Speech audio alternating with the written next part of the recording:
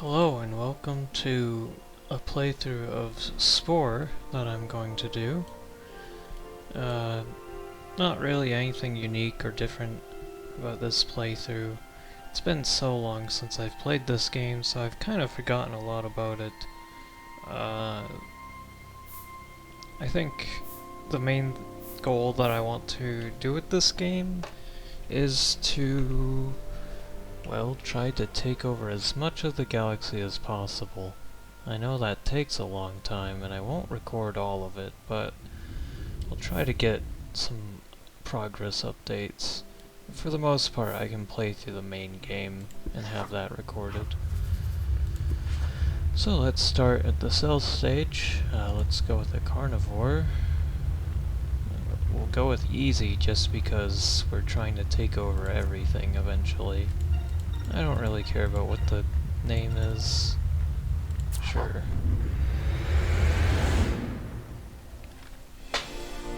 Now, the one big issue is that the online servers for Spore are kind of a mess to connect with. I didn't have any problems in like 2016, I didn't have any issues with it in 2018, but I guess now it's a huge hassle to get connected with it, so I don't even want to bother.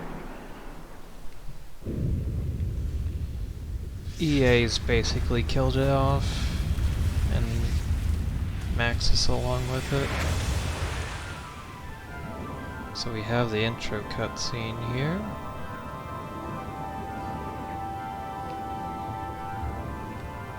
If you're not familiar with this game, you start off as a cell, although it's more like a small water creature.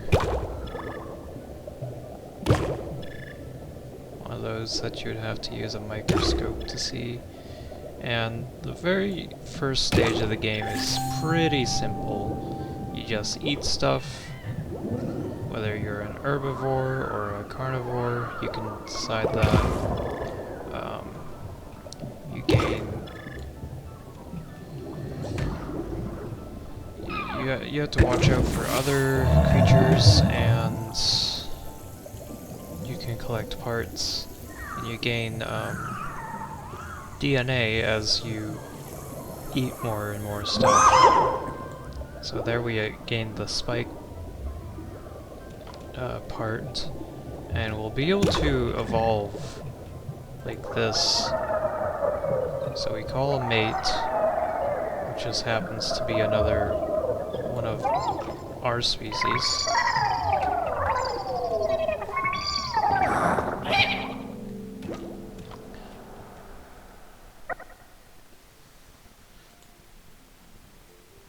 And that lets us change our creature. Now we can change the body of it, although we're quite limited in what we can change. For the most part, we can only make it fatter or slimmer. But we can add these spikes, that makes it so every time you bump into a creature, they get hurt. We have different mouth types. We have the flagella, which makes us swim faster. We also have eyes. If we don't have eyes, we can continue to play without eyes, but it limits our vision. Basically gives us like, it's really hard to see. So it's better to just have some sort of eye.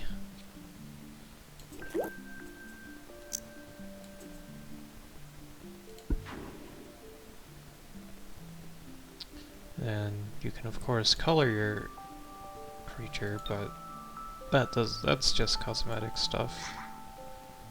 It doesn't change anything at all.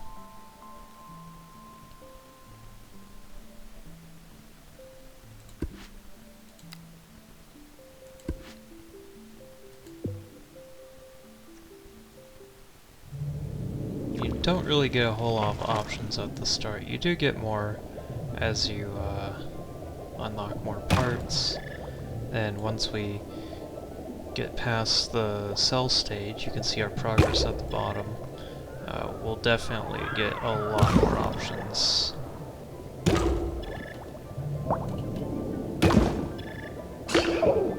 So yeah, see, we bumped into that guy and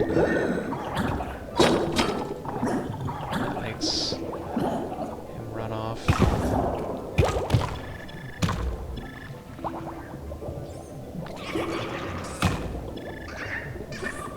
And there's also, so that's all the parts that we can collect in this stage. But there's also, should be some sort of, okay, there we go. Achievements. No, we don't get access to achievements. That's great. So everything that you find in the game is recorded here. Although it's all gonna be Max's creations because we can't connect to the servers. I think the servers are up, but it's just really tedious to connect to them. You have to like get the game and then get like this creature creator thing that used to be free, and really that's just not worth the effort. So yeah, that green stuff is actually plants, and if you're an herbivore we could go for that. We haven't run into any new parts yet, other than the spike that they give you by the start. There's one.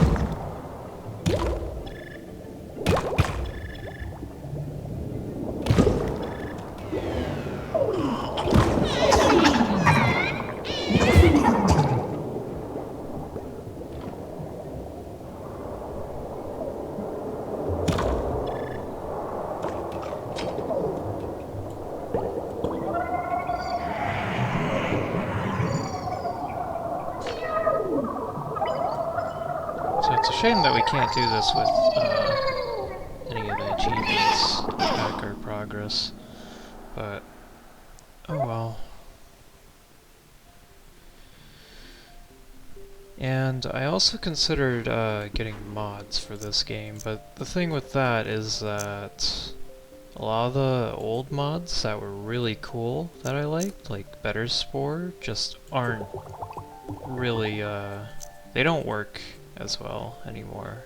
The game gets patched even though it came out in 2008.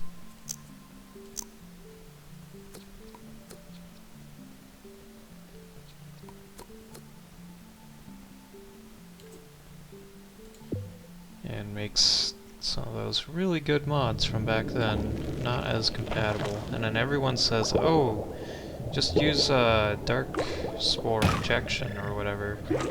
And I mean, that's not the kind of game I want to play. So all it really adds is just a bunch of parts. Better Spore added like more than just parts.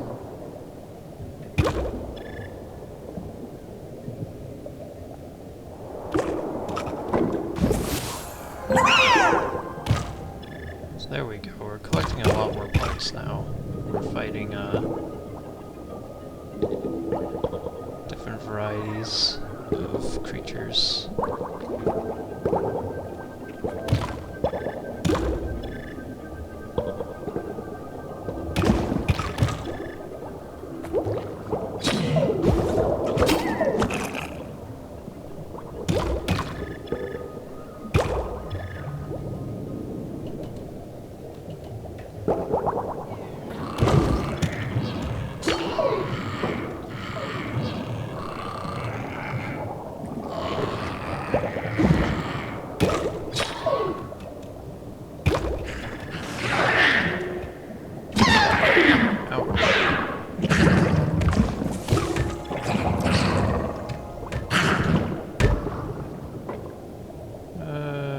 This guy is really aggressive and really wants to get after me.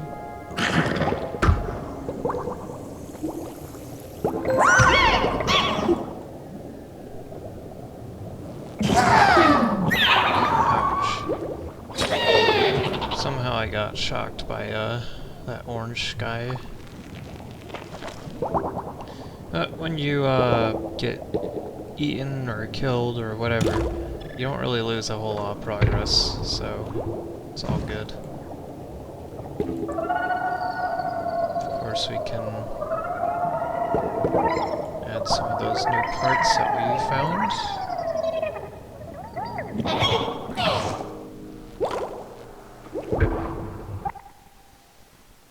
Although what we really want is these fin things.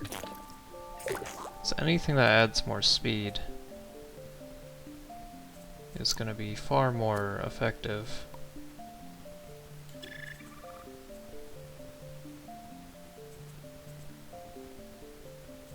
You can also have like more than one mouth.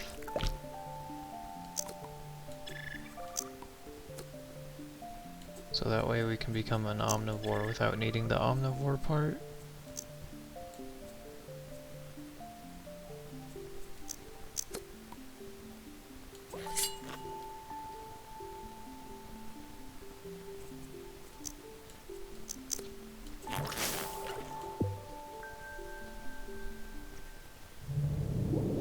So yeah, I mean this early section is pretty chill.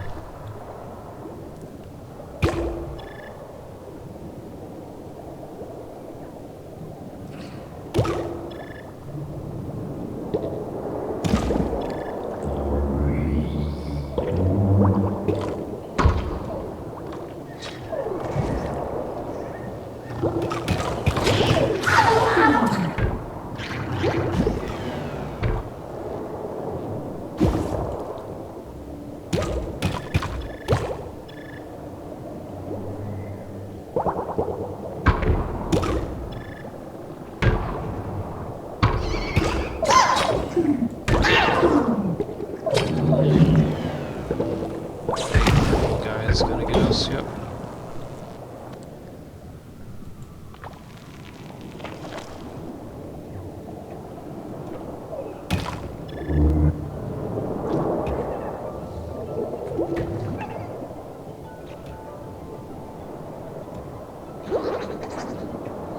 Kinda wish I had an older, unpatched version of this. I mean, it's hard to get it to work on like modern systems when it's like that, but at the same time, it's less... Well, it works with the older mods.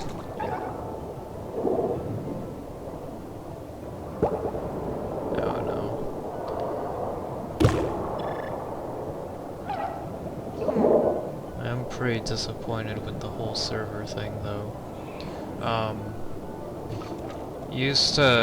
So when you connected to the servers, anything that you made, other people could download and vice versa. And as you played the game, it would add other people's stuff into the game. If you turned that on anyway, but it's pretty cool. That giant red thing definitely wants to get after us. So yeah, we're definitely more than just a cell at this point. You can see our body isn't really as translucent as it was earlier.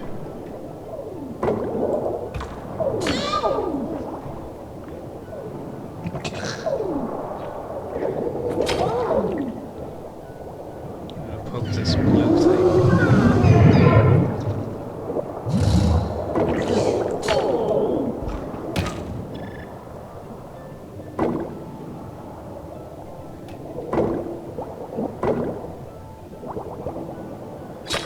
There we go. Wonder if we can take him down.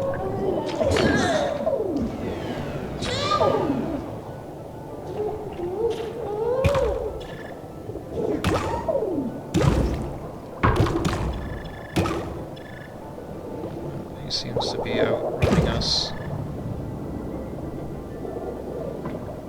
There we go.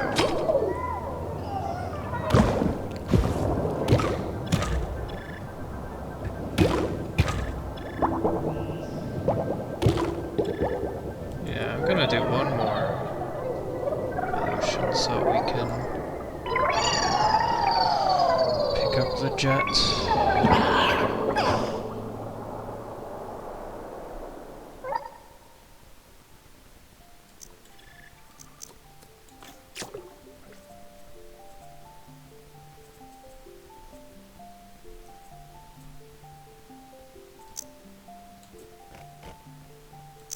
Of course, you can change the size of parts as well, which comes in handy.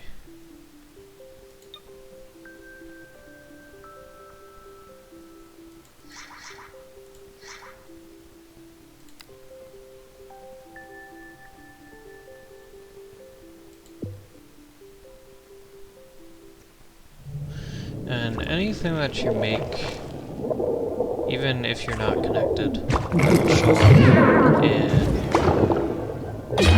other save files, which is really cool. Come on, Poke.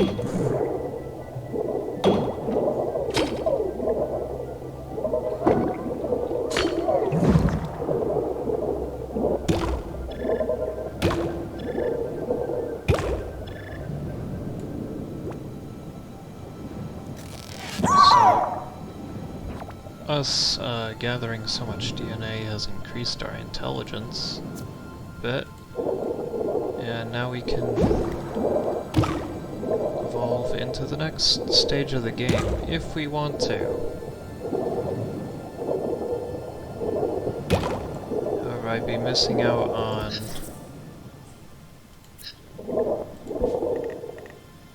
one part. So I want to try and see and find where that last part is. That would be, I think, the proboscis. Oh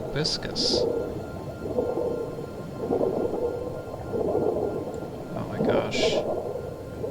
I made the spikes too big.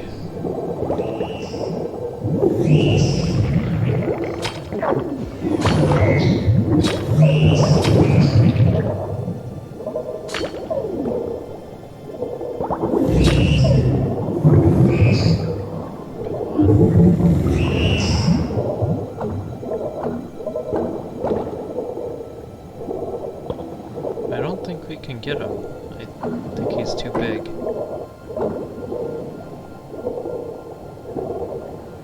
If we keep wandering, we should find part. This guy's got it.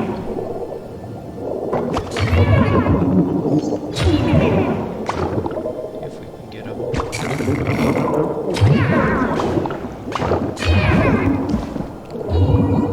Seems to be pretty fast.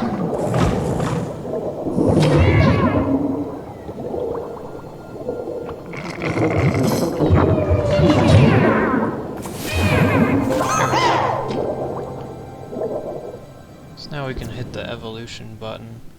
And so every time you complete one of the stages, and you can see there's 5 different stages, you only complete 4 of them, obviously. The last one is the end game. You progress, and depending upon what you do, you get like different outcomes. And this will give you different abilities in the later stages. So we were a carnivore in this one, so we get all these abilities in each stage. So if we had been an omnivore, we would have been a lot more of this stuff.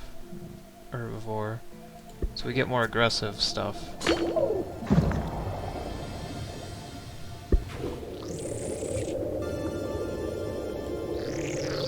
I guess it does trigger achievements, but we can't see them. I don't know. So now we enter a new editor. This is a very bare bones version of the one that we're gonna get to later.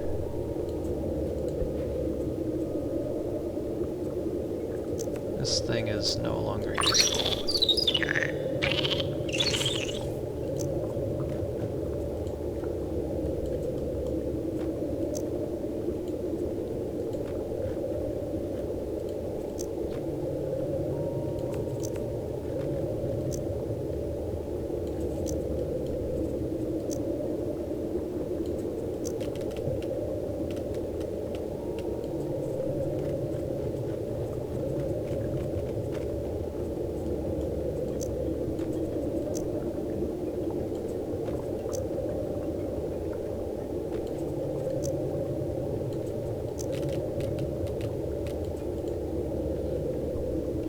you have a complexity meter, so you can't add too many parts.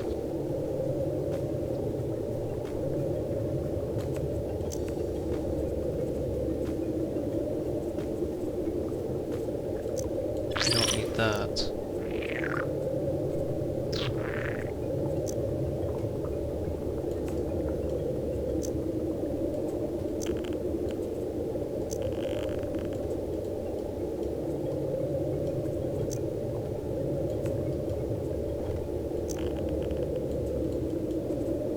One of the add-ons that came, or was released for this game was the Galactic Adventures add-on, but honestly, that add-on it's cool for what it does, which what it is it adds kind of like an adventure mode to the game with scenarios that people make, but it doesn't feel as good. So one thing, you see that we can add legs, but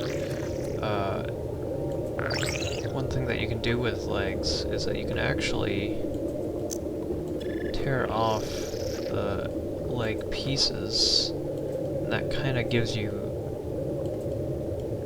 hands without actually needing hands. So you get hands later. So now I can add something like this.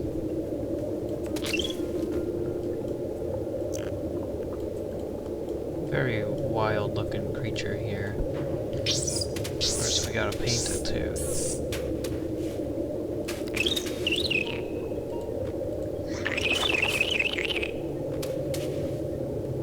It's not as good as like Sims 3 in terms of painting things and coloring and stuff, but it's pretty good. There's also an expansion, Creepy and Cute expansion, which adds a bunch of parts and colors and stuff, so we can look like we're a stuffed animal if we really want to. I kinda like that. But we could also look like some sort of weird flesh monster.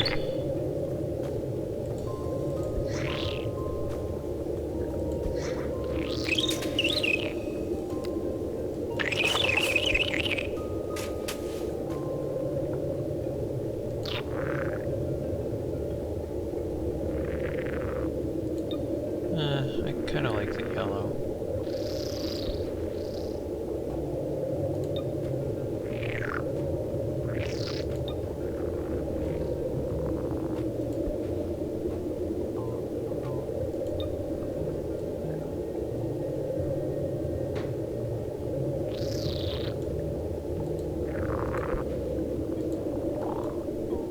Yeah, that looks good.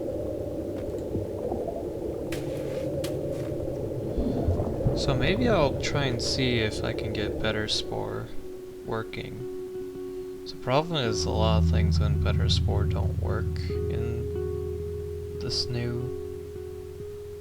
with these new patches, and that's kind of bothersome.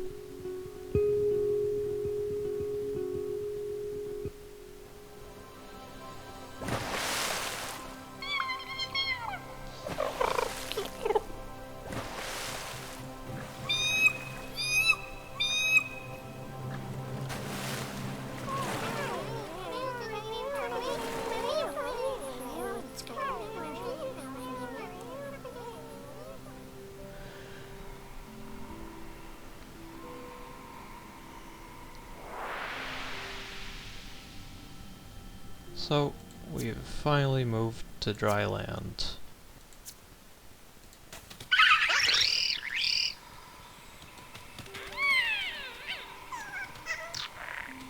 So now this is more, kind of an open world-like thing, where you can walk around and discover stuff, interact with things. It feels a lot like an MMO, kinda. You even have an action bar with abilities and all that. So, in this stage, we have either social or combat abilities. So we can sing, we can bite, and do all sorts of attacks. And we're not alone on this island. We have other nests, like this guy. And so if we want to interact, we could either befriend these different creatures, or we can just attack them.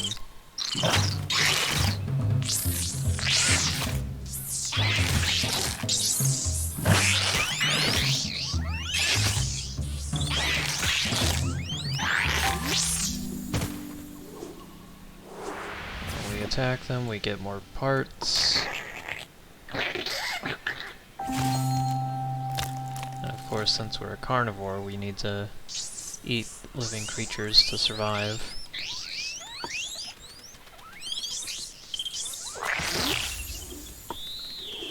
You can also find skeletons of different creatures, and that will unlock more parts.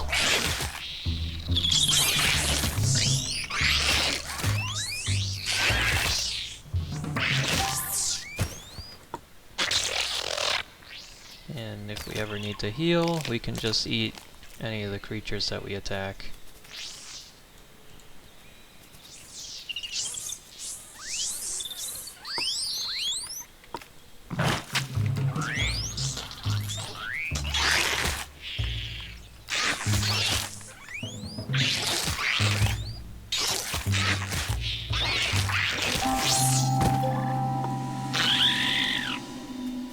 And if we kill enough creatures of a certain species, we actually make them go extinct.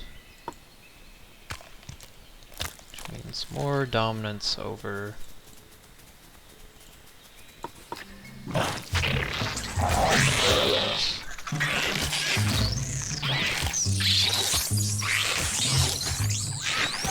see over in the corner, we kill 2 more of these guys, we make them go extinct as well.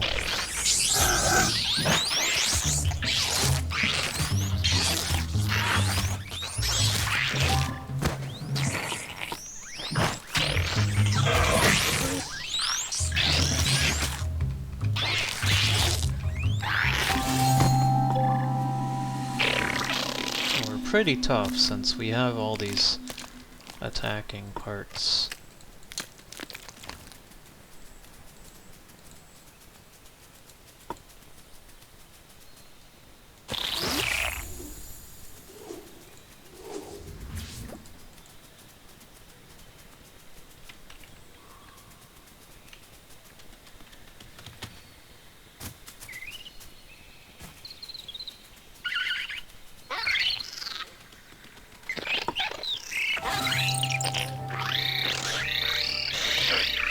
And just like the cell stage, you can progressively change your monster or creature by evolving it, by making offspring.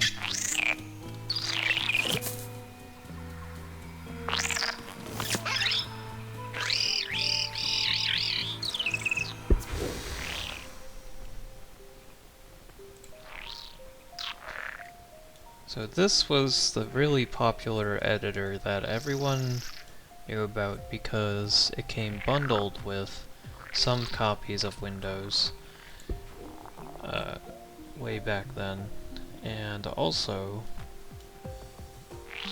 it was free, so a lot of people got a hold of this and tested it out.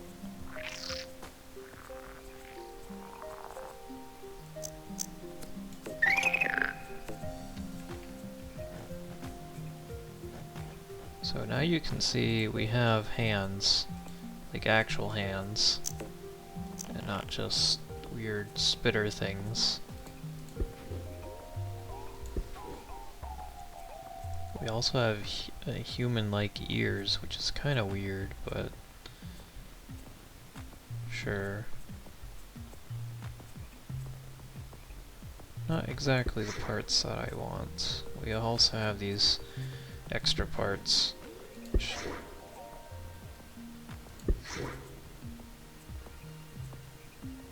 And I think we're mostly only limited to carnivore parts. You can see the carnivore parts aren't really good at singing.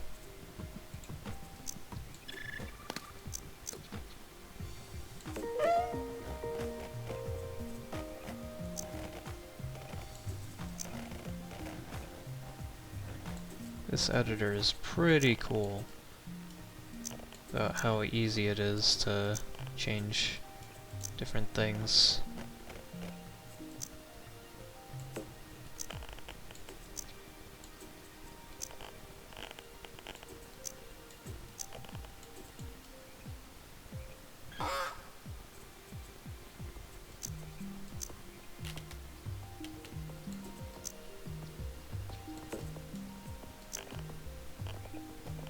Of course, mods also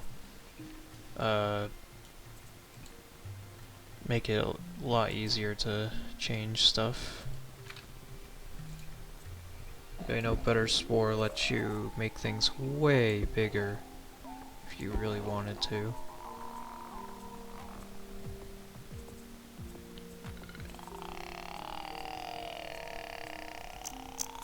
You can also min-max your creature so you have the best parts. Kinda stunts their design, but at the same time, you get like a more effective creature in an easier game, so it's totally up to you what you want to do.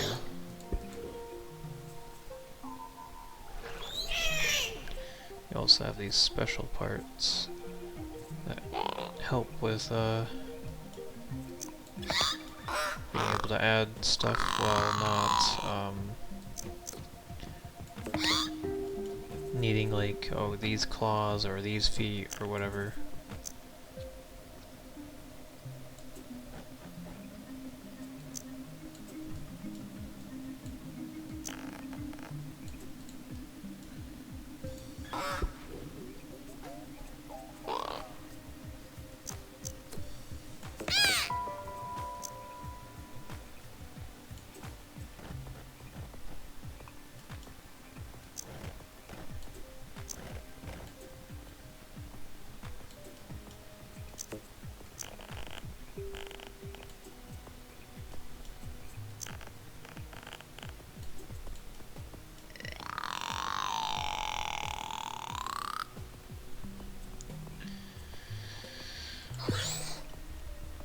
Kind of abstract, but kind of cool at the same time.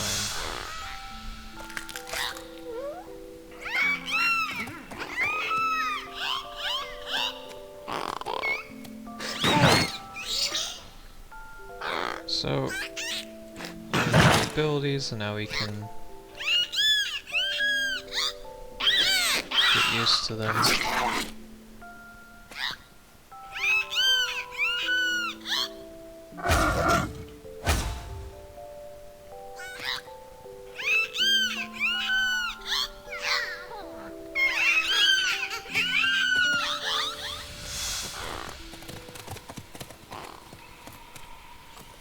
You also have some non-combat abilities, like jumping and running.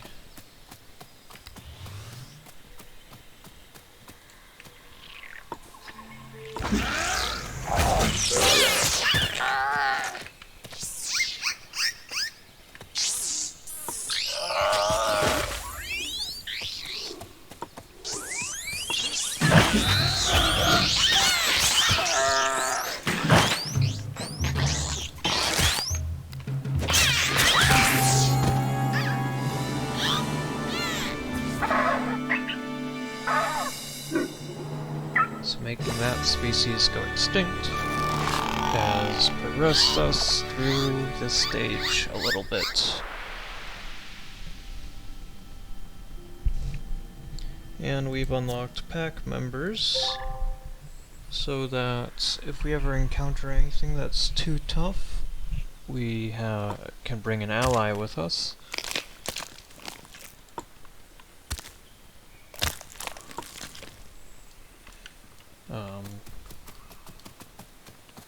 Although, for the most part, we shouldn't need to do that.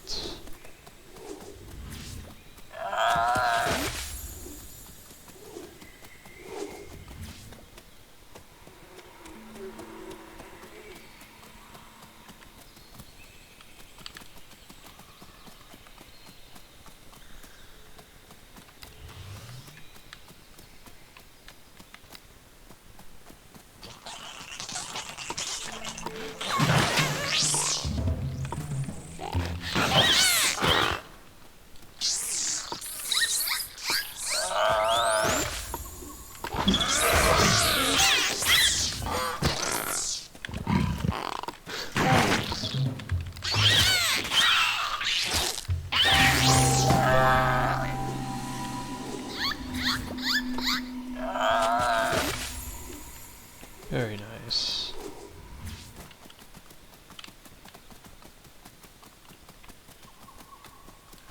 You can see our map here. We have a bunch of nests to check out.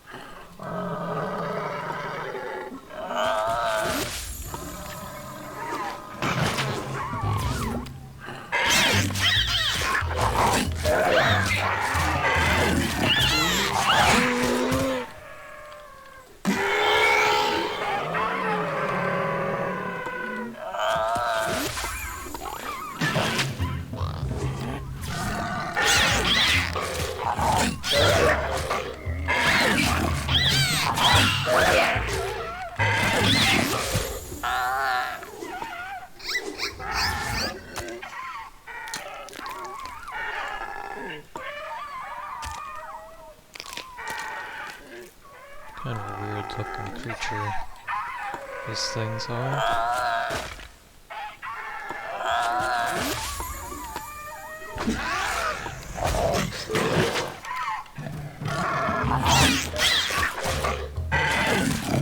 We also have our ability we got from the previous stage, which makes all the creatures around us scared and they don't want to fight. So that's really good if we ever get in trouble. An easy way to escape. Or maybe makes combat a little bit easier for us.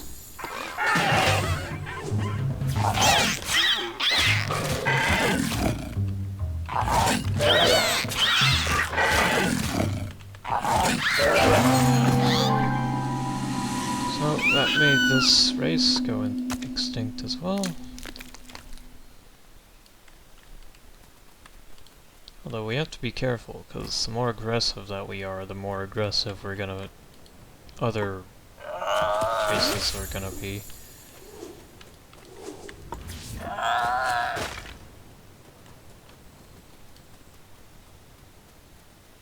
There's also these plants. Now, if we weren't a carnivore, we could actually eat the trees instead of having to live from meat. This thing's a spice geyser. It doesn't really do anything other than launch us really high up into the air, which is kind of cool. We don't take any sort of fall damage, so perfectly cool to try out.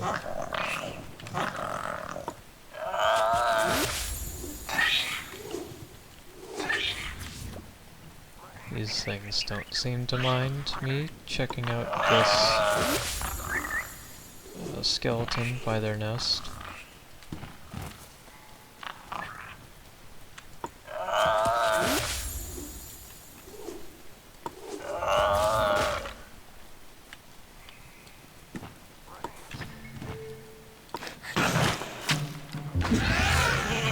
This thing might be too tough for us.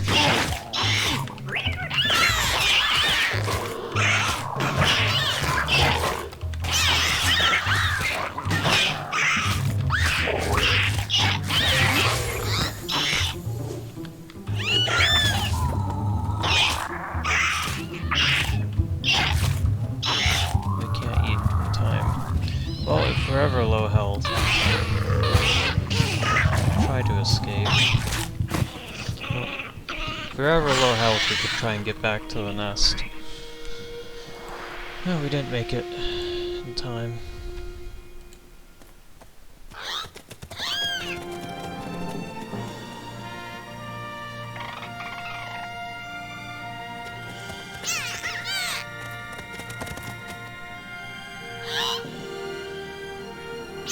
Looks like that started the migration thing. Kinda weird.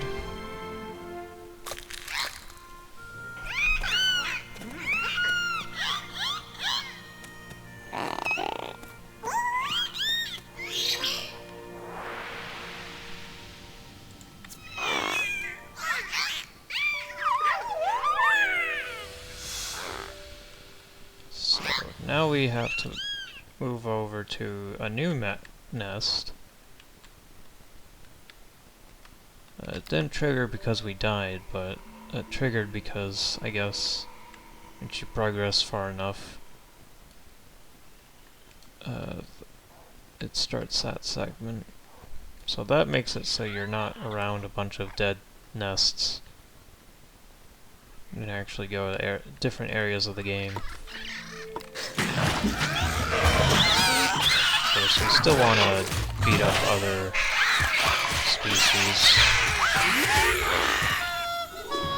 This one in particular, because there's actually an egg here. And if we attack this egg, that gives us a lot of DNA. So eggs are really valuable. Make sure you grab those if you see them.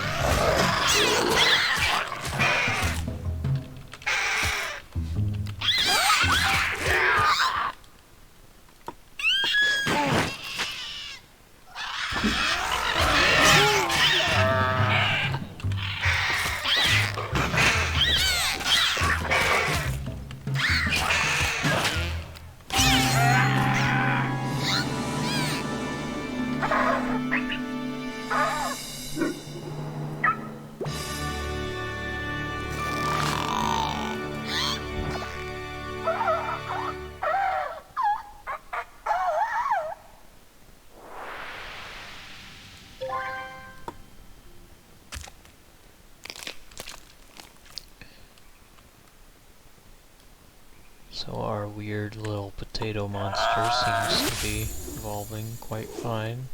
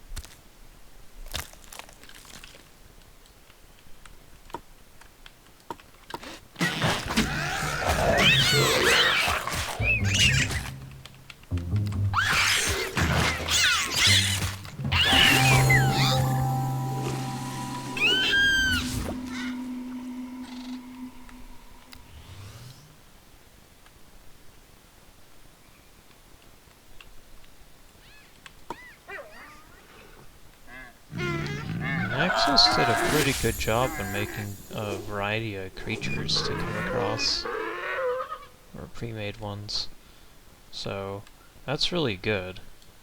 So otherwise you might get a bit bored if you see the same creatures all the time. We can't handle those guys yet for sure. But here's our new nest. It's pretty good.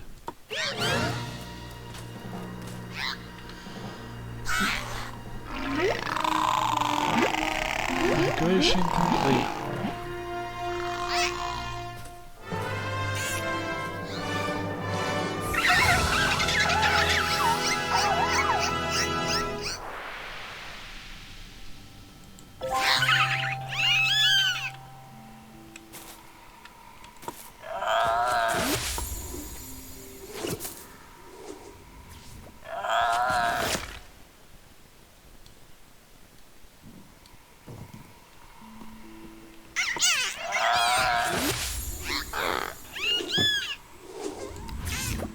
I think it's time that we change the look of our creature a bit.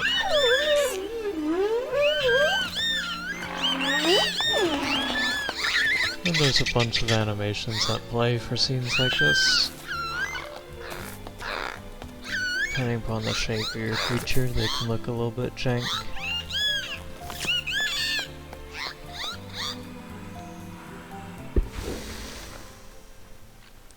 So I want to try for something completely different. Go ahead and root. And some of these parts, okay, you can't get like these horns. These are limited to the cell stage. So if I go like here, there's no horns that are like this, or these eyes. You can see that there's no eyes that are exactly like that. But I don't plan on keeping those anyway. So let's try for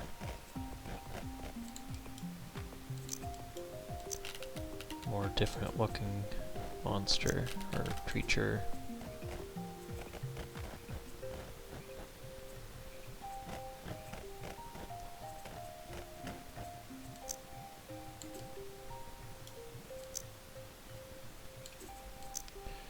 And the only thing is, your creature has to be symmetrical, so you can't like take this bone and move it side to side.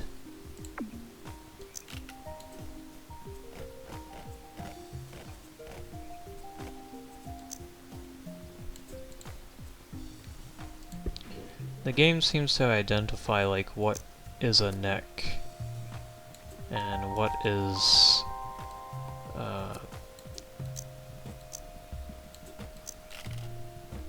like what's a neck, what's a body, what's a tail, like anything like that. It seems to be pretty good at identifying.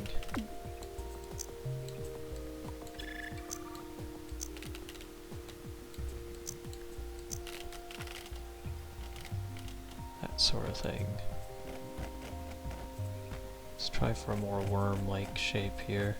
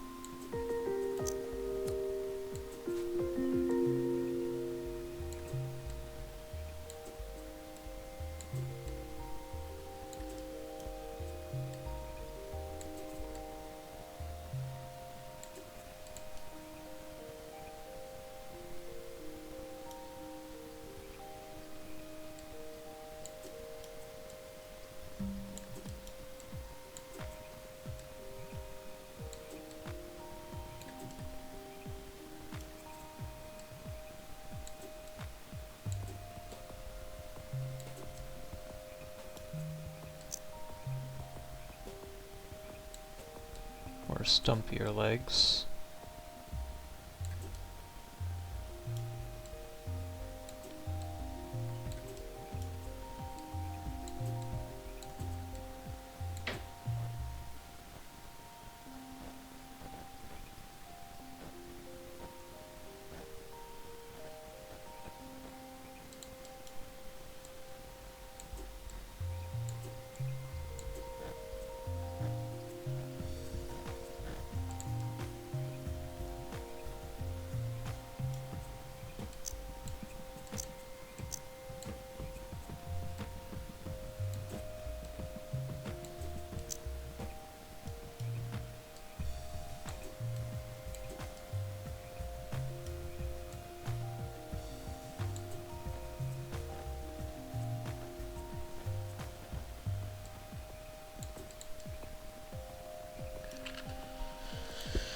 Good stuff. Of course, we could also just choose to not have hands, which is an option.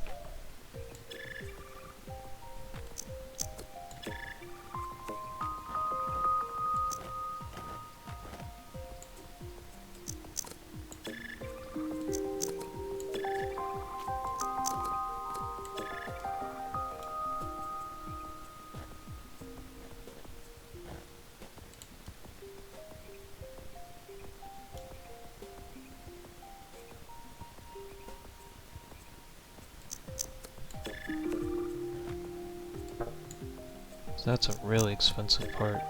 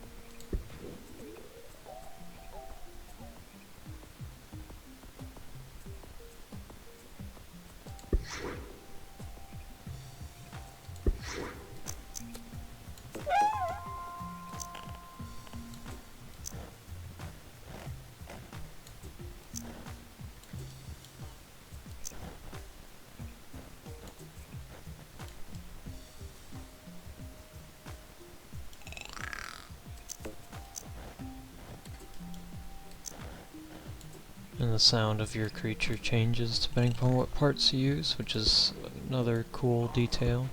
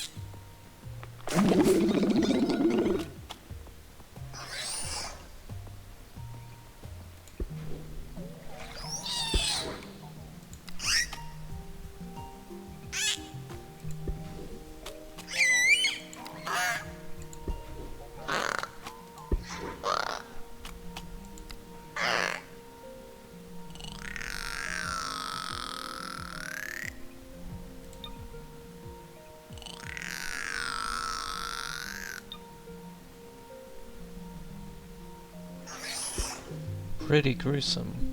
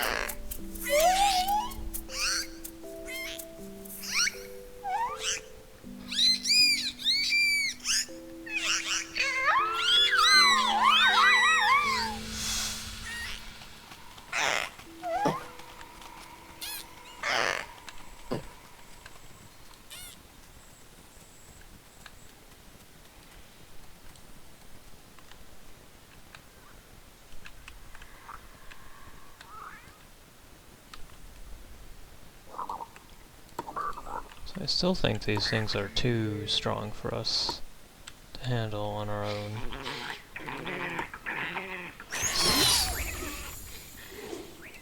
Especially since our combat abilities are a little bit more lacking than they were earlier. However, these guys are bit more manageable.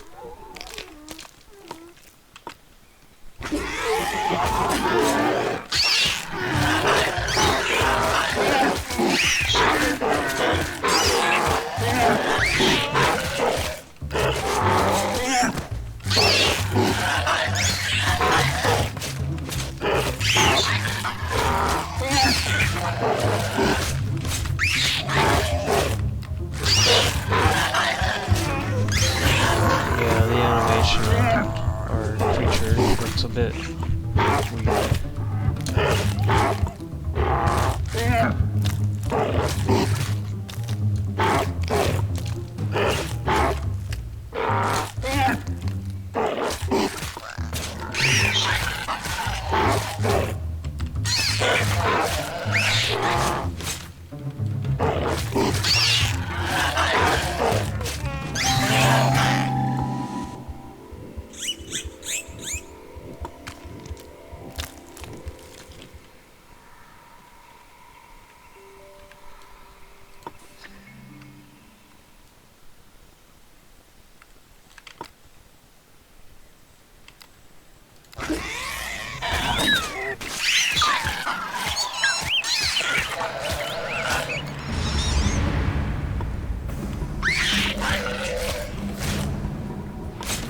Now there should be an event where a meteor falls,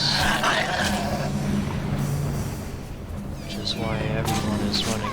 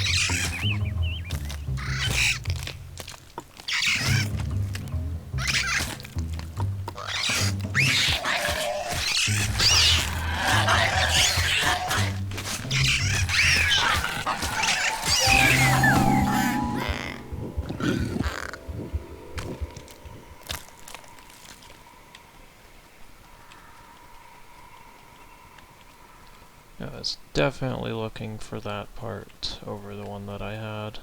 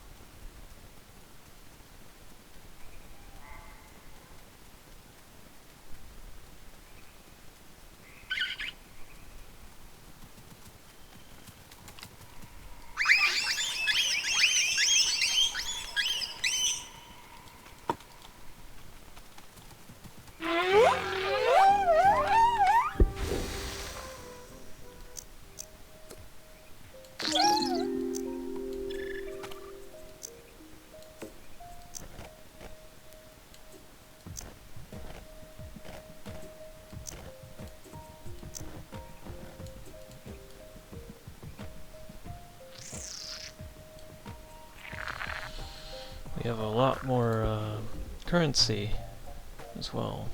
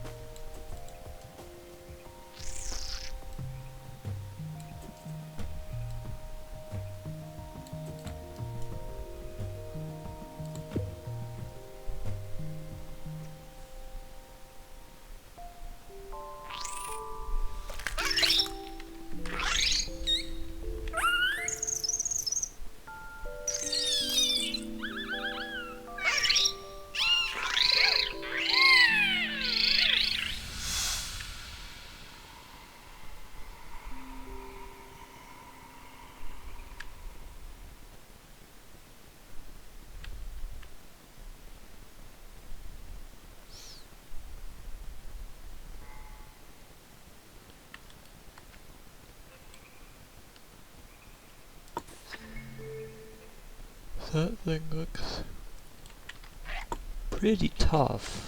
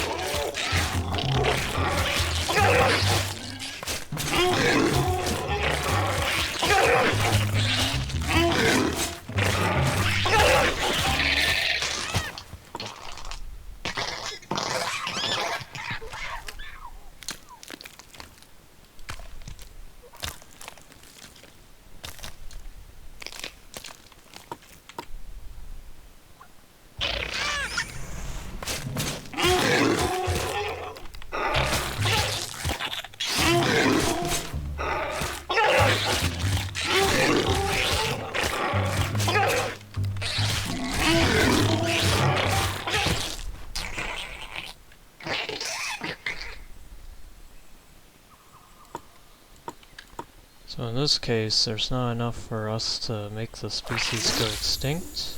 I guess some of them ran off, or despawned or something. So we're gonna have to walk away, come back.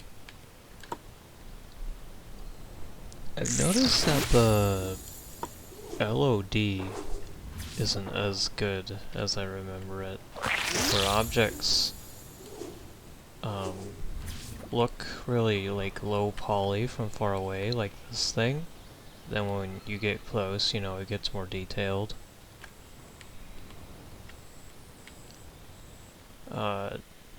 But yeah, it just seems like really worse, way worse than I remember it.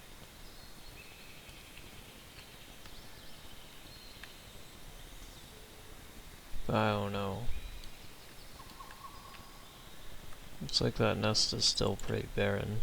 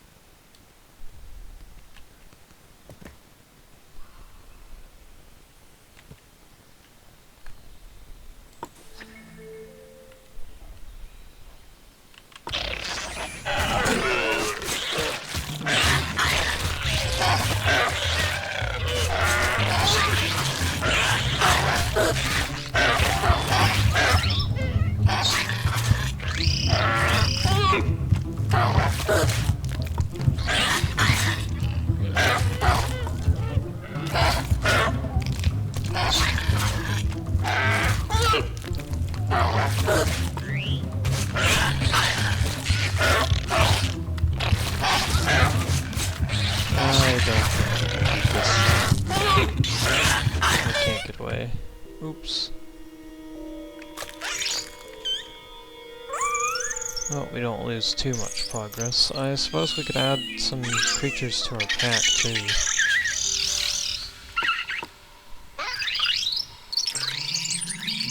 The way you do that is you socialize with a creature.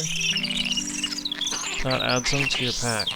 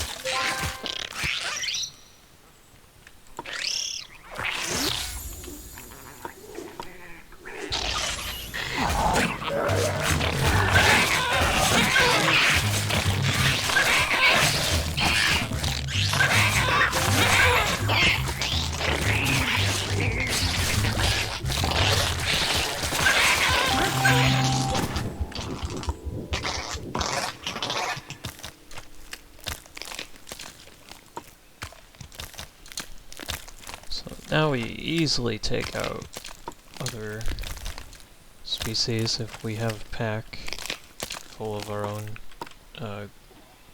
creatures.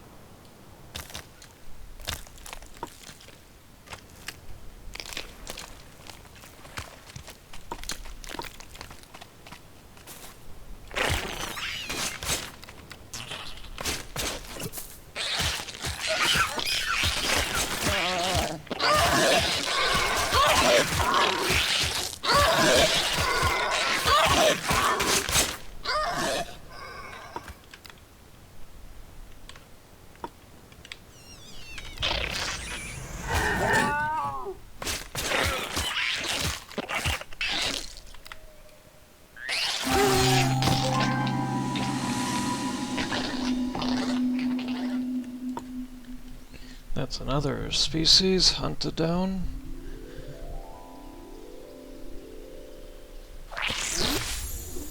We seem to go through them pretty fast.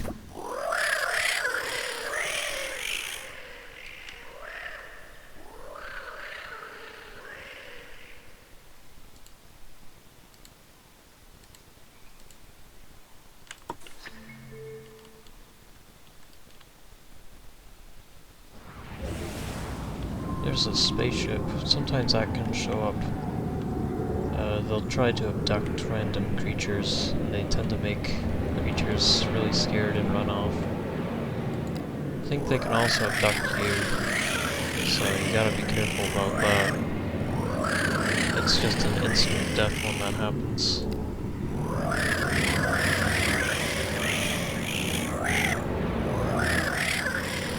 Where the heck did our mate go?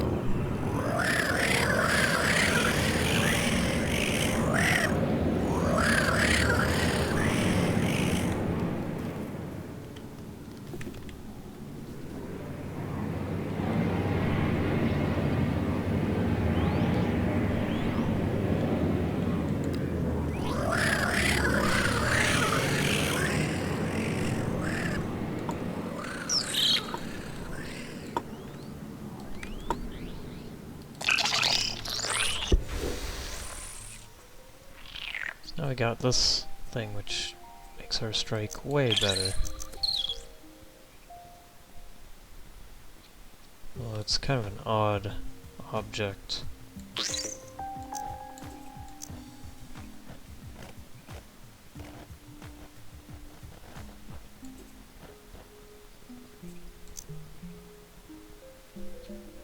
Kinda tried not use this.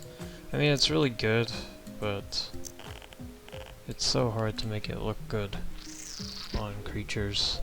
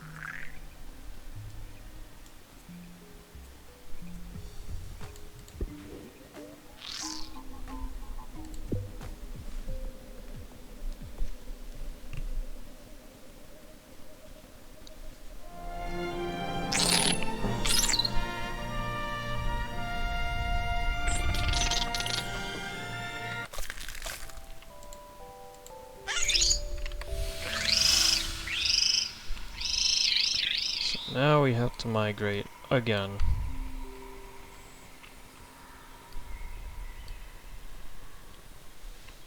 At least that's what this is implying. There's the rest of those things. And that thing is a I think a rogue? They're really tough to kill.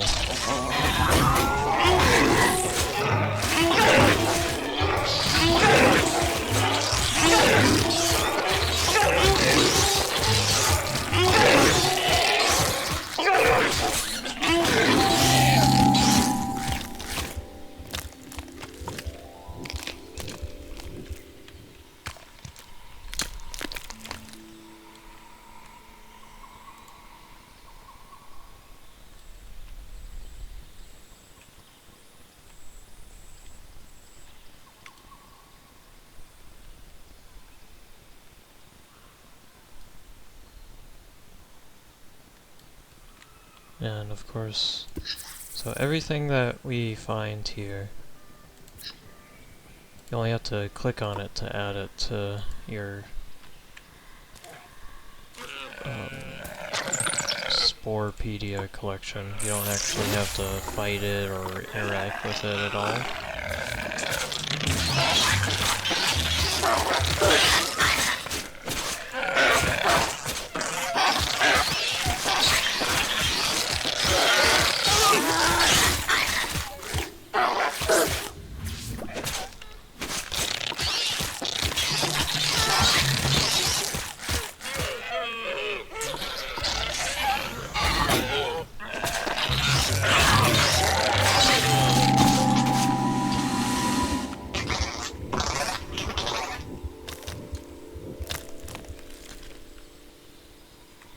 So that was a lot easier.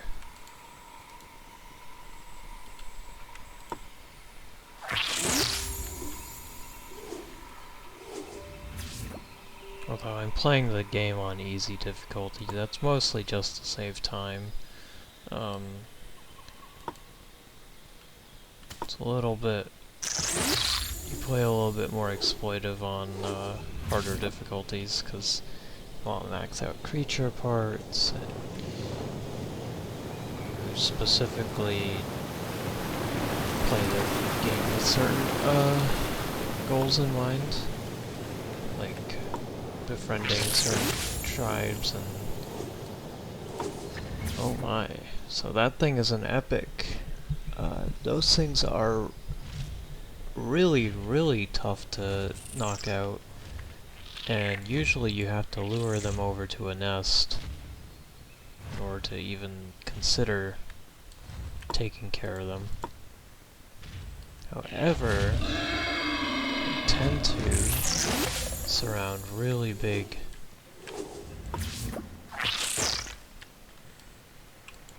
parts like this.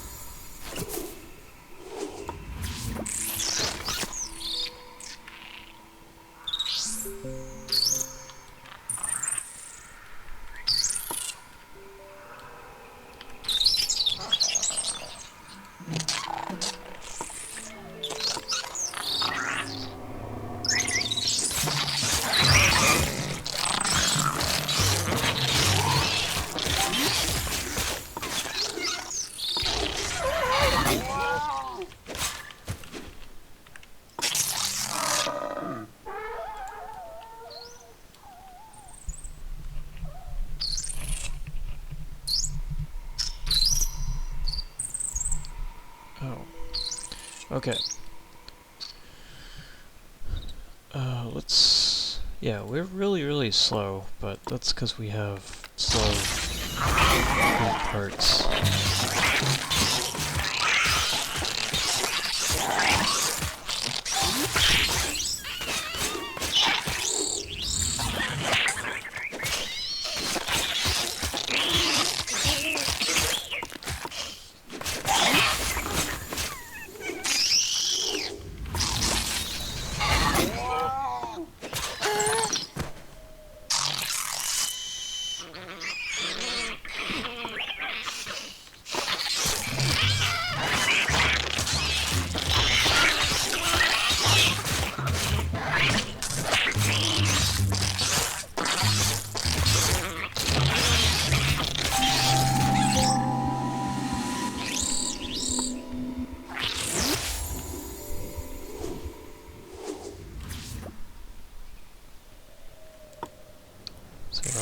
still in the creature stage.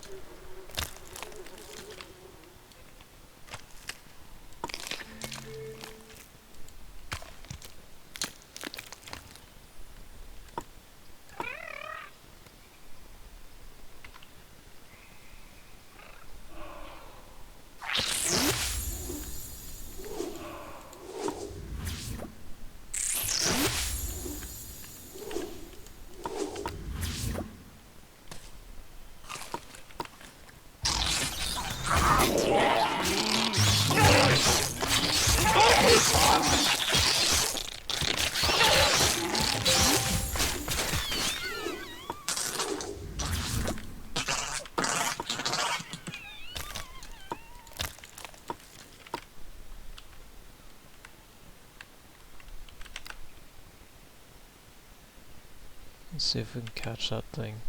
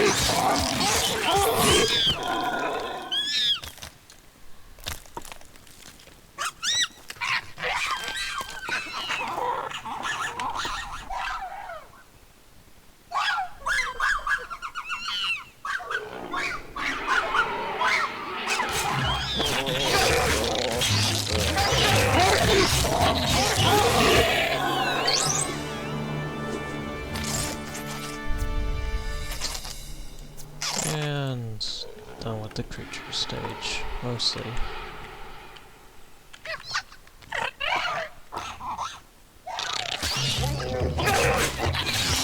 That actually gives us a ton of health.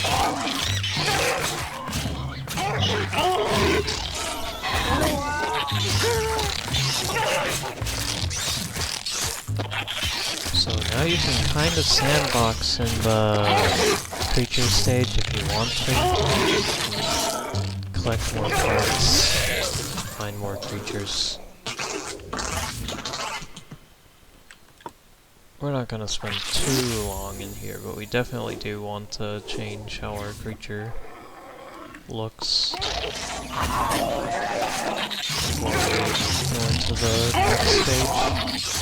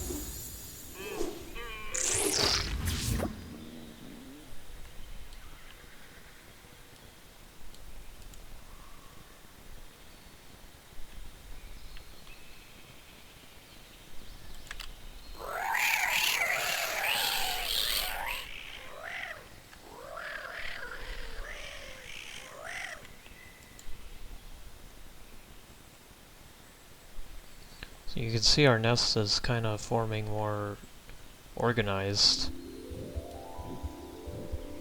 That's because we're about to start launching into civilization.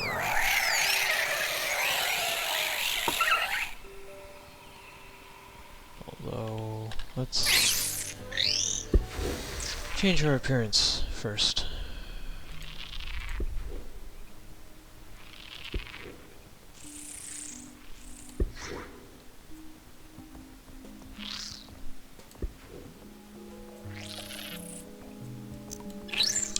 those things. So I didn't want those anyway.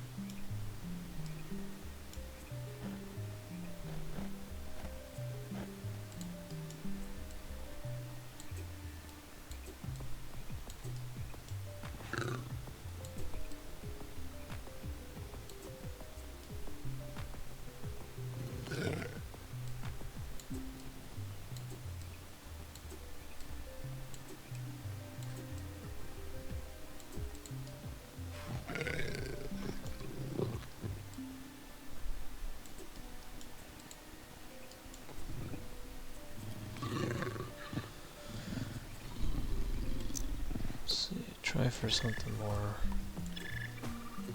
straight like this.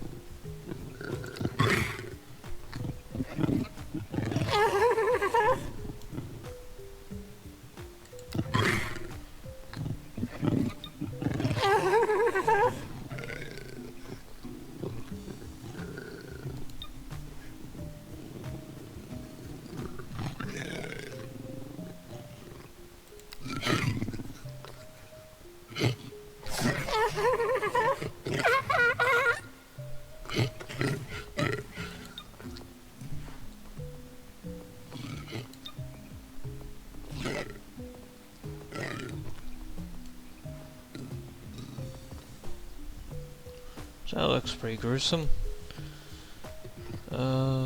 Sounds good. So we'll have that be our creature for the tribal stage.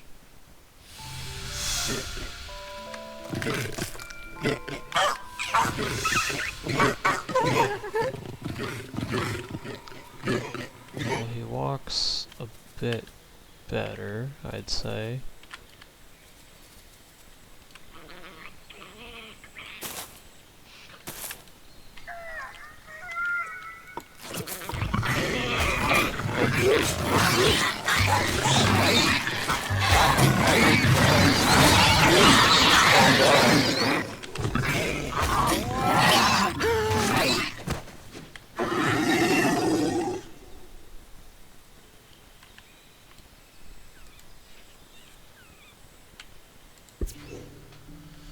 So let's look at the overview of finish a creature stage within an hour.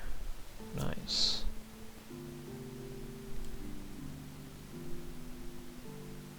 So yeah, this keeps track of every single creature we made extinct.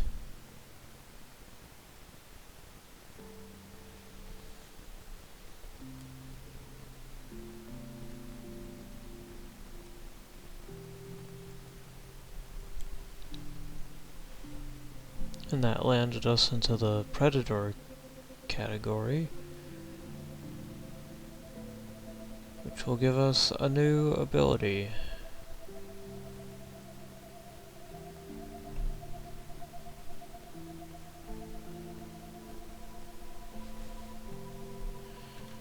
So, give me a second. Okay, I'm back. I just had to take a rest there and make some coffee. By rest, I mean like 8-hour rest. So let's continue with the game.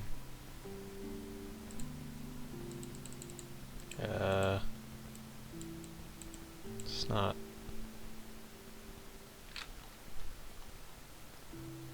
Yes, okay. Oh.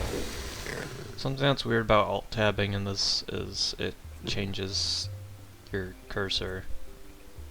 It's only seems to happen at high resolutions. And it looks like it automatically switches us to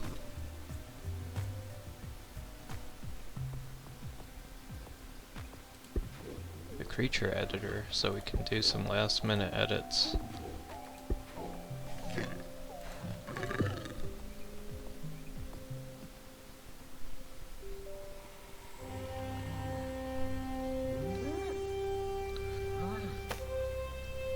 Nice reference to Space Odyssey here.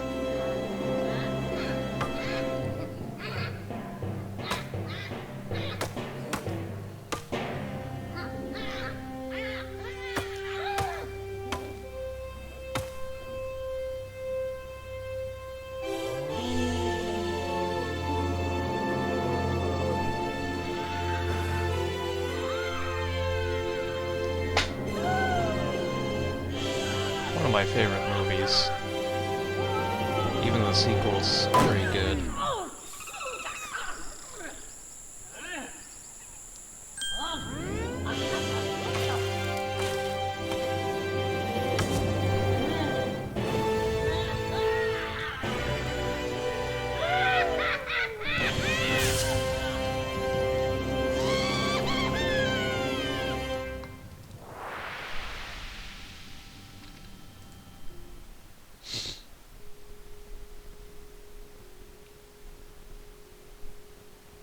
Yeah, I like a lot of Kubrick movies. Or Kubrick, if that's how you want to pronounce it. Stuff like Full Metal Jacket, Space Odyssey. Clockwork Orange was okay. I wouldn't say it's my favorite. 好谈，即可戏。好谈，不要信呀。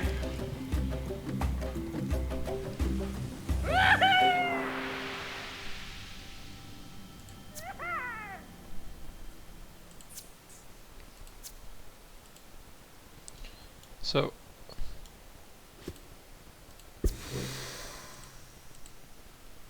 now we're in the tribal stage. Now the game starts being from an open world kind of thing to a RTS of sorts. We also get to outfit our villagers with a kind of tribal gear.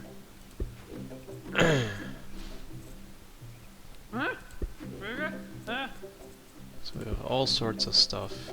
Nothing from the Creepy and Cute expansion, unfortunately. I think those are limited to the creature stage. But if we want to maximize our combat prowess, since we're going to be going all combat, we'll have to get these mask things, just to start with, because I don't think anything else gave us level 2. Now this gave us gathering level 3, which is pretty useful.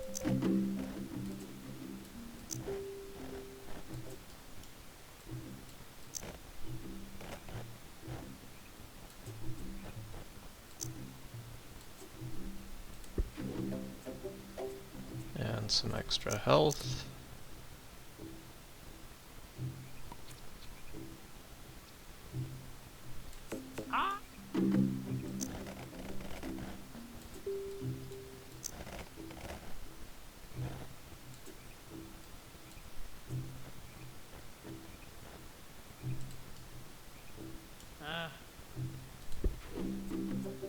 Of course, you also have some decoration.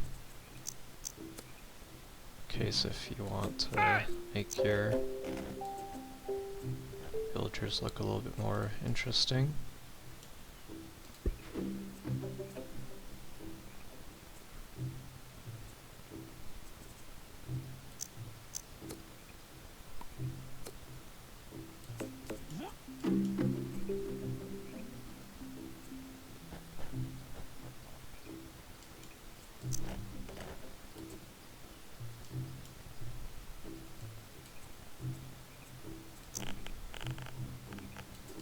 A little bit hard to navigate this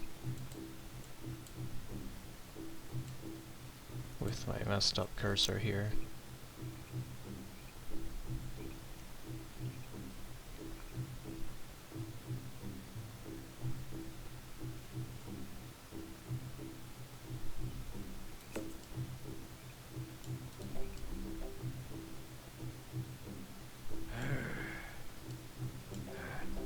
Good enough.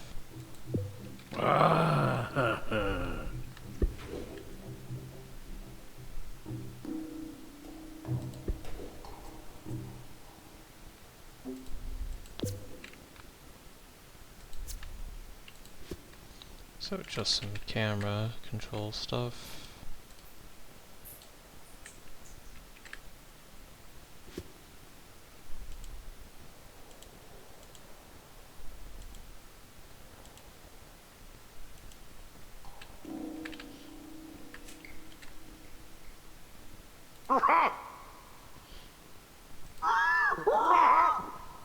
Naga.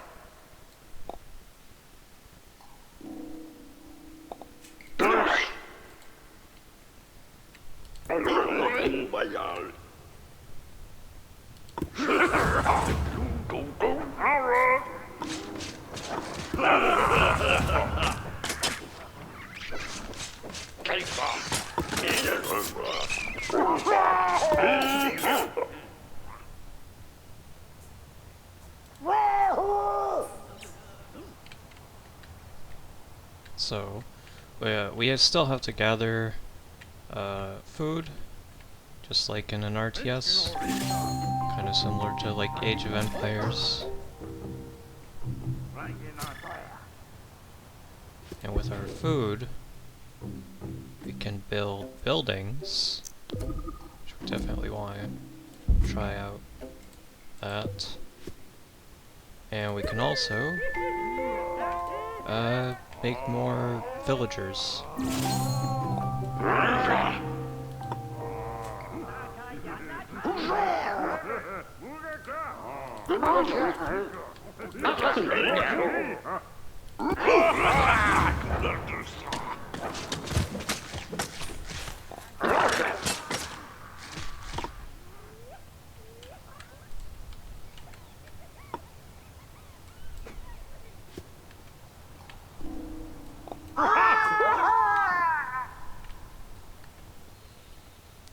Camera's a little bit annoying to maneuver, but it's fine. I remember it being a lot better in Better Spore. We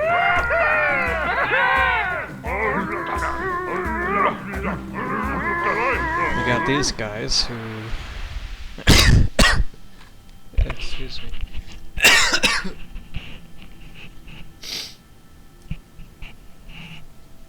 Ugh. Cough there. These guys look like the weird fly creature from Star Wars and the prequels. The very first movie.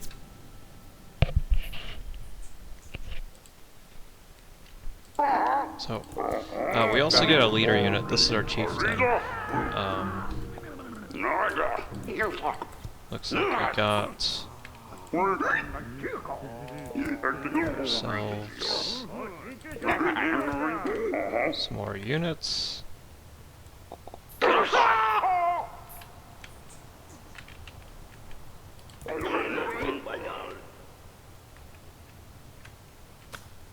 We can go ahead and check out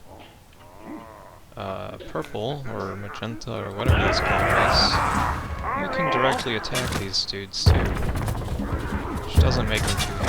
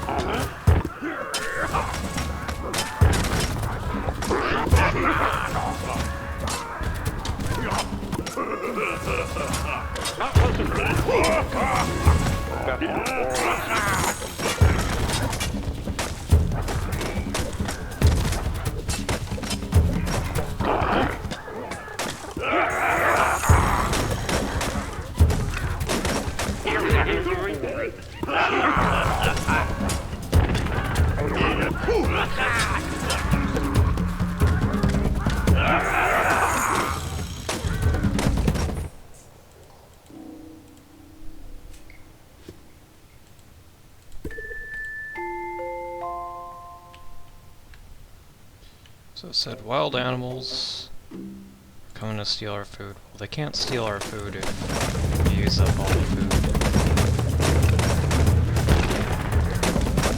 Can any of your abilities from the creature stage actually carry over to this stage a little bit? So if you had like spit, you'll see your creatures spit.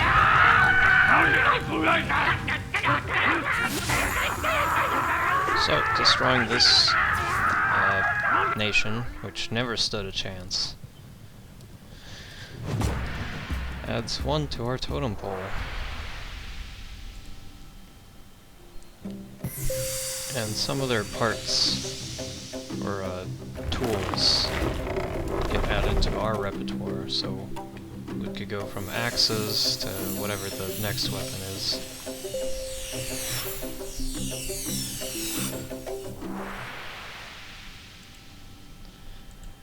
Also increases how many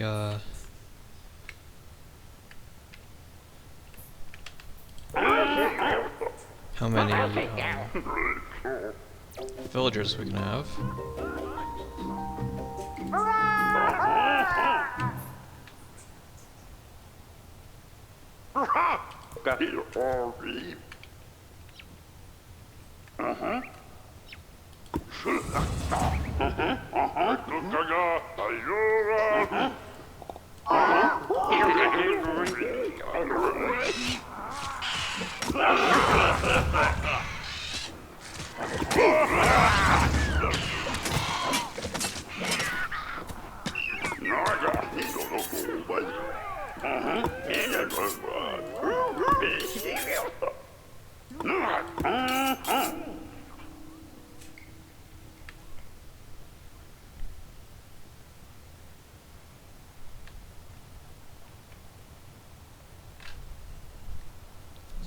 The pathfinding is pretty messed up here, but I don't remember it being that bad.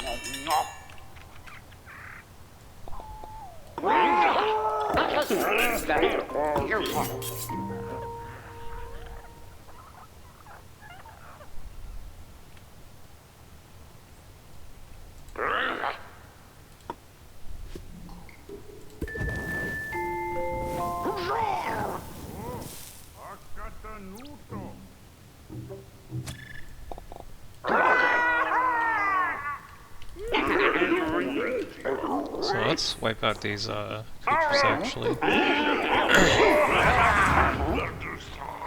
We don't want them to come back and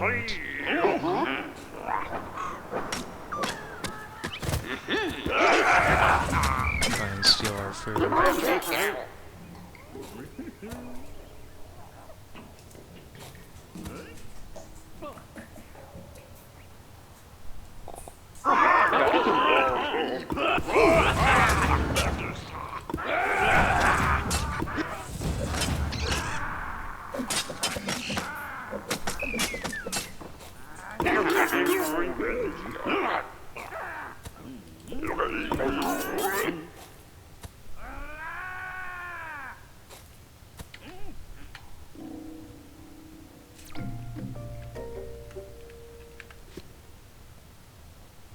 And we can also make fishing spears, which isn't used for combat, but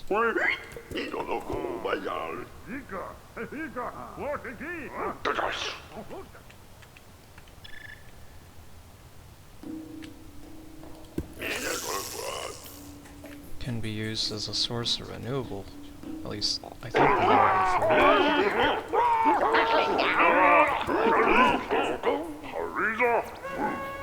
before.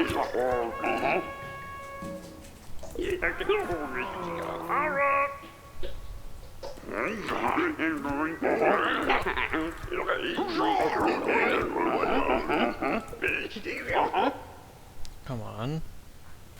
There you go.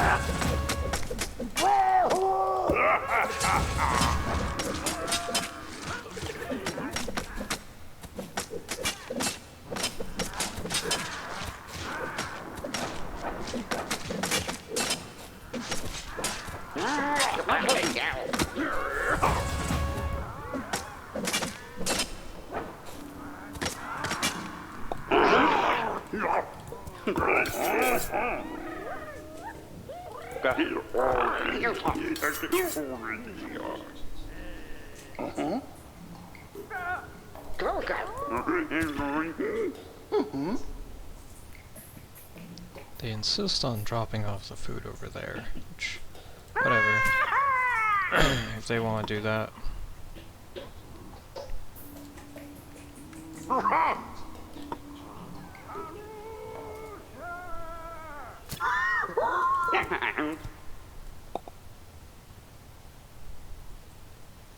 So now we should be able to handle whatever Cyan has. It's gonna throw at us.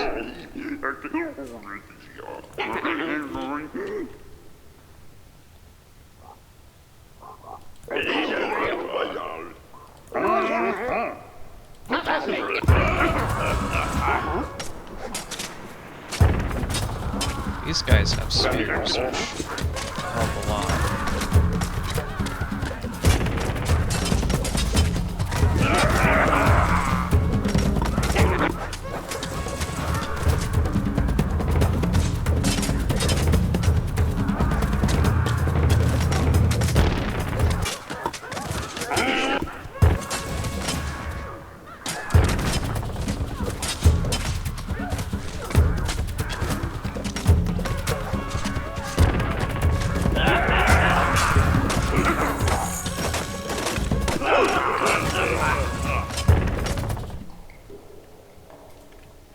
Ugh.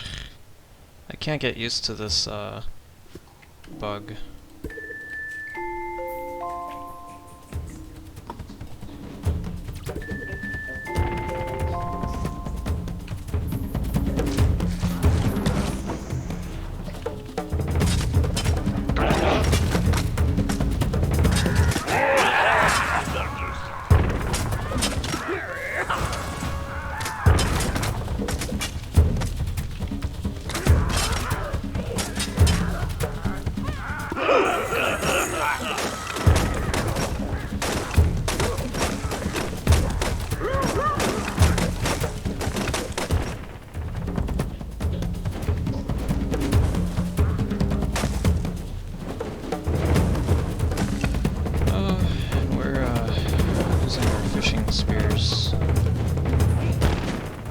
too busy breaking up cyan to really want to change my priorities. If I leave, then they'll come back and repair their buildings and stuff.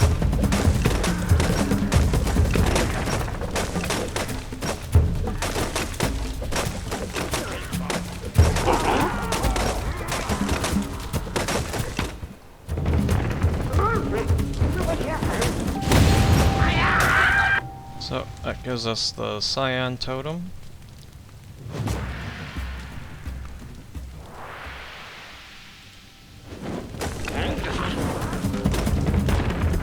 Go into our tribal planner real quick and change our outfits.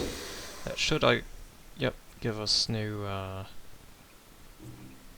bits of gear to equip.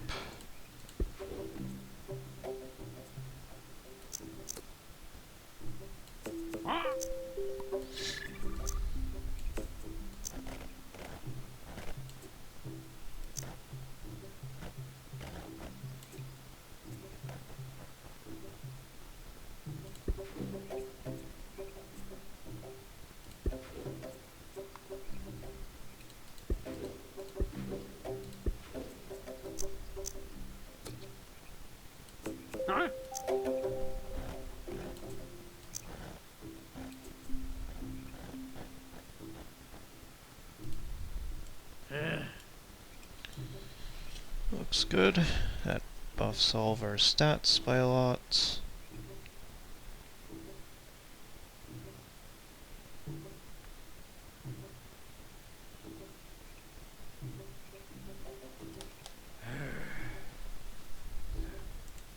Ah ha ha!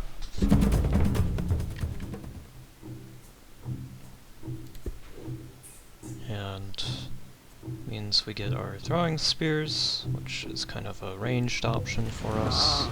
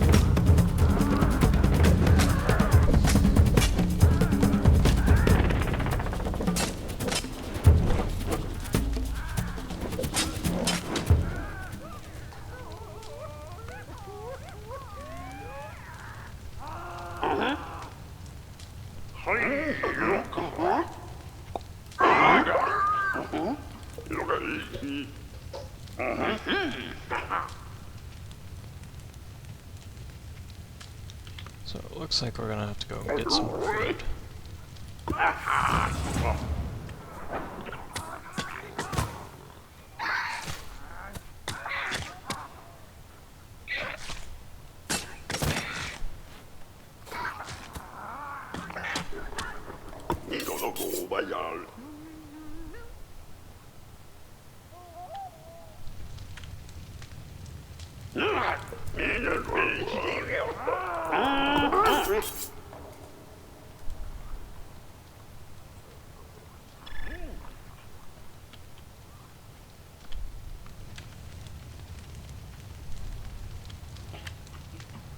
That'll make it so we can heal back up and restore our hunger, which is the orange bar below the health on the side, rather than having health bars on every unit, which I guess is standard for a regular RTS.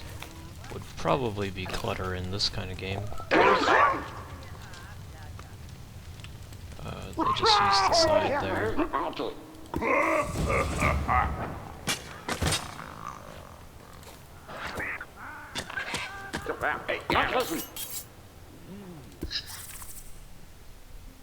Looks like that everything that we are hunting is being added to our collection as well.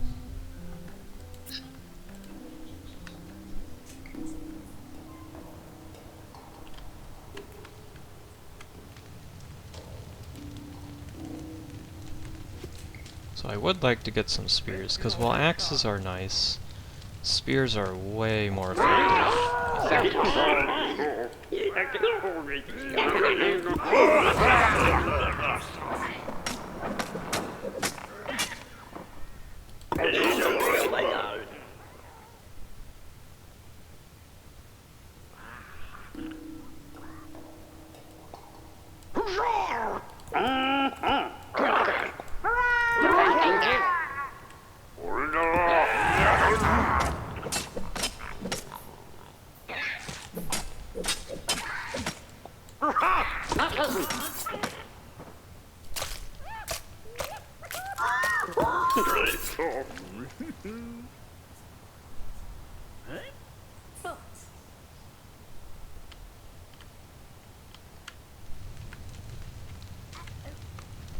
If we'd gone down the blue route, we wouldn't have such a hard time getting food. I forgot what these do. Fortunately, we can check right here. Snare wild animals. I see.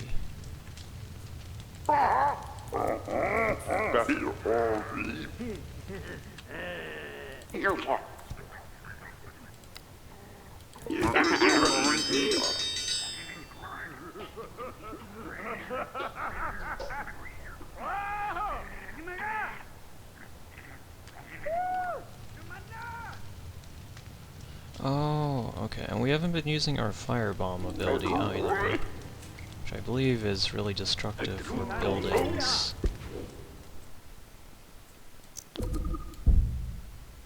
So now we got our spear shop.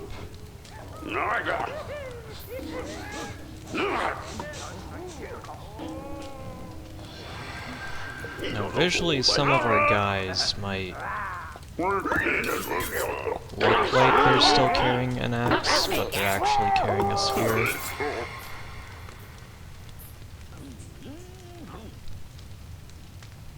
Okay, so it doesn't like ensnare them so we can keep them, but it just outright kills them.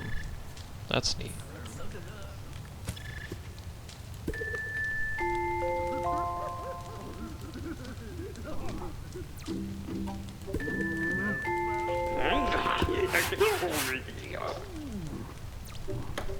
Can't forget to repair our buildings as well.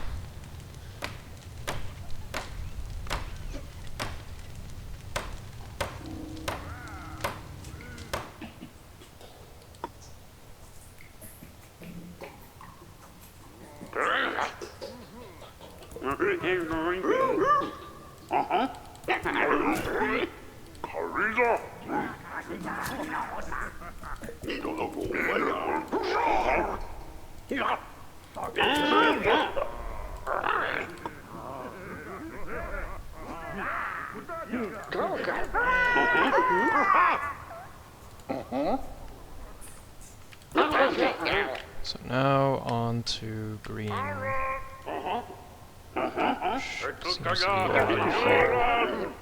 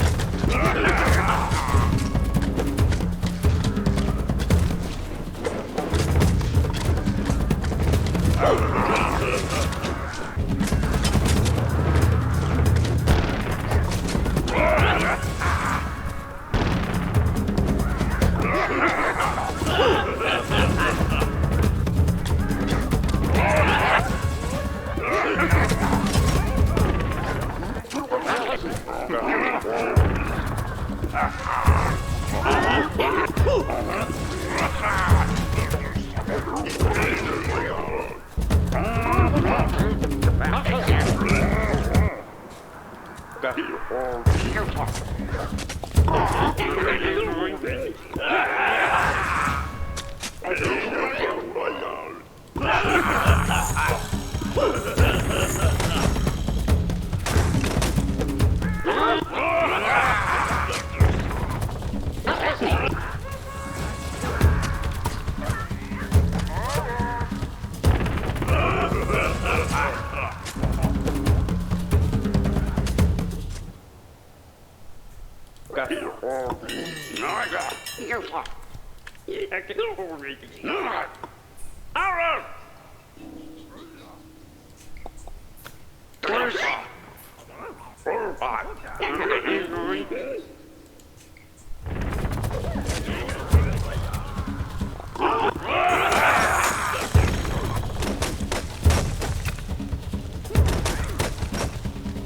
could destroy their individual buildings, but that's too slow. We just need to take the main one.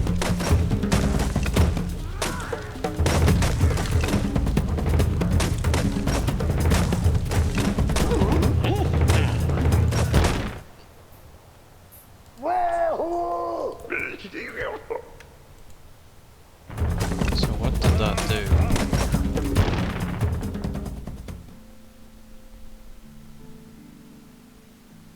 Oh, the chieftain does it. Okay. I should have done it with the chieftain here.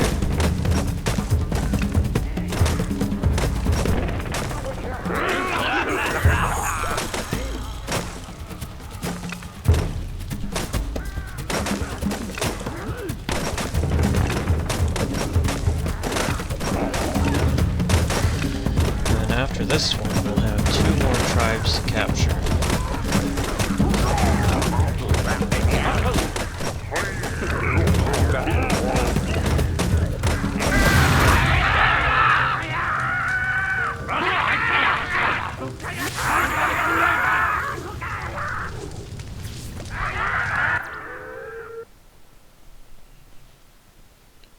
And there's green.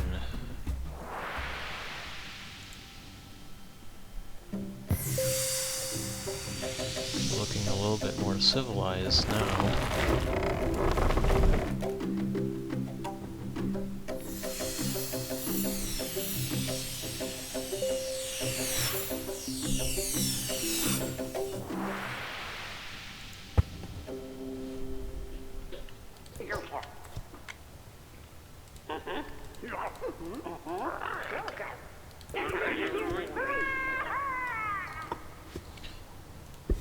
And that unlocks flaming torches, which are okay, but they break buildings pretty slow.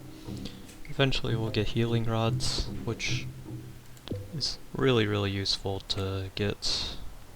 Looks like there's a new tribe, yellow. It says wild animals are coming in. I wonder from where.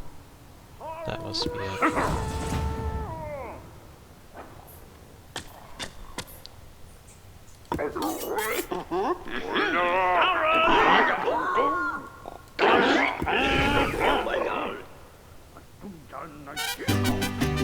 Make them do a dance at the center here. I don't know what this does, but...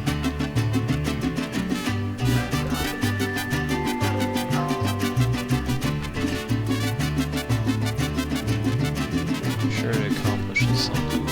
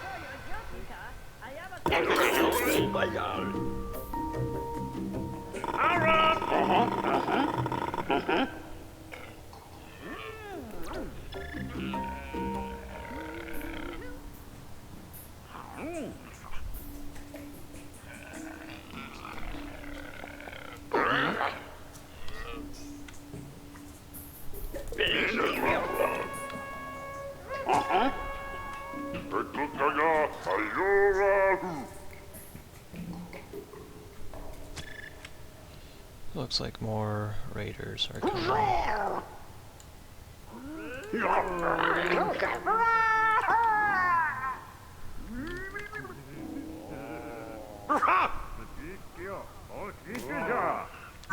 Yeah, I'm not sure how I can change the LOD. Maybe it's in the graphics settings. Depth of field, it's set to high.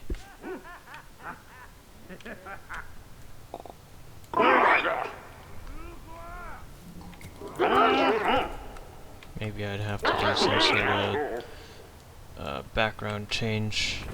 Like a big file or something.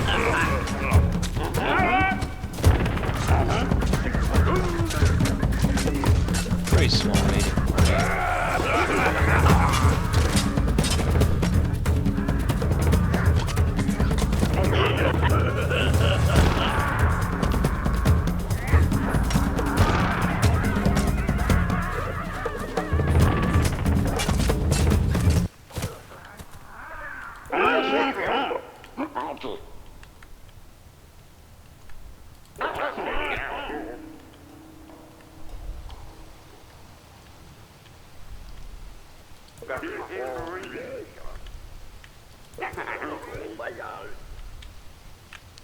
Yoa doesn't seem too happy with our existence.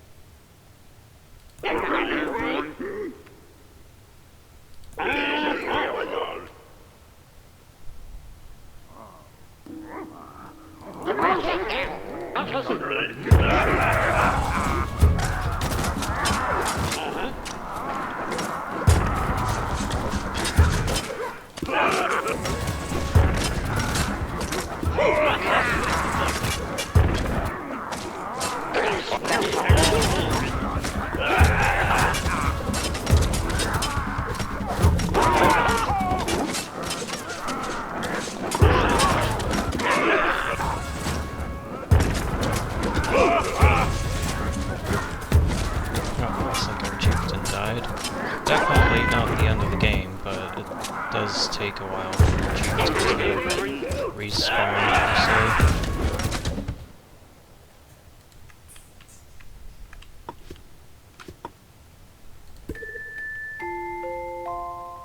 Until then, we can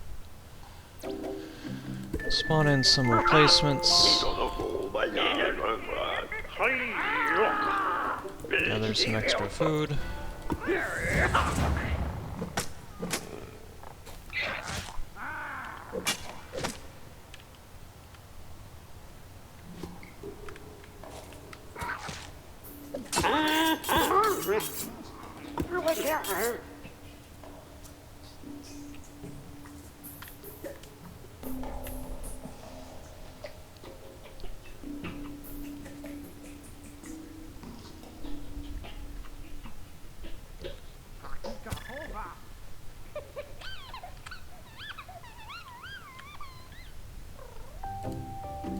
There's our chieftain again.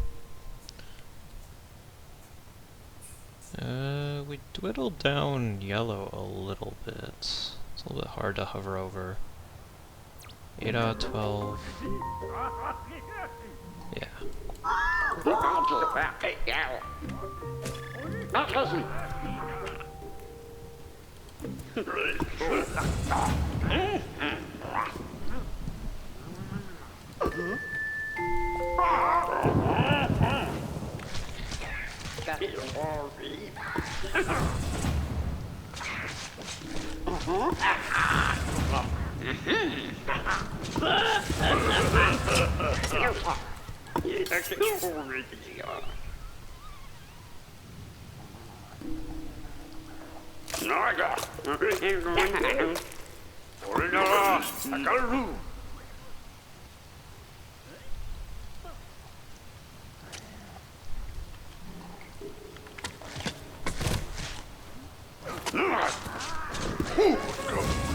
Looks like our chieftain is trying to fend off some undesirables.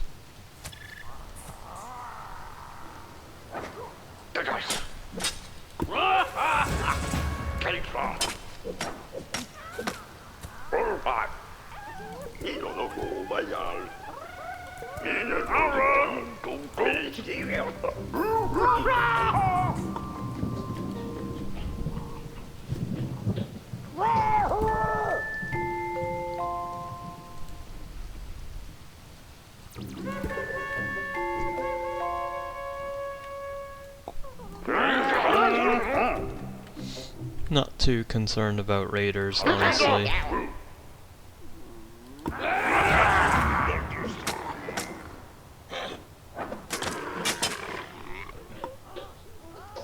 Since that's actually perfect for us, means we get to fight them away from their main group.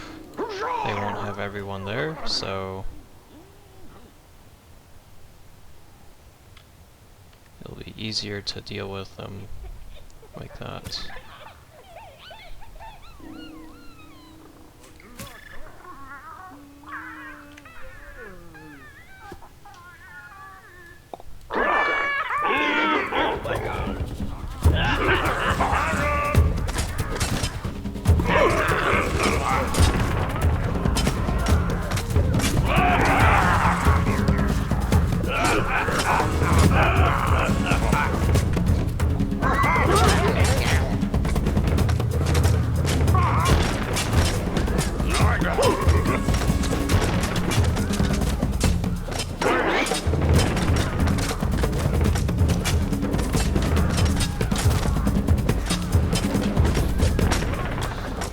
Looks like we lost one of our dudes.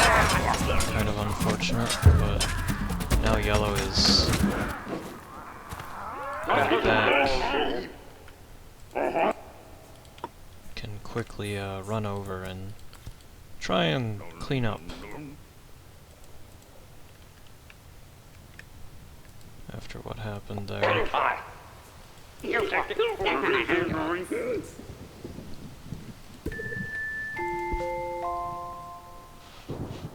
Oh, I didn't even see this. Keeps track of all of our missions there.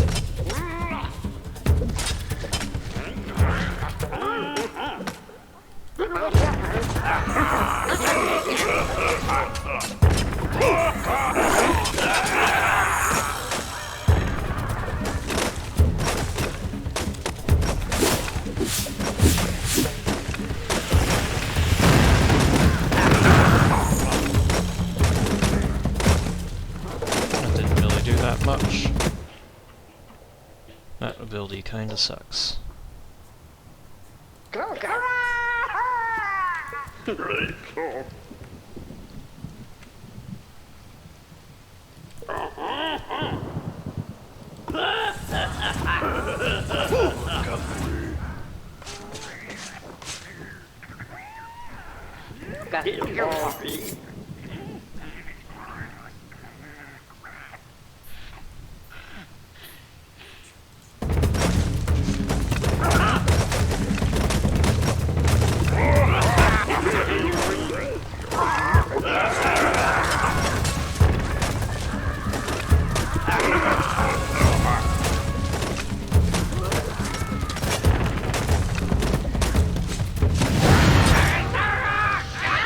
And there goes Yellow.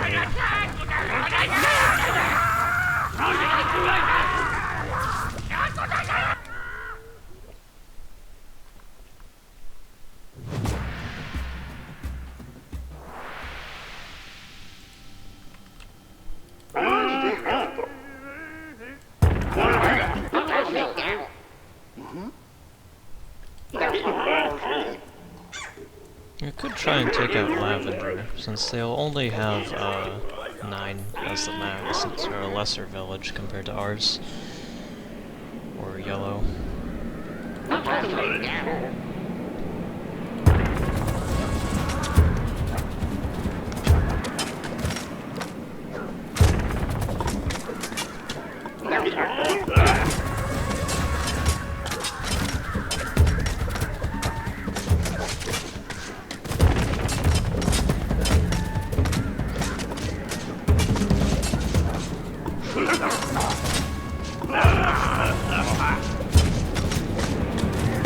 Looks like there's a spaceship. That one kinda looks like the Enterprise. That'll actually get added to our collection. Nope, it won't. I thought it would.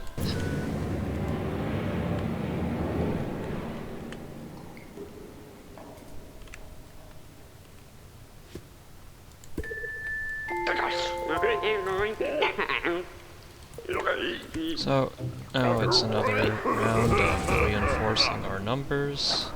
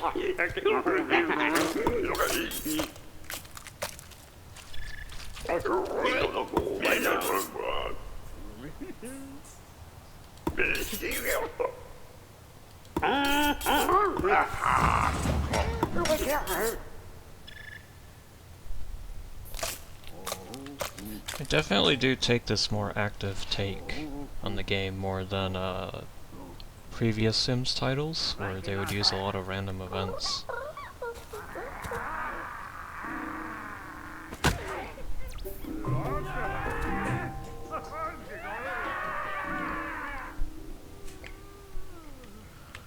Or Sims titles, like simulation games in general,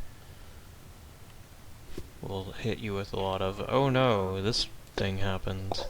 Even newer ones do that, like Stellaris does that a lot.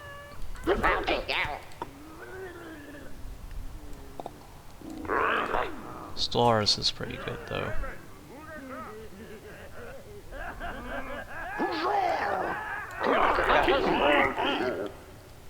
It definitely feels like Stellaris took a lot of inspiration from this game for the last stage, the space stage.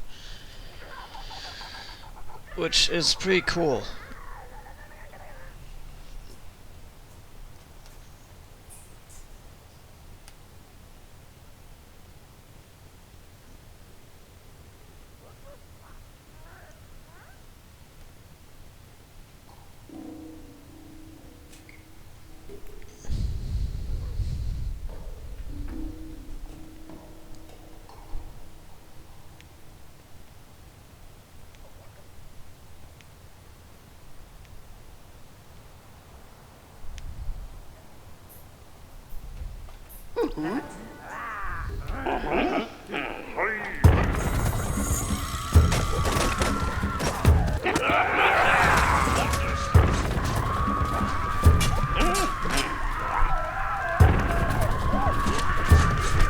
I like that their tribe is kind of just screaming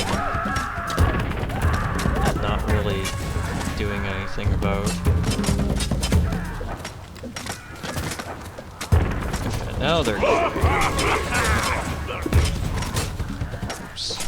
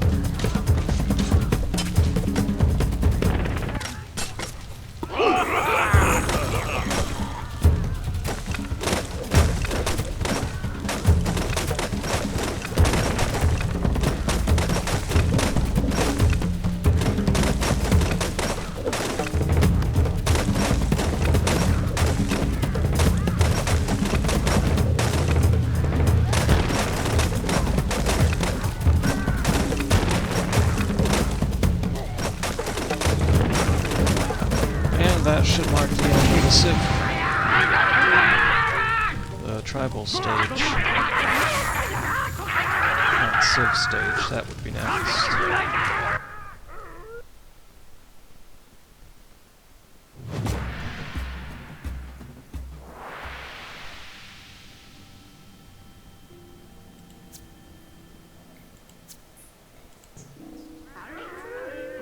So there's not much reason to stay in the tribal stage like this.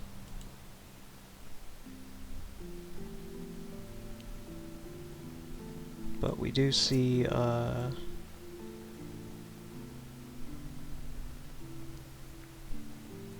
route for how we completed the tribal stage. Lots of killing off other people, and we of course get our new abilities as well.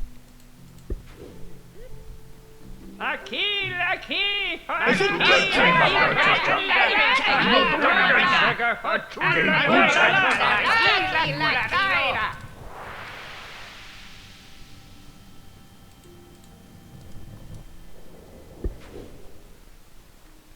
So we start with making a town hall, and we can design this to be any kind of shape.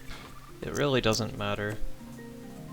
There's no extra stats or anything for designing a fancy town hall, which is good. This is when we start to get into like the really nice designer aspects of the game.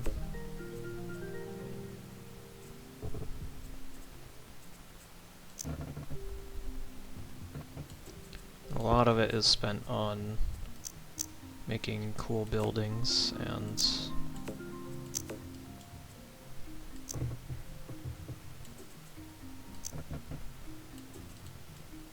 such.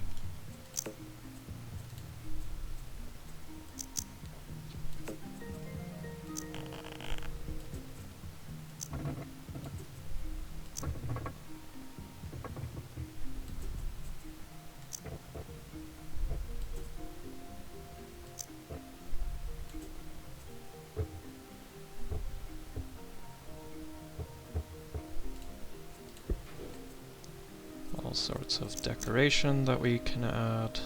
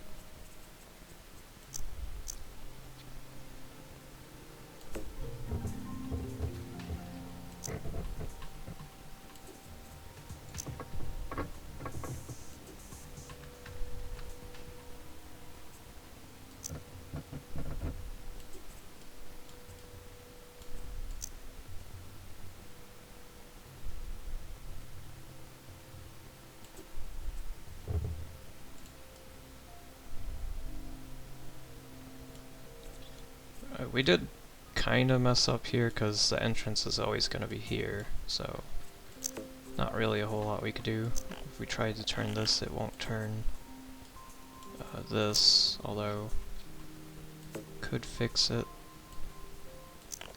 Doing that. There. That's a proper entrance.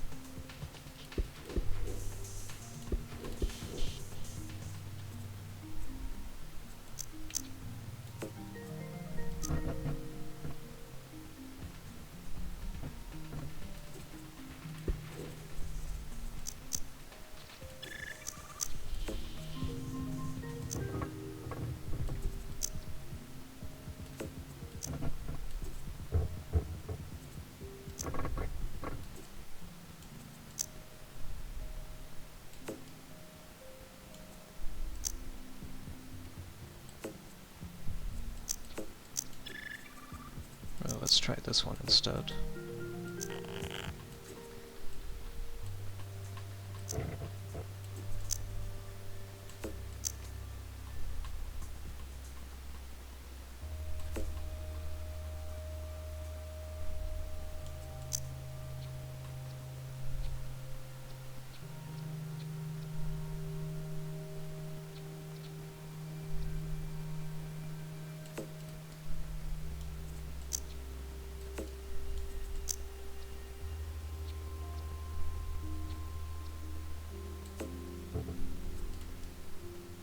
That's better.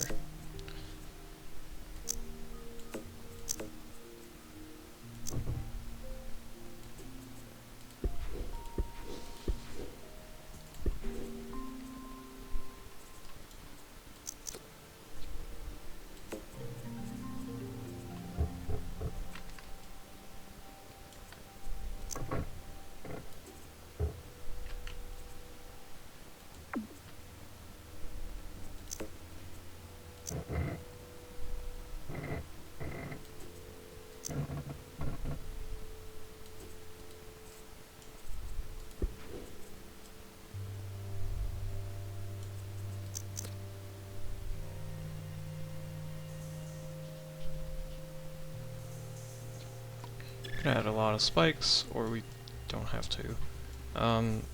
Then we get to paint our wonderful creation, or horrendous, depending on how you look at it. And there's a bunch of presets.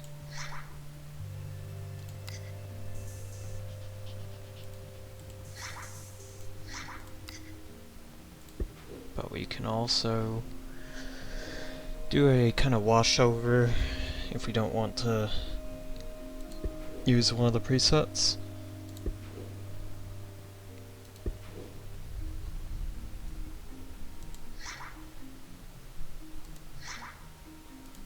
And if we don't like that, we can color things individually, which is very nice.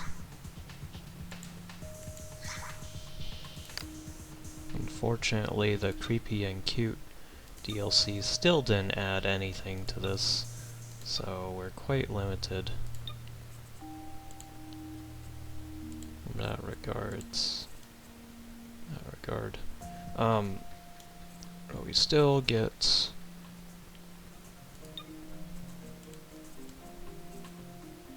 some nice options.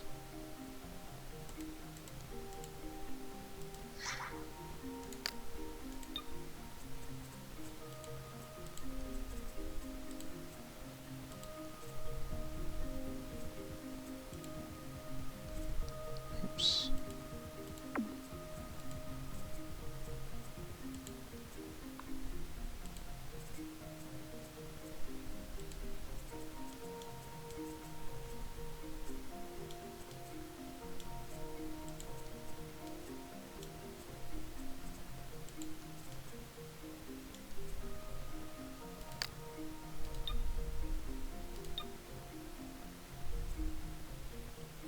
I do think the saturation's a little bit funky with this, but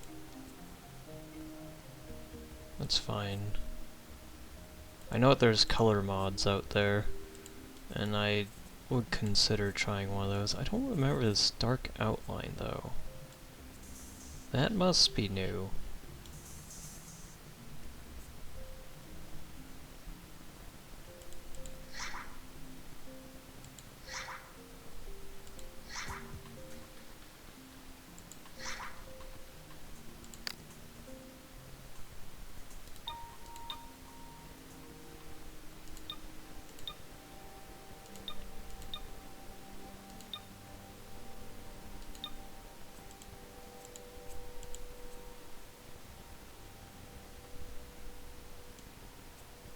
Pretty gruesome looking.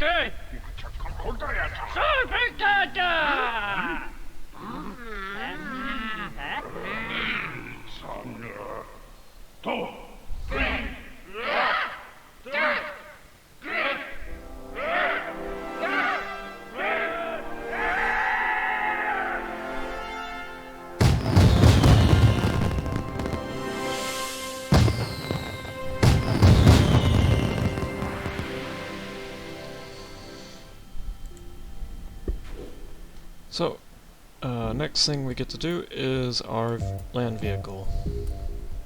And we get to build a tank. Now, this design does matter on what you build. The different parts do have different stats. You have to have a base part, and or a cockpit at least. So, if we want one of these, we could go with something like this.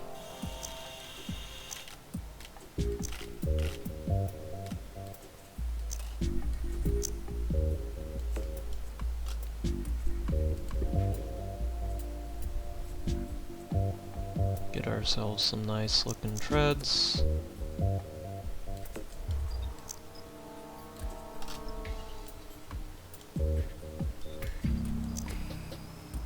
I believe there's like some hotkeys that I'm not using, like copy part and stuff.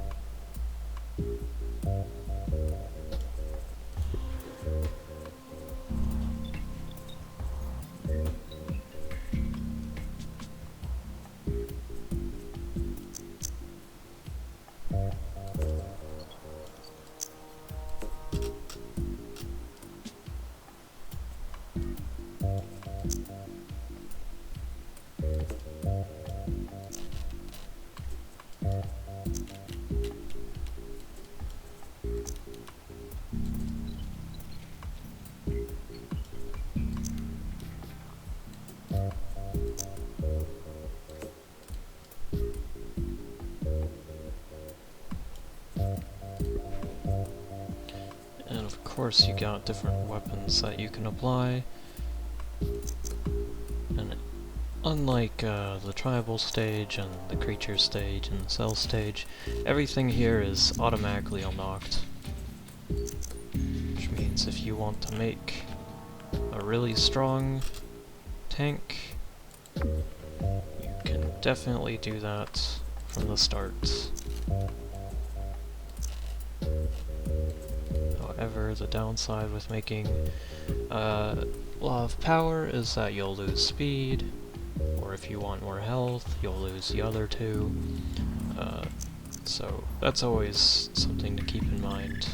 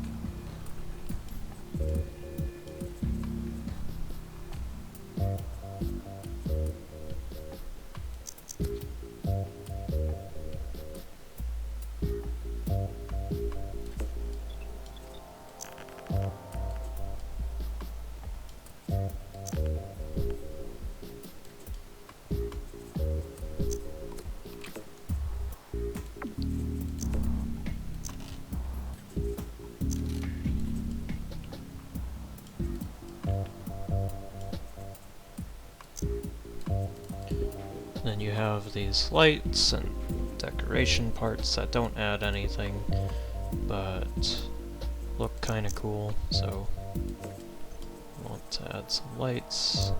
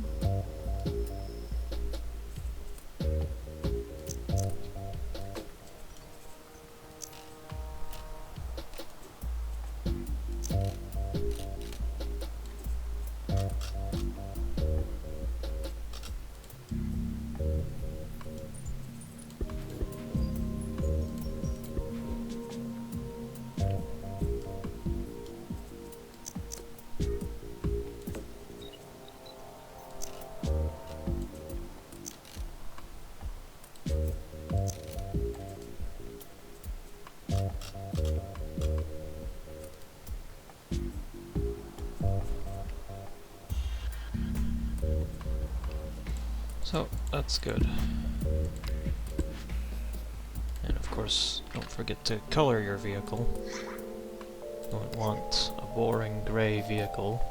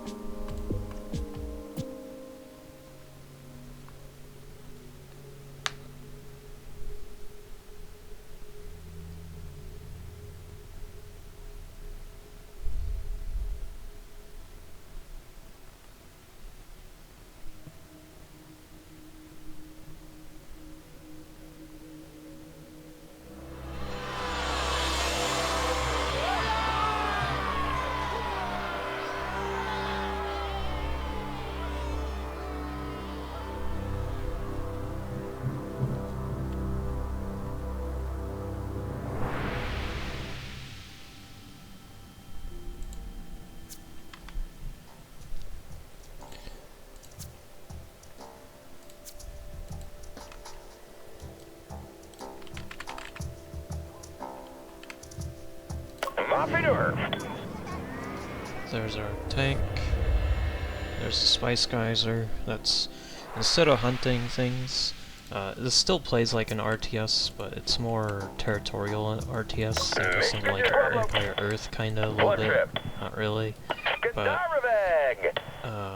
you gotta control these waypoints, which gives you continuous resources, and you don't need to harvest them like you did in the previous one stage. You just have to claim them.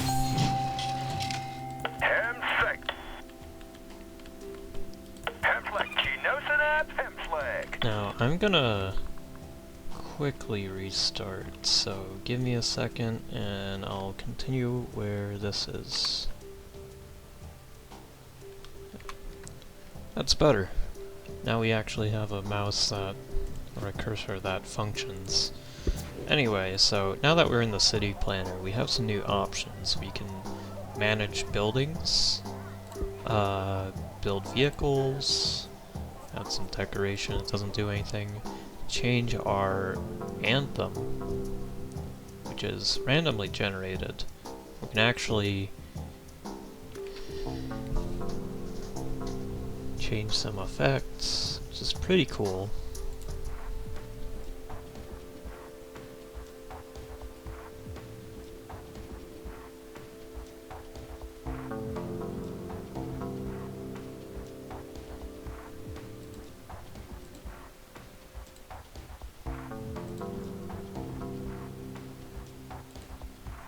Not really sure what any of these icons are supposed to represent.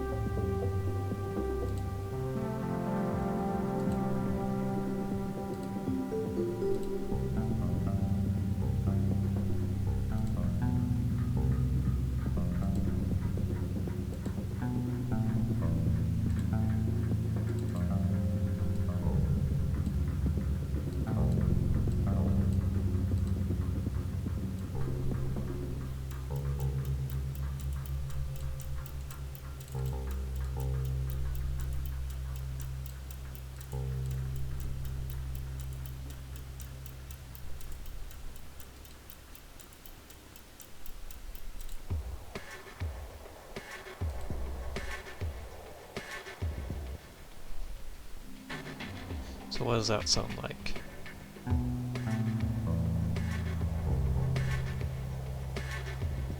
Nice. We can also change our outfits.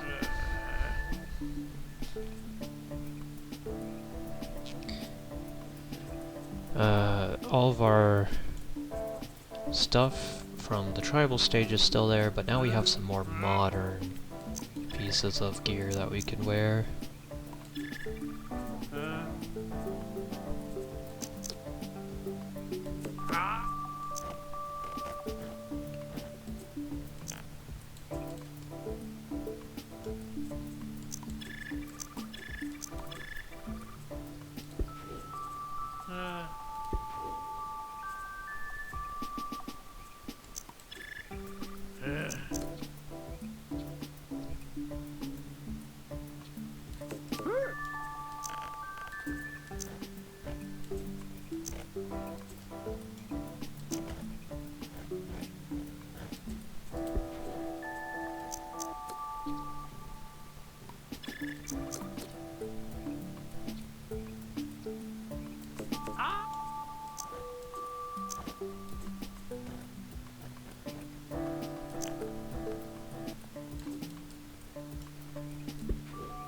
Kind of a more militaristic look. Should be a way to just get a single control? Nope. Alt? No, Alt is the copy key. Okay. I don't remember the controls to get it so we can have a single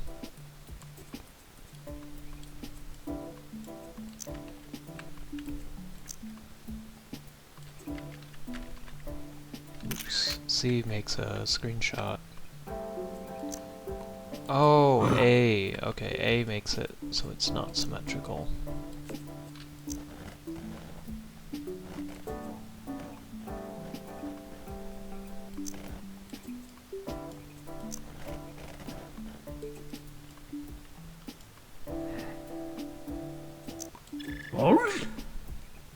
Very nice.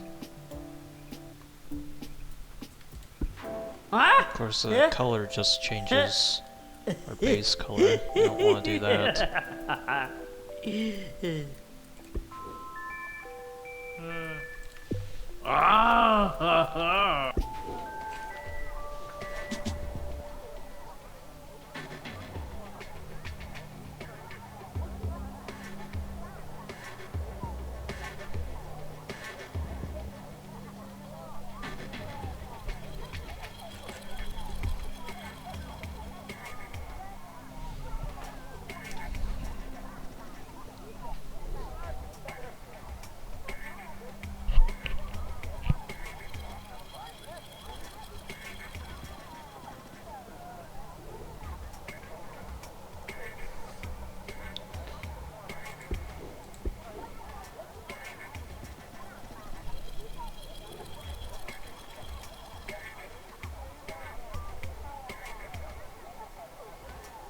So instead of designing some buildings, I think we'll just use some preset ones, because that'll take too long to design factory and house and all sorts of stuff. We can really just use anything, as long as it fits our main design philosophy.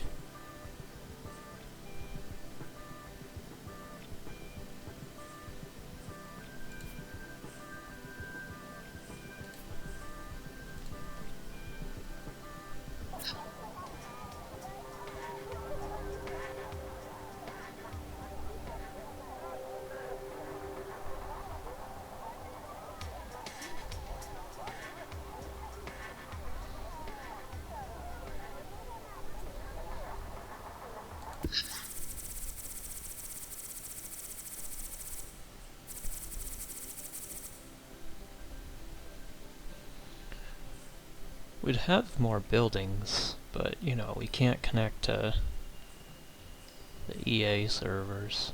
Really, that is EA's fault more than anything.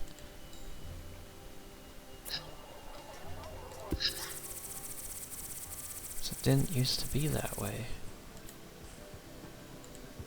And if you're on the Steam version, it's even worse to try to connect to the servers. And if you do contact EA about it, sometimes they tell you, oh, you still can use the Spore servers, and then sometimes they're like, nah, this don't exist. It's really bizarre. Anyway, so for our city planner, we have houses, entertainment, and factories. So we can place a house and a factory. That makes our citizens unhappy, but at the same time, it gives us more resources. And we can also make a entertainment center, which makes our citizens happy, and they won't, I guess they are better at making things, or they don't, I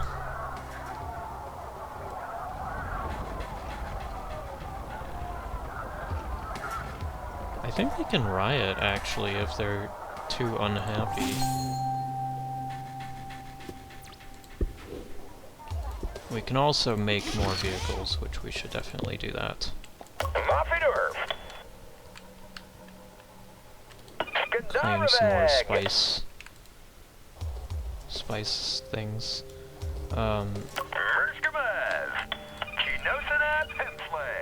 You want to capture as many as possible. That's an interesting structure.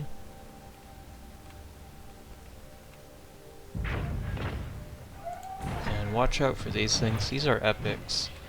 They're a lot more easier to deal with in this stage, but they will mess up like our single tanks.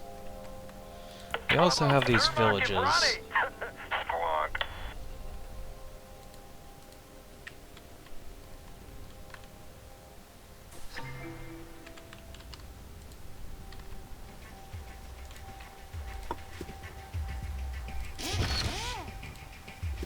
So yeah, we hit our fleet limit.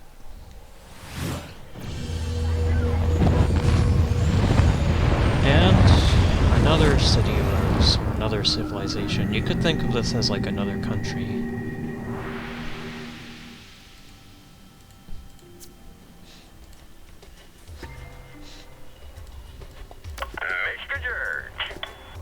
Let's reposition the camera so it north is up. It's a lot easier to manage.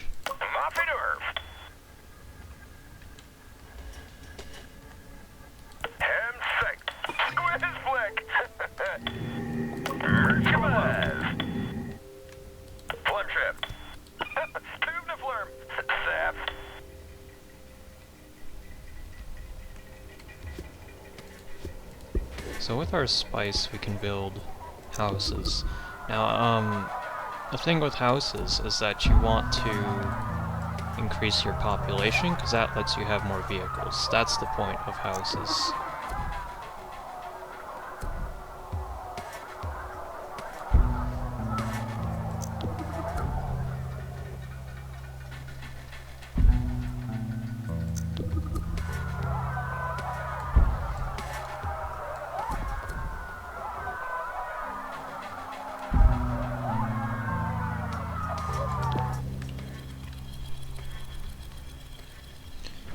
Factories do give us more money per cycle, which is always nice.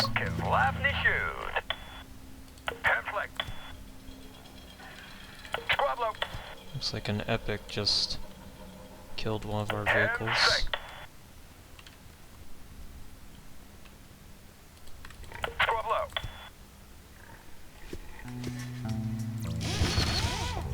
Build a couple more. So let's see if we could take out this epic here with a team.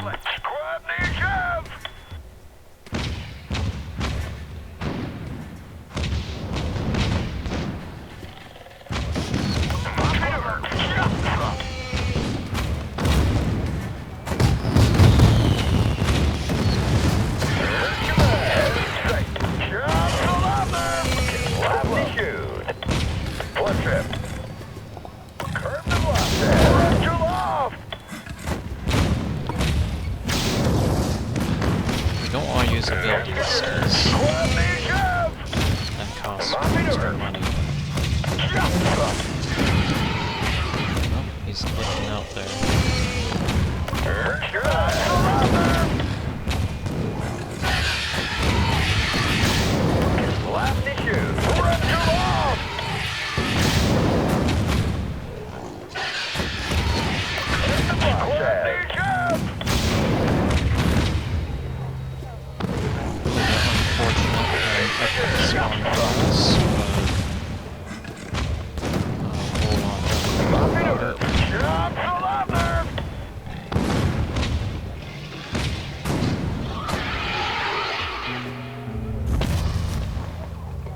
And taken down. If we had a better squad, probably could have dealt with that a lot easier.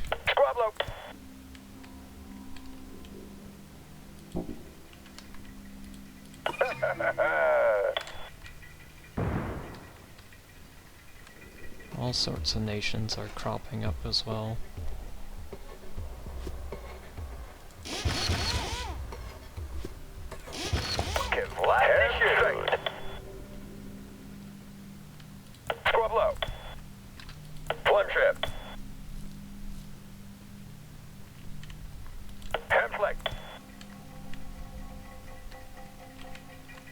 So let's see if we can take out this city.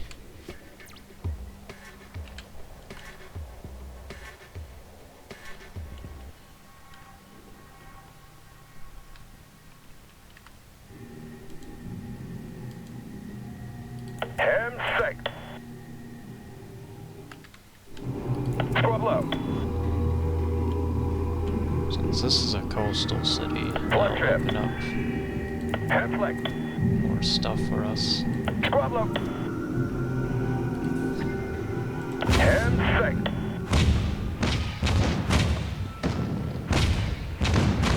Squad low. Signature. Signature. Blood trip. Head flick.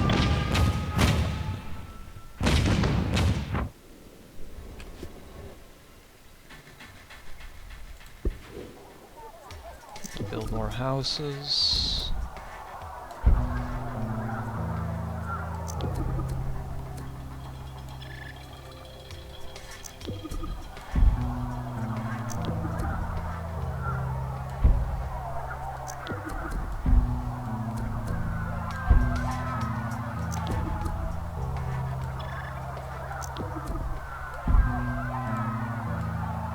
That should be all of our building slots.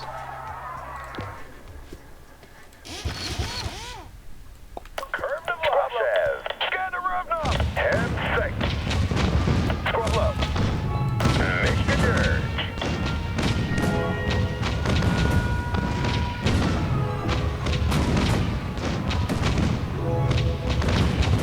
Blood trip.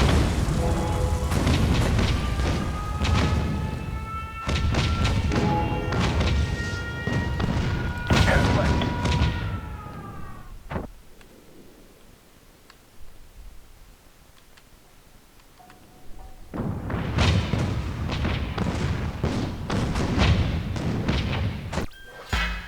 There we go. So now this blue nation is conquered.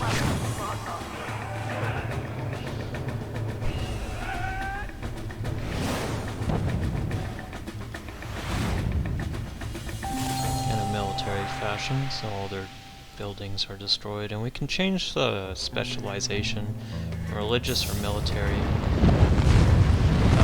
Religious plays a lot like military when you attack buildings, but it's 3 different paths, so economic, military, and religious, and it depends on how you conquer the game. The majority of how you Copy nerve. do it. So now we have more space, we can make more factories.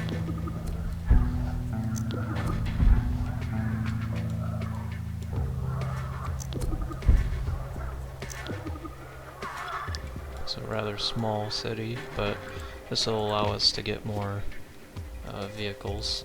We can't make a sea vehicle yet. Oh no, we can. Okay. I'm gonna make my own, just so we can specialize it the way we want.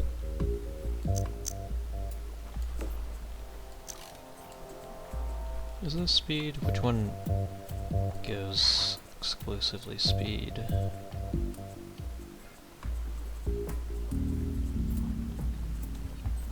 Don't think any of them do. Oh, this one does. These do.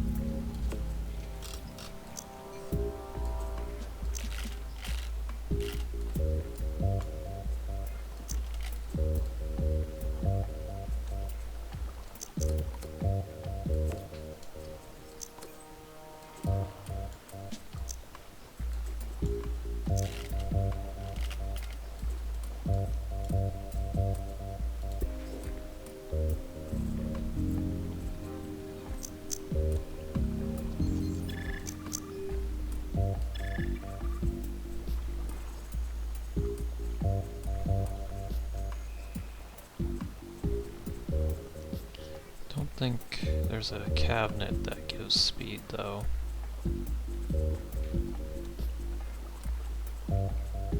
Nope. So all of these give health and speed together.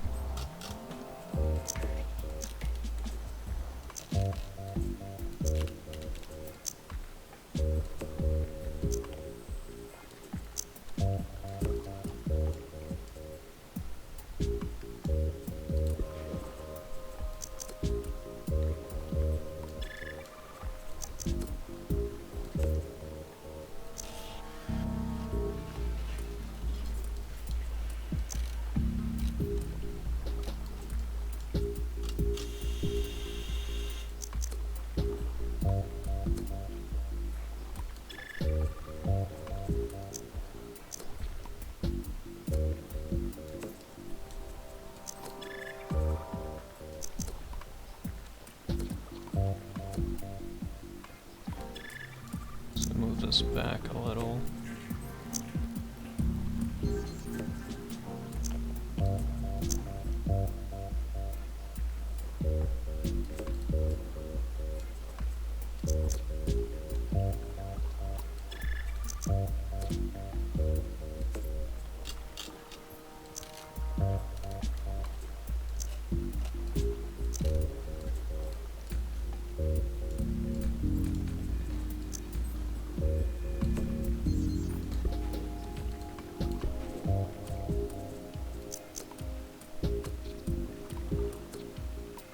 See if I can get something to make that a little bit more normal looking.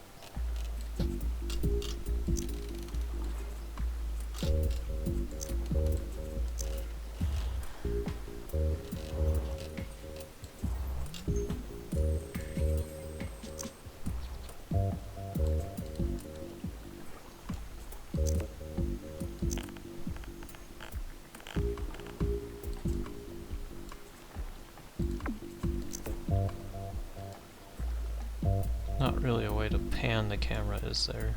I don't see it. Or maybe there is. Definitely getting pretty close to the complexity cap. Some of the mods actually make it so there is no complexity cap, which is pretty nice.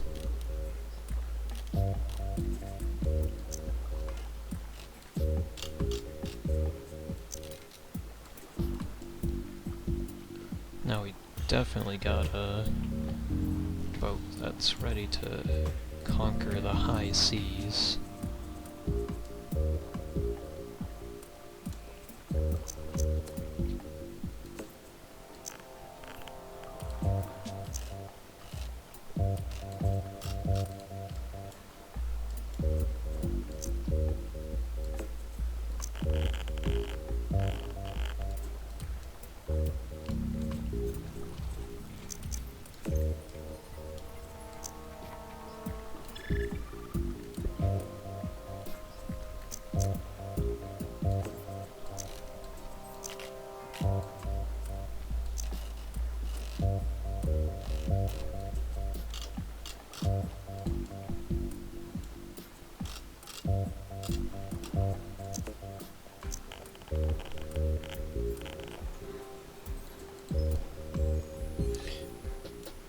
you might be wondering, why aren't I using the Galactic Adventures expansion?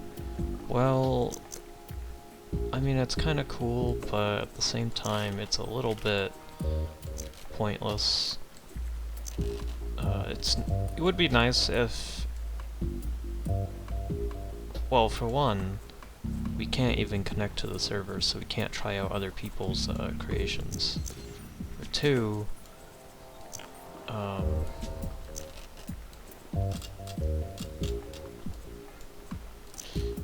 there's no point to it in game. Like, I think you get some rewards for completing the Galactic Adventures, but otherwise it's just extra hassle, because you don't get anything from it. You get some rewards, as in rewards that you get by doing missions anyway, so I kinda like the color of that. I'm gonna have to go for a different color though.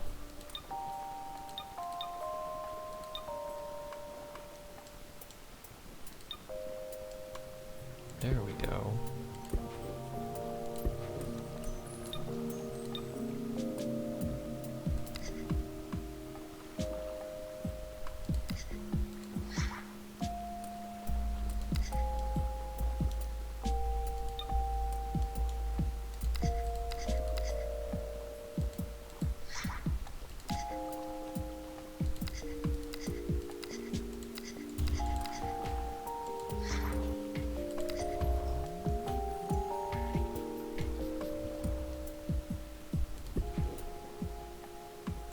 Let's change the look of this just a little bit.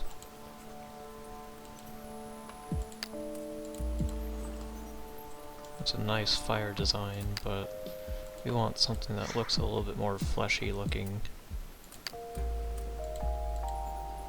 Actually, these might be from the Creepy and Cute expansion. I'm not sure.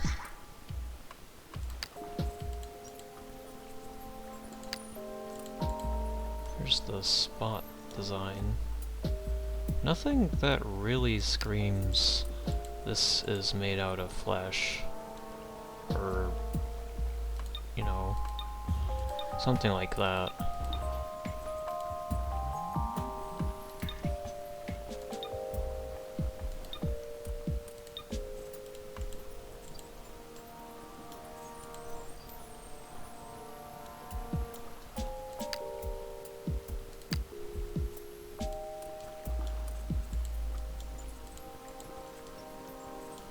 That's kinda neat looking, but that looks better. Let's color a little bit of this.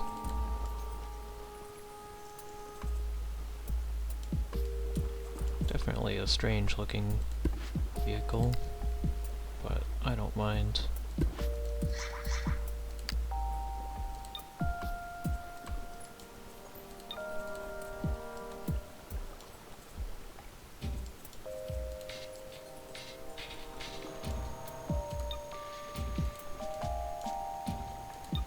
I do wish they had more colors, but you know, that's what one of the mods I was looking at added.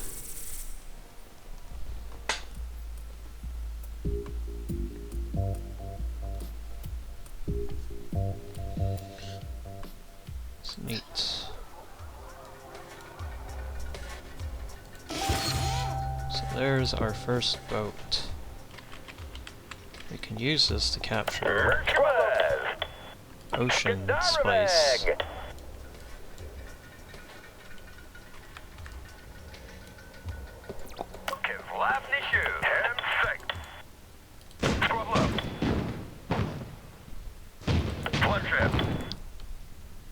Now we can also contact different nations. Car flag. Let's have a laugh. And kind of like in Civilization, you can change their mood, and eventually you can either diplomatically take them over, or you can get them to fight other nations for you, or give you gifts, or demand gifts, if that's more your thing.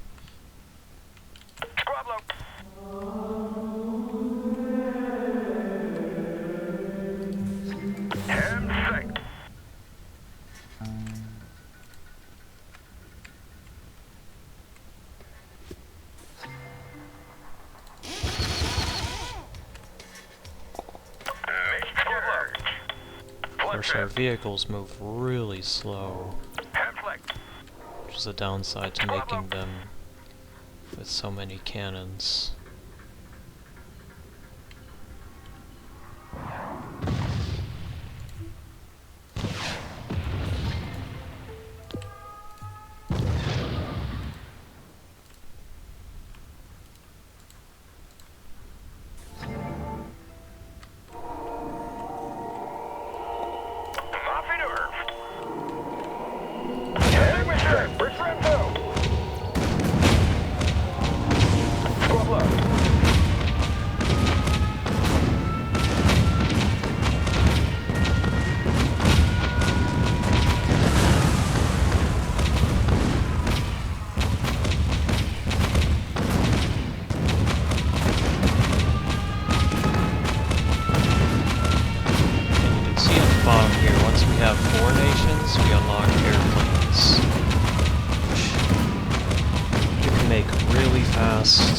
And zoom all over the planet without having to worry about oceans and stuff. The only downside is I don't think airplanes can capture spice. So if we wanted to take control over spice, we'd have to do that on our own with other vehicles.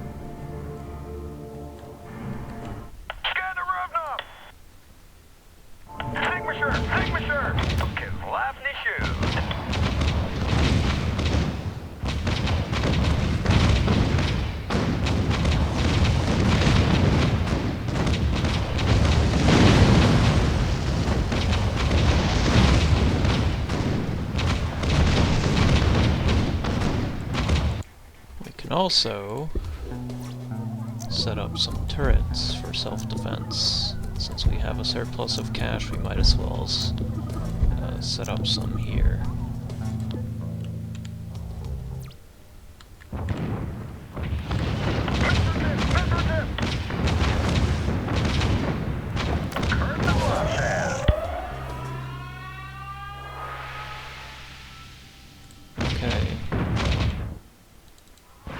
I know it's under attack.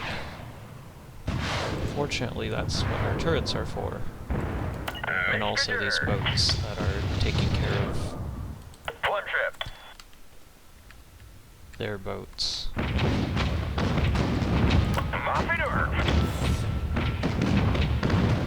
of our cities is under attack.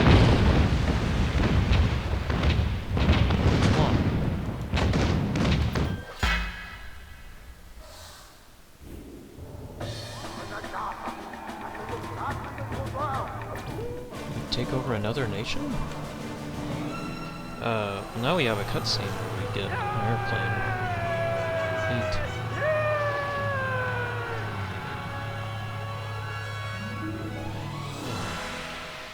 So, somehow we have very quickly discovered the secrets of flight.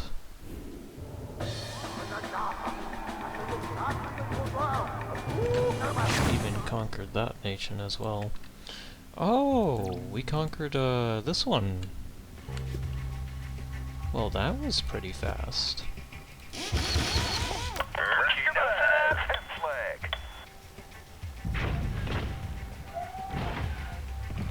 Flag.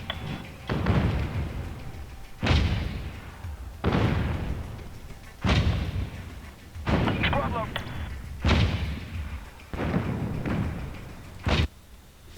But now I want to go into... Well, first, we need to build this city up so it's not so useless.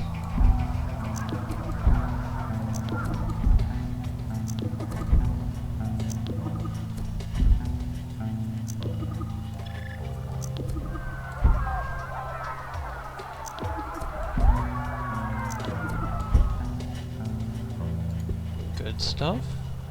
And now we can design an air vehicle. I'm not going to make this one so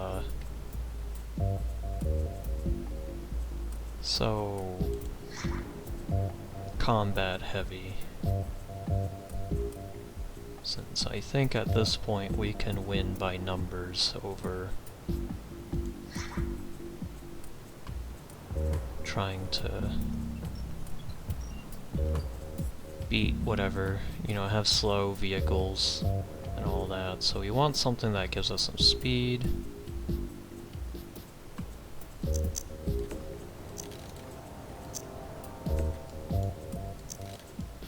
Which is good because we combine these base parts as well.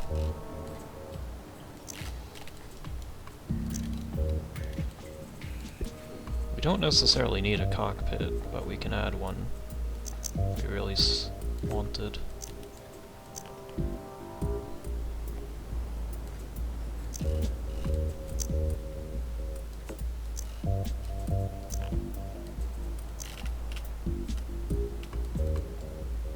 Good stuff. Of course, we do need some weapons on our aircraft.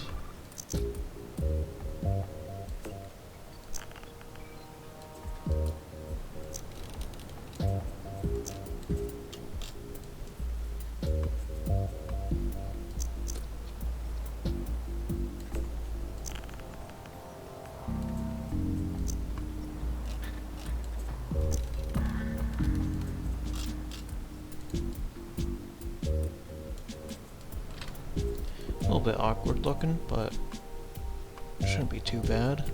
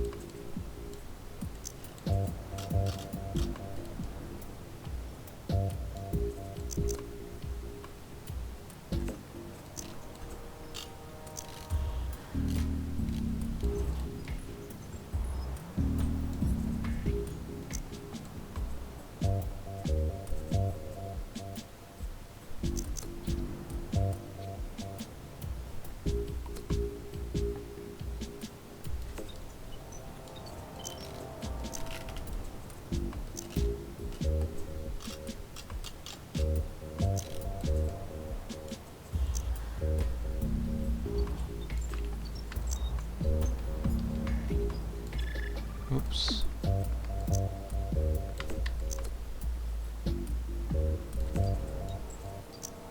Thank goodness I found out about that copy button.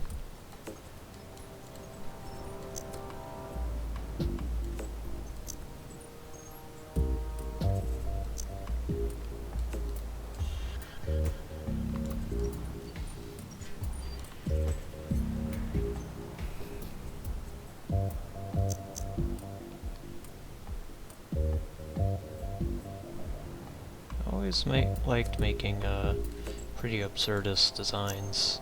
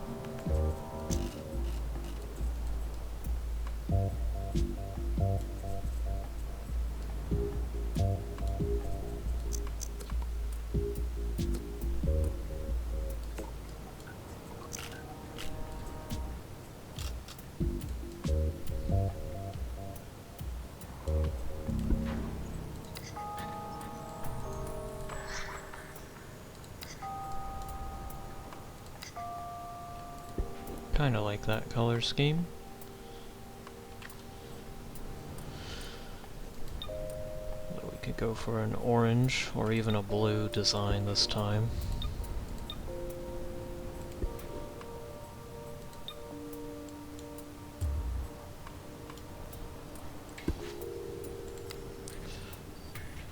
And that gives us way more speed.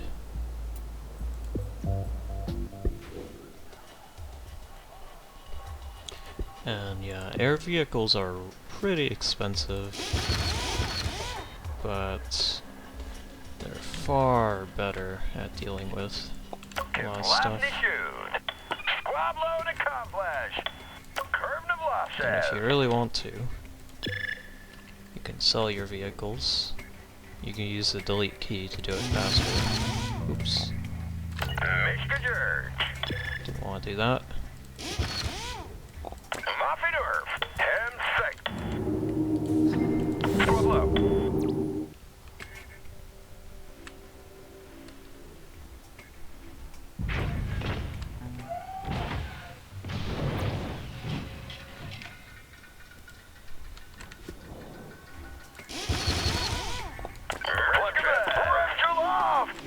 Let's take out this epic. Well, we don't have to, but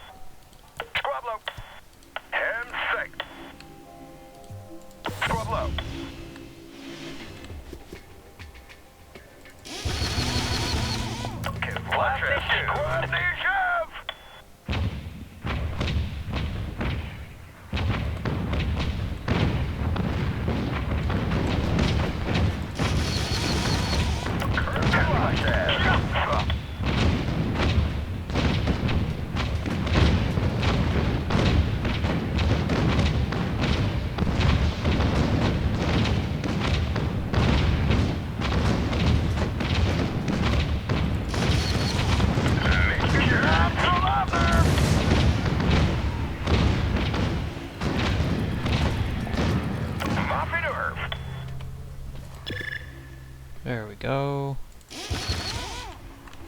Get ourselves some more airline and go after whatever nation this is stuff. So yeah, our main strat is just to mass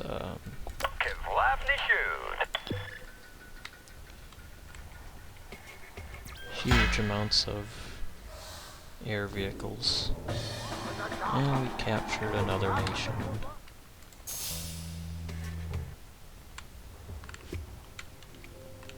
So that's our second continent taken over. We can definitely start to plan this out.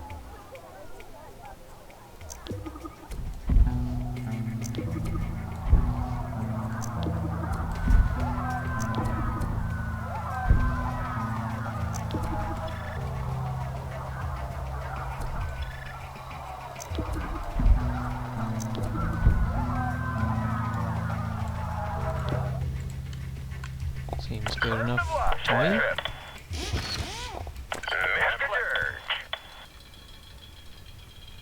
We should probably go after green next. A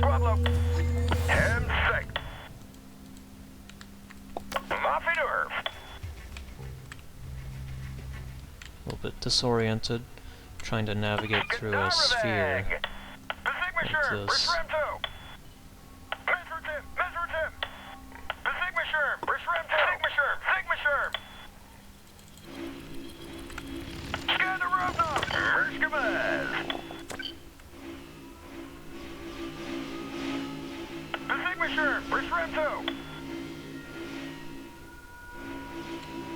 Easily outdo their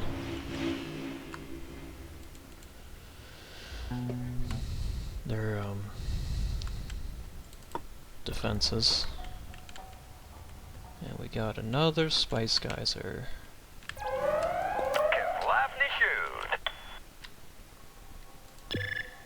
Looks like they're trying to claim this one over here, which is fine. If they want to take that over, they can. Ah, yeah. Ostramani Shremdo! Herbie Johnson, Roxala! Okay, so I don't know what that is about, but I guess you get like a quick way to contact other nations. We're gonna have to take out the Red Nation though. For sure, they're starting to get way too big.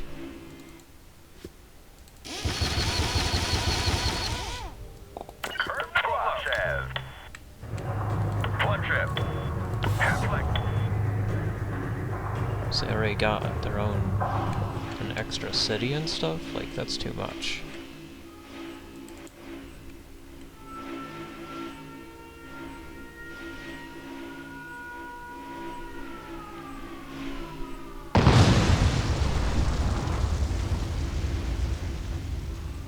Yeah, our air support is not very strong, but they are numerous.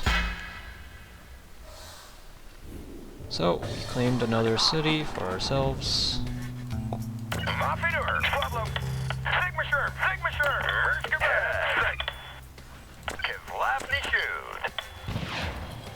Or unfortunately, double-clicking selects all of the air vehicles.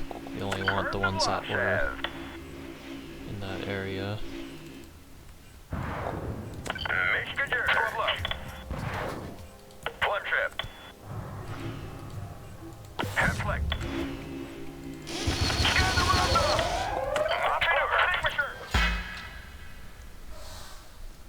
Looks like we conquered green.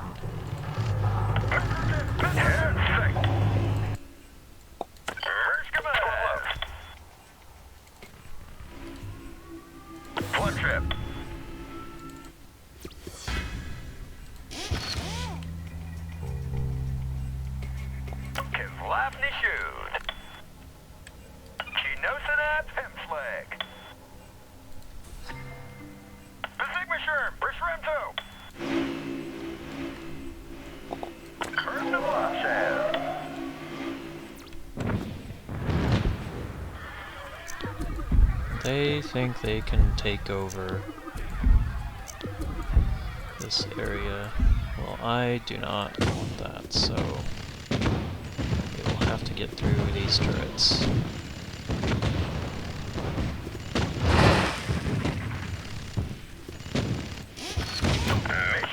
And my beefy land vehicle.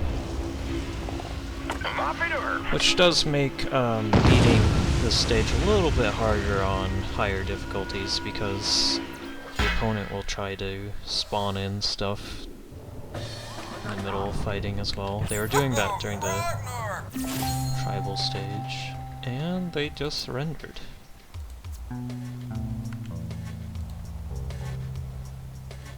We didn't even get to use our ICBM, which costs a little bit, but destroys all enemy cities. Now, before we go, we'll want to set up factories. Make sure that we have a fully functioning planet.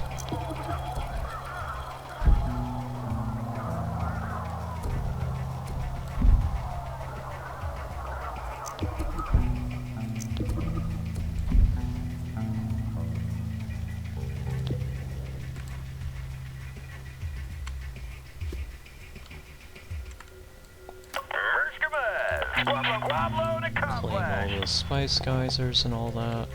I don't think we need to claim all the spice geysers, but at least get some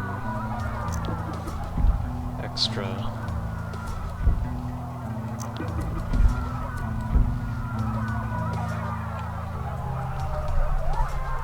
production up.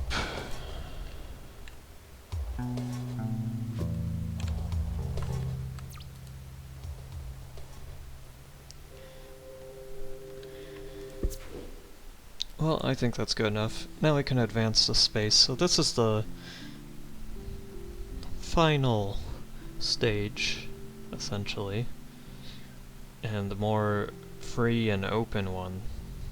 So no more stages after this.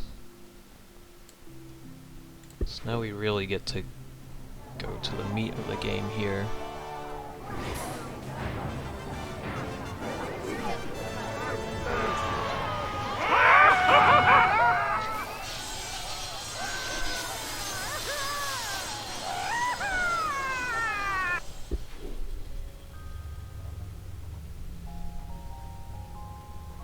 Now we get to design our own spaceship.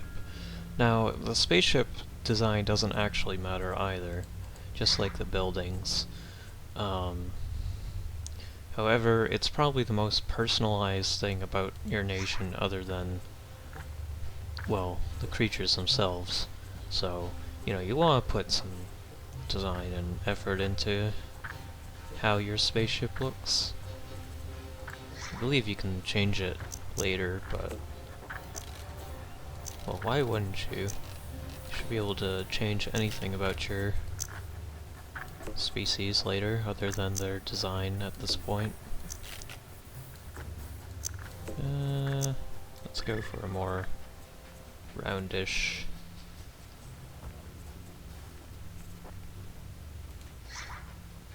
design for this.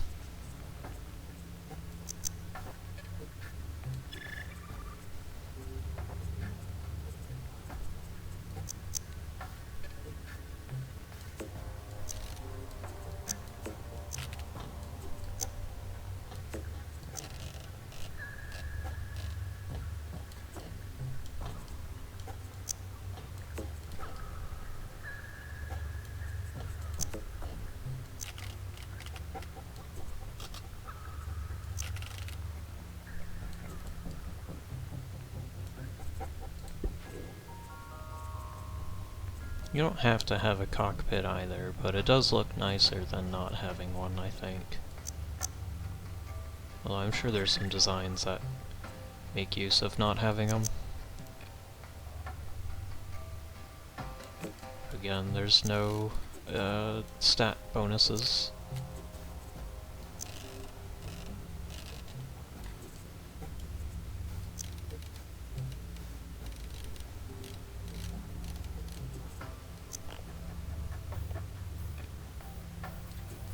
So you're free to add whatever objects you want. You even get access to these objects. So you have all the weapons, but you also have all these, which would have been the religious objects that kind of work like weapons. And same thing with the bottom ones, which were economic.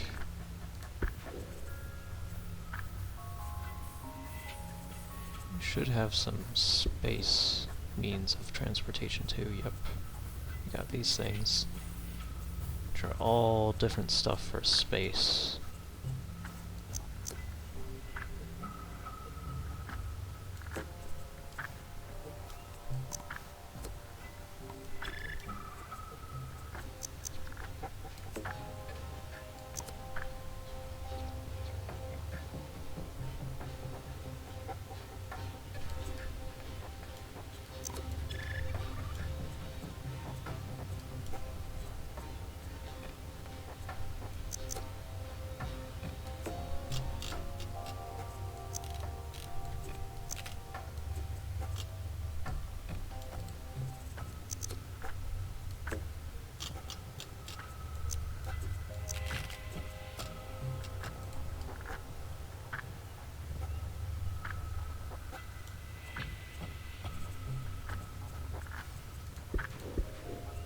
And the air means of transportation look kind of nice for this too.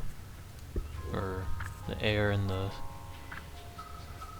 these are the air ones, there we go.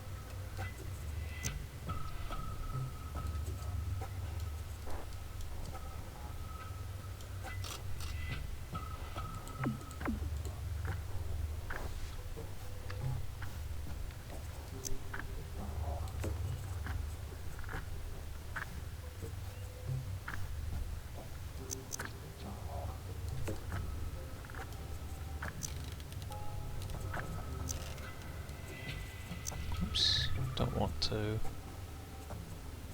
do that. Could get this to be straight, that would be nice.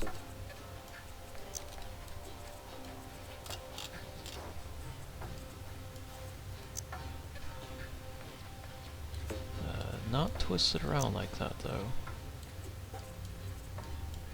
Not sure how that happened. Supposed to be facing that way. There we go.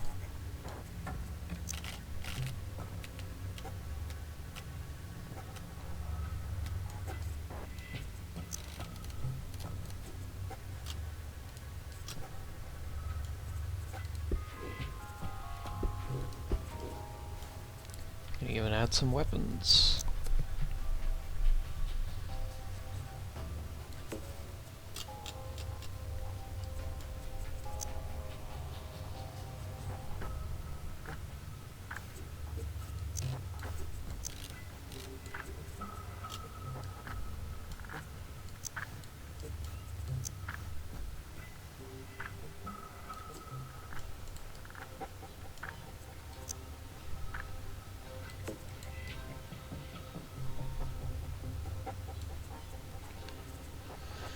And no matter how many weapons we add, it won't increase our effectiveness in space combat, so only add them to where you see fit, design-wise.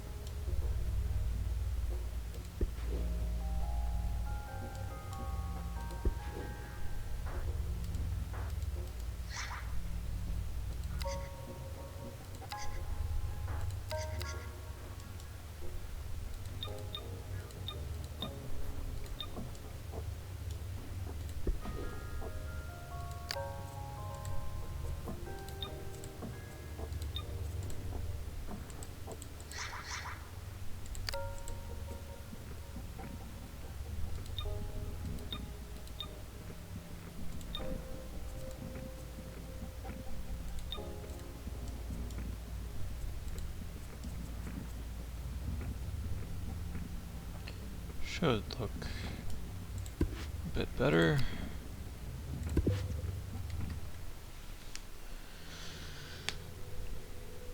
So now I can show off the space stage a bit, and if I ever do a follow-up, it'll be way further in. So of course the goal is to take over the entire universe, per se.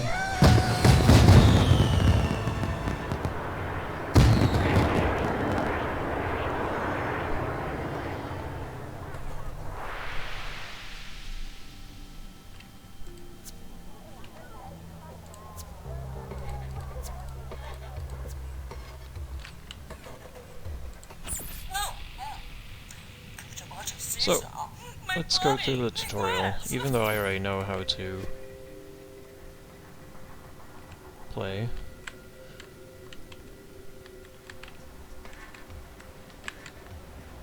They want us to do sort of a training course where we fly through orbs.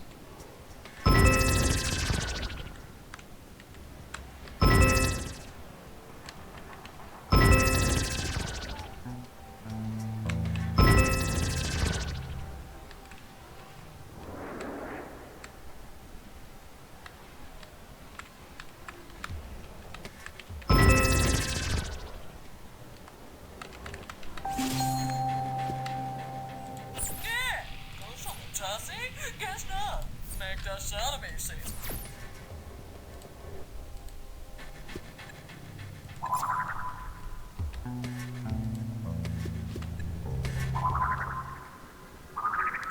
We get access to a scanner.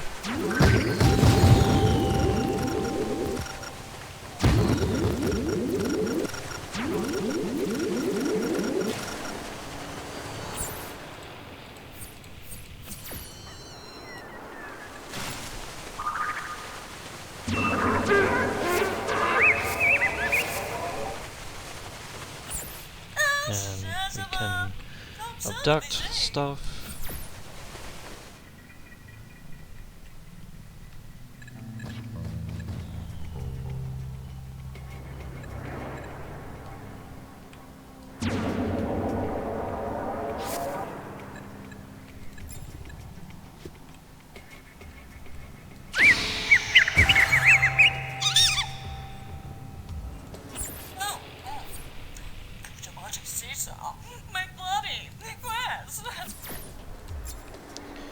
And we also get a laser beam that we can use to sort of zap stuff.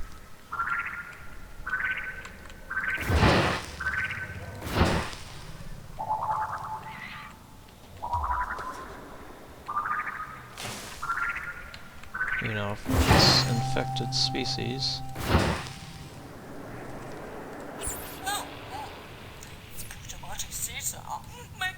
You can also trade between your nation and other nations, so we'll get ourselves a interstellar drive, and that allows us to leave the planet, and we also get ourselves a captain badge. So this will be kind of like our achievements for now. It'll be all of our badges. The more badges we get, the more things that we unlock. We also have different tools and upgrades. Excuse me. Collectibles that we can find across different planets. And that's our missions. So, all sorts of different things to do. So now let's leave the solar system.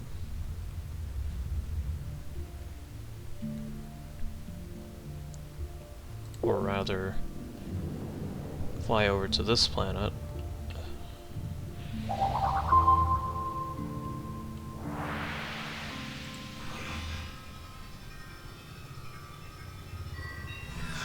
And if you could guess, the galaxy that was in the title screen is the same one that we're in. So we get to explore that entire galaxy and eventually take it over. Looks like we found ourselves a crashed ship with some writing.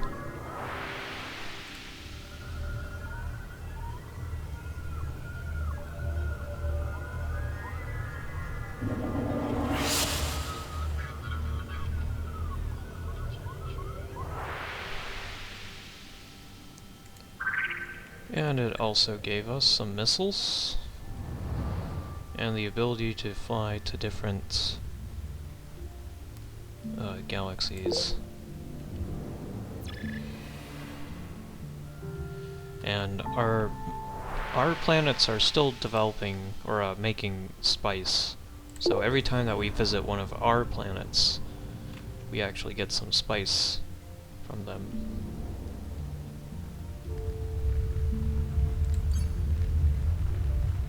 That's why we got that red spice there.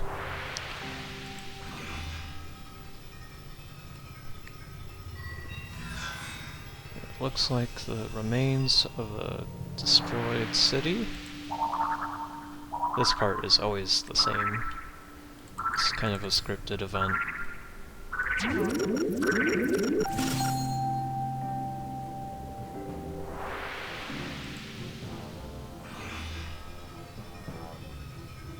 So now some enemy spaceships.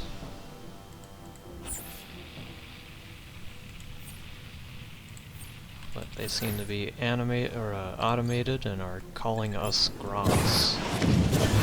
Well, what are the Grots? Eventually we'll find out.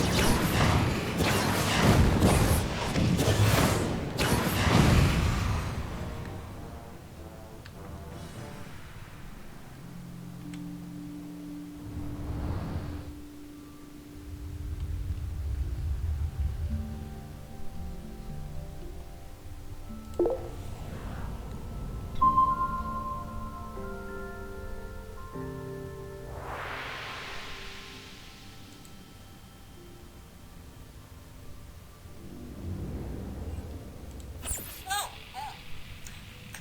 seesaw. My bloody grass.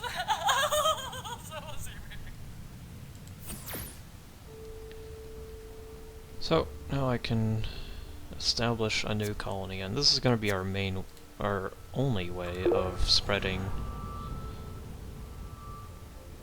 our own civilization across the galaxy. Well, I guess the other way is to take over other nations.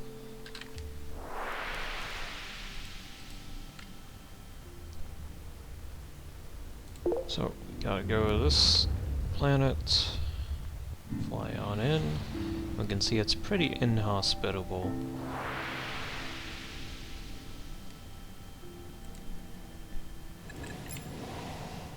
And if we drop this, we can see two rings.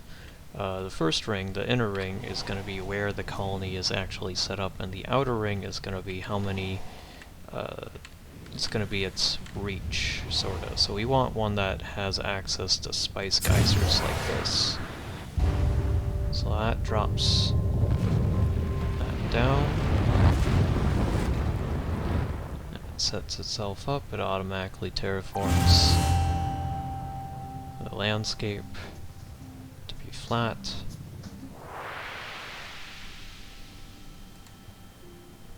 And unfortunately, because this is a tier 1, and we can check that here, it's not very hospitable, so they can't really set up any buildings. Try and go here, see that the terra score is too low, so they're not going to make any spice for us.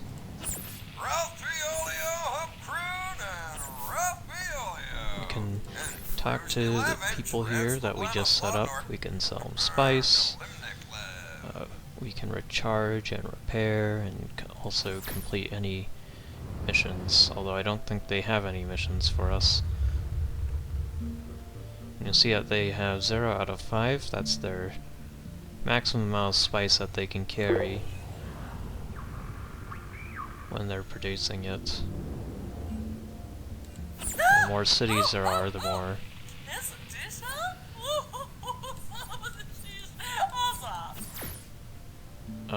more spice they can carry. So now we need to find an alien empire, and this can be easily done by hovering over different stars.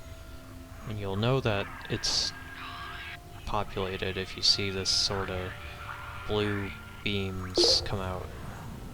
Kind of like a radio signal or something.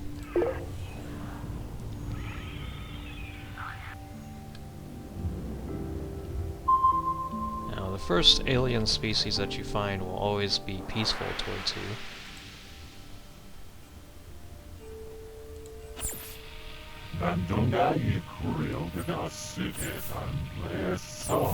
You can sell them some red spice. Very nice.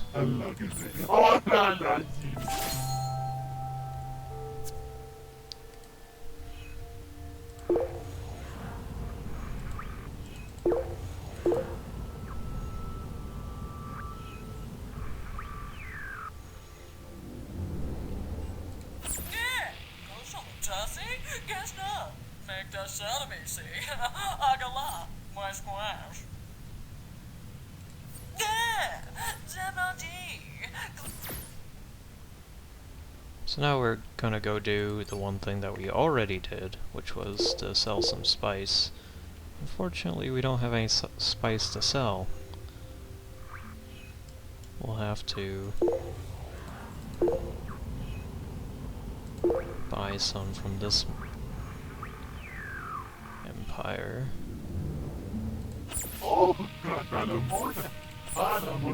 They don't have any for sale either. Well, how the heck are we gonna make money if no one's got any spice?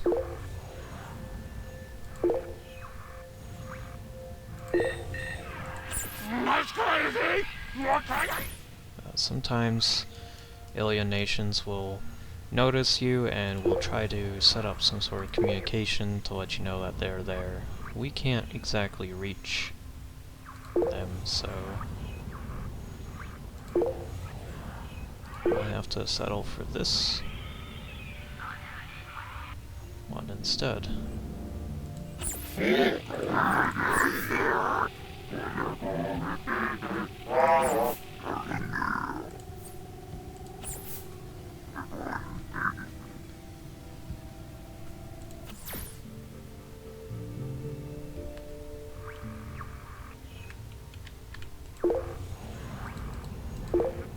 And as we travel, we have energy that we use up, so we want to make sure that we don't go through our energy reserves and end up not being able to fly anymore. Because if we run out of energy, then we just blow up and we get a new ship and have to start all the way back here. So we got some spice. Recharging is always free at your home planet. Although on like these planets that you make, it costs a little, but always free on the home planet. So at the start of the game, it's a good idea to go recharge that way. So let's sell some more spice to complete the mission. And you might notice that there's different spice colors. Yellow and red are common, green and blue are less common, and I think pink is considered rare. Although their price ranges vary.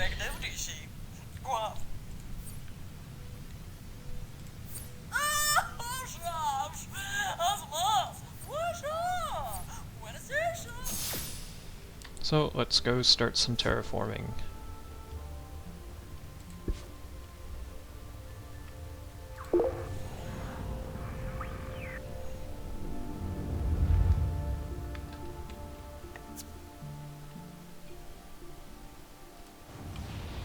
And in order to terraform this planet, you can see that we have 4 different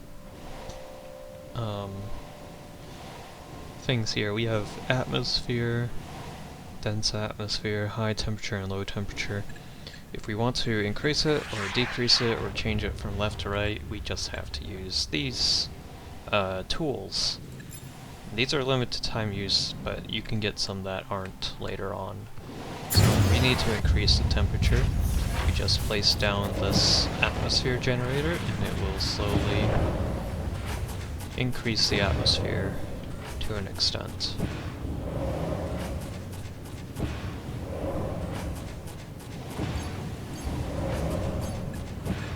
We are also given a bunch of different species, and that's going to become important once this starts to generate an atmosphere. You'll see these bars here on the side. Once this reaches into Tier 1 territory, we'll have space for 3 different kinds of plants. A grass, a bush, and a tree.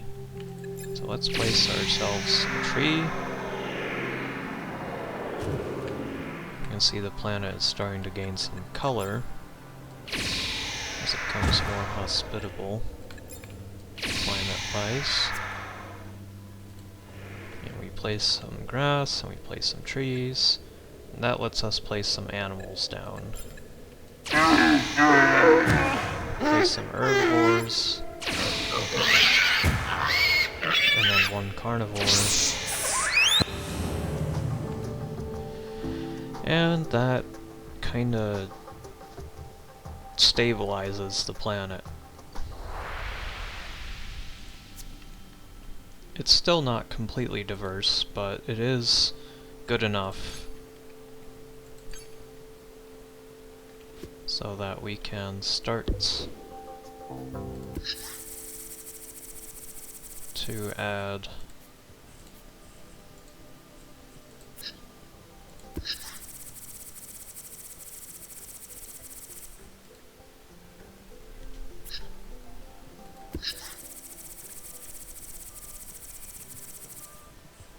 some stuff, some buildings, just like the civilization stage. Add factory, buildings, and the cities in the space stage are far more easier to work with.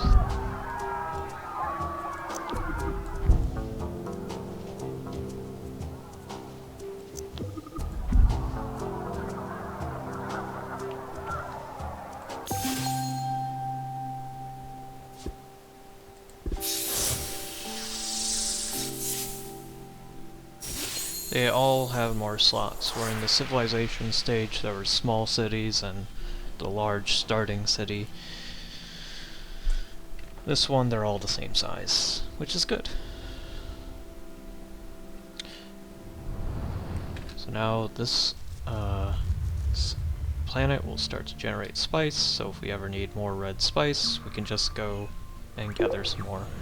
And another thing to note is these alien civilizations will try to spread little at a time. I think they do have an upper limit for how big they can get, but they won't be able to spread over each other. So if you put down a colony on one solar system, no one else can claim that, and vice versa. So that is rather good. It looks like there's something here in this planet either, so we can scan it or something like that. If you ever see the gold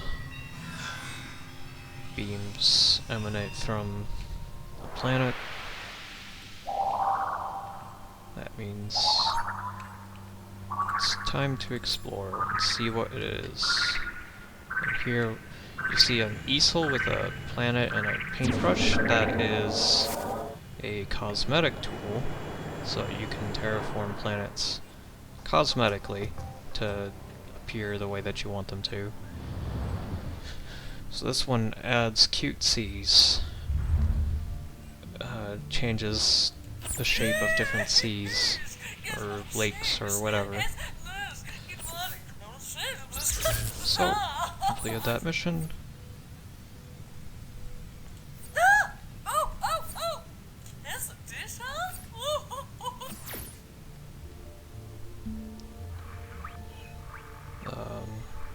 Find a rare commodity.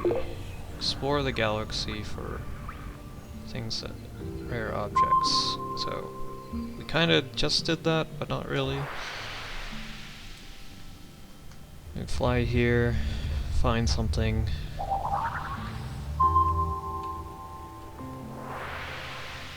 Says that there's an object of interest.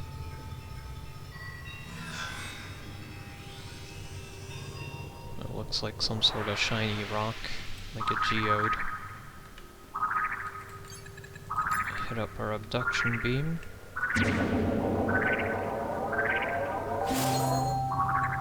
got ourselves Spore Hinge, and looks like there's more than one on this planet, which is kind of lucky. A reddish geode. That actually goes into your collections as well. So, all sorts of things that you can collect.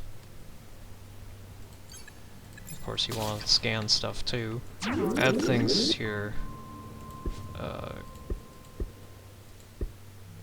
collection on the Sporepedia. So everything that you discover will be found here. You can actually place down some plants and stuff just to stabilize the ecosystem here.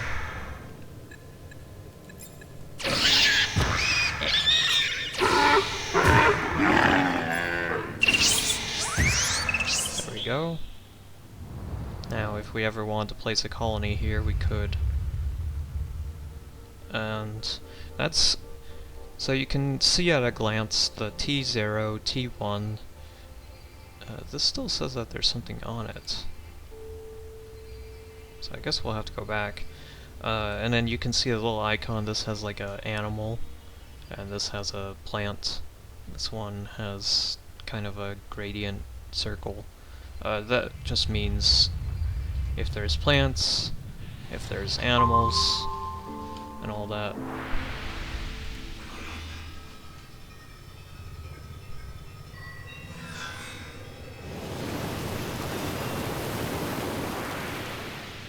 Well, planet creatures and stuff. Well, support colonies. Okay. Kind of already knew this. I'm not sure why it had to tell me that. Oh, it's still glowing. So I guess there's something on this planet that we haven't discovered. Oh, yep.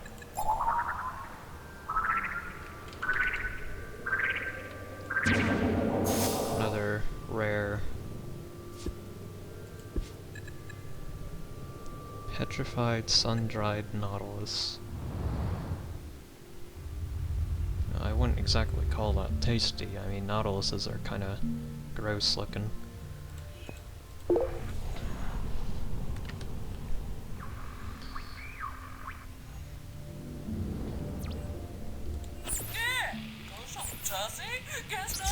So, now we can take these relics and sell them to our own nation. Or we could sell them to other nations. So sell that. We can increase our cargo hold as well. That way we have more space to do whatever we want. And we can't sell plants or animals. So don't consider that. That would be kinda cool, but at the same time, a little bit hard to balance. Now let's head over to this nation and try and see what kind of price we get for these. The price varies from nation to nation. This doesn't seem to sell very well, so I guess we'll just sell.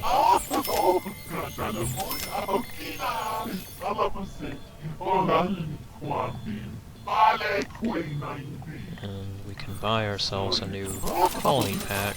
I don't know if that's... pretty sure that's like really expensive for that. But that's fine. I'll take a new colony. Especially since this planet is so easy to set up.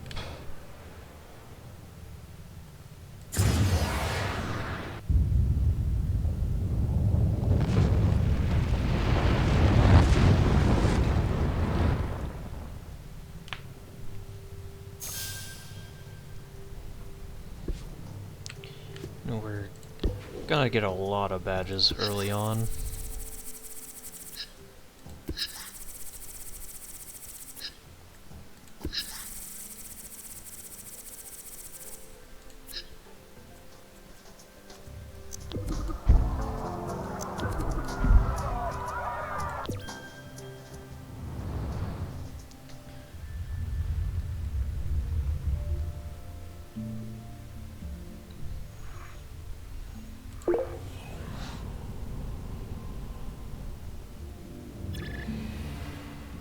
Pick up some spice.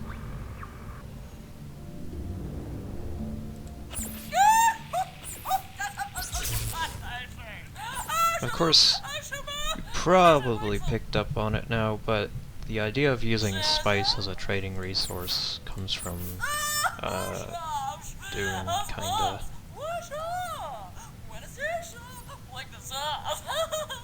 Ooh, kinda just did that.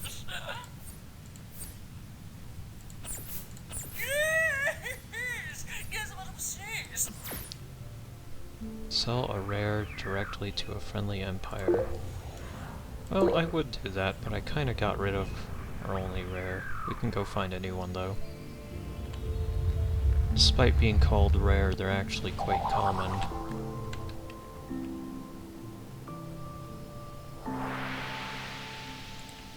Ooh.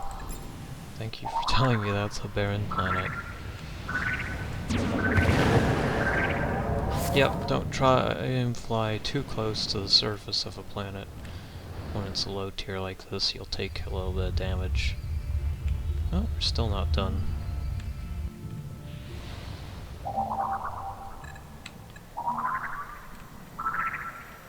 Looks like a painting cosmetic. So this makes the atmosphere orange.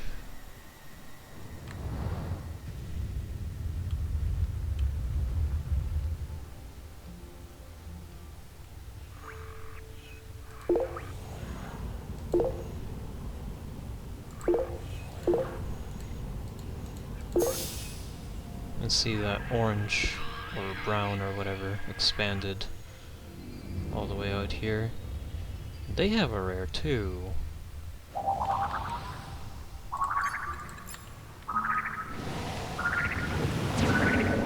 ahead and claim that for ourselves. And they do know that we're taking it. They don't like that very much.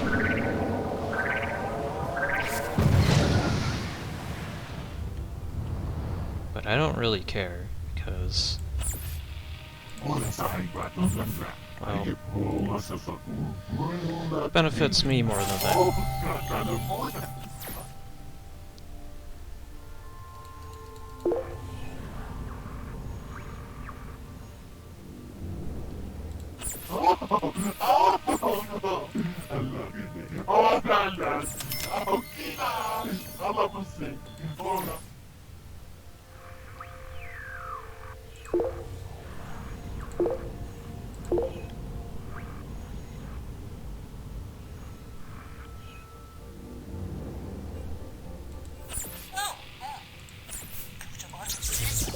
my bloody grass.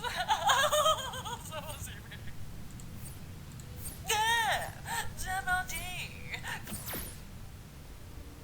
So, now we can go to any planet, like this one, which is a rather useless planet, doesn't have any sort of spice.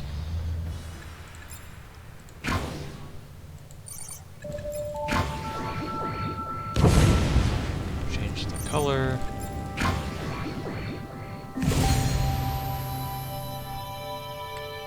You can see that it changes it pretty fast. We don't want it to be purple, we can make it orange. Changes the entire planet. Pretty easy.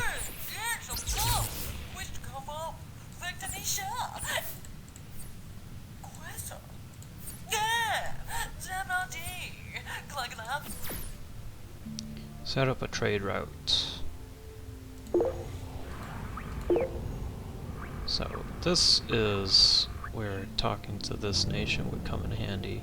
Even though we stole from them, they still seem to be pretty happy. And we can set up diplomacy, trade route. That'll slowly make them happier. And they'll exchange green spice for red spice. Although, I think they have to be producing green spice, or yellow, or whatever color it is, in order for that to work, but...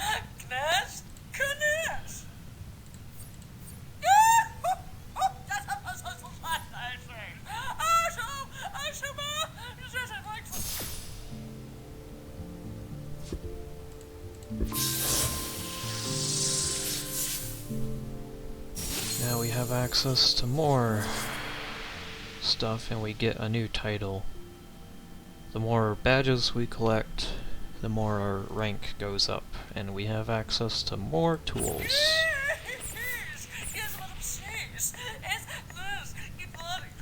You can see all sorts of tools. And these ones are, I believe these tools are like the atmosphere generators and heat and cold generators that don't go on, that aren't single use. These you can use as many times as you want. You have these, which are kind of like batteries or restoration items. kind of like potions in an RPG. You increase your health, your battery, and you can get different weapons, and colony pack. 有什么扎西？Guess not. Make that sound of me, see? Well, Agala. Squash, squash. Close.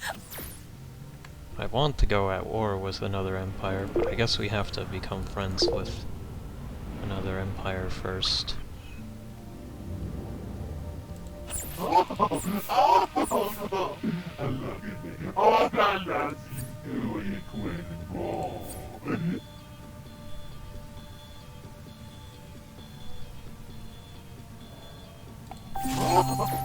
So they want us to do a mission. We kind of already did that.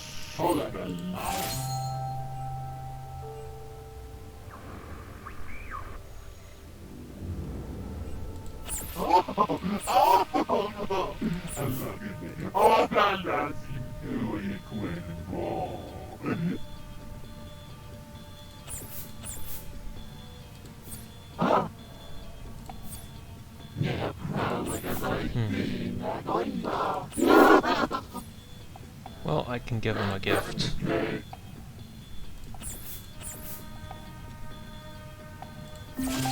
There we go. And when we make an ally, we get a bonus ship of theirs to join us. Kind of like the creature stage when we got an ally in our pack.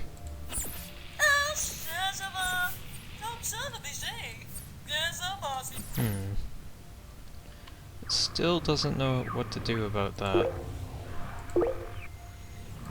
So that green circle signifies that it's friendly territory.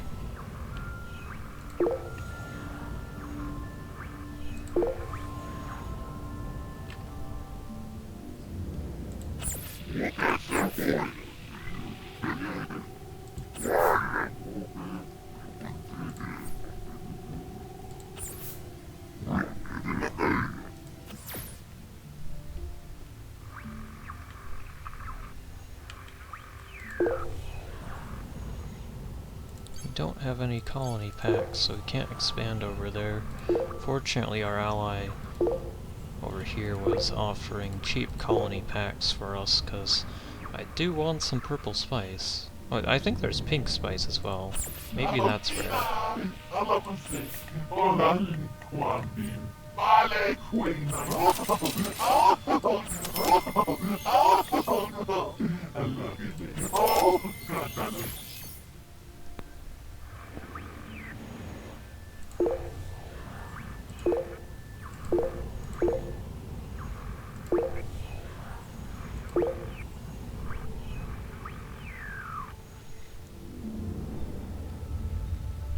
So all we have to do to claim this system for ourselves is to drop down this colony pack.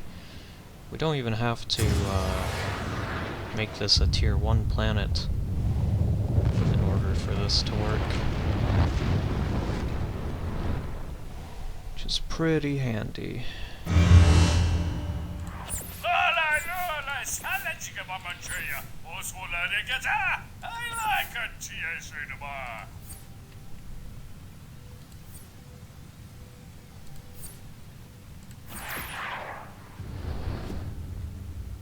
We can also do some missions, just so that we can get some extra cash. And it easily points out which planet we're supposed to be on, which is pretty convenient.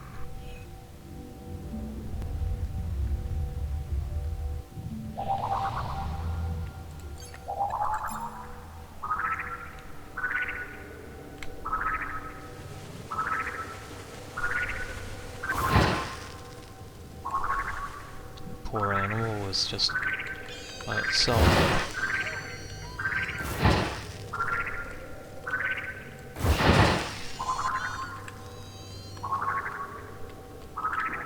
You do have to be somewhat careful not to zap too many non-infected, but sometimes it's a little bit hard to even do that.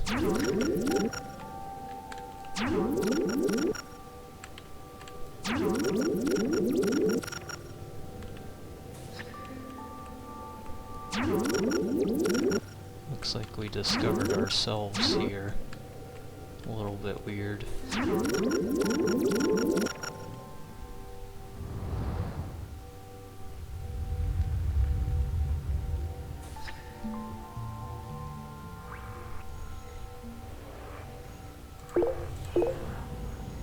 We'll want to recharge ourselves here.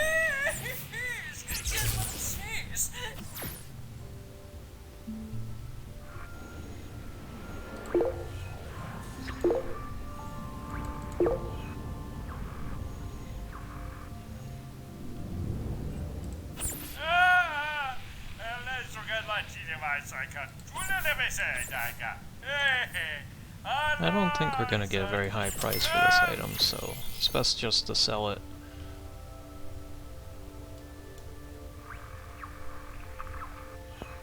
We could attack that planet too. I think we're in pretty good condition to take them out.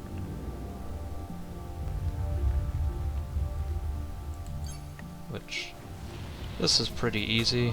If we set this up, we can see how many cities they got. All we gotta do to attack is just fire any of our weapons onto them.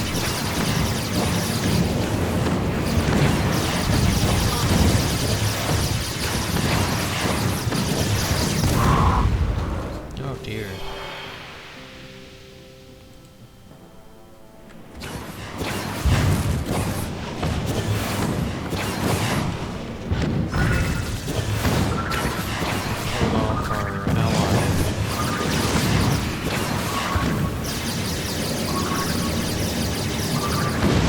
Destroy any ships, there's a chance that money pops out.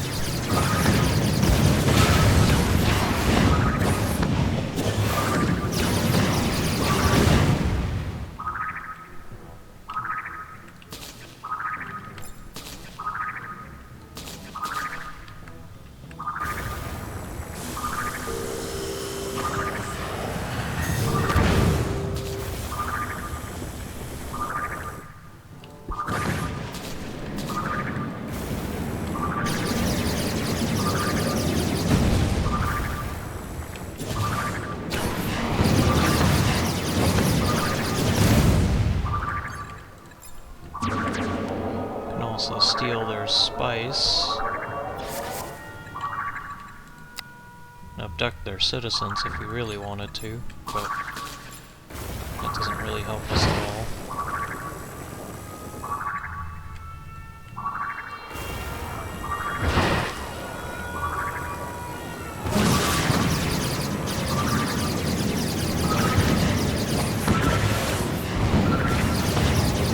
Using your weapons takes energy, unfortunately, so be aware of that.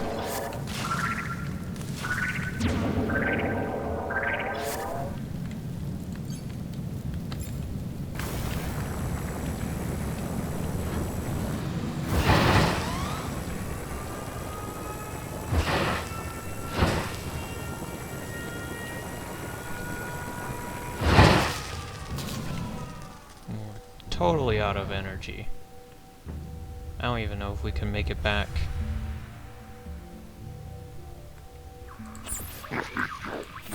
But they definitely did not appreciate us attacking them.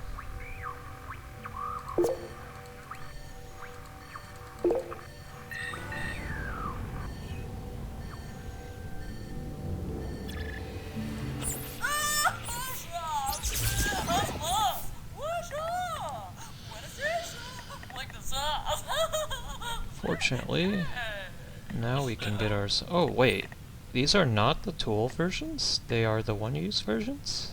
That sucks then. Oh well. We can get ourselves a auto blaster, now that we can afford it. Eventually we'll get the mini-bomb, which is what we should be using to destroy stuff. Looks like they're attacking our colony here. We can easily take them out.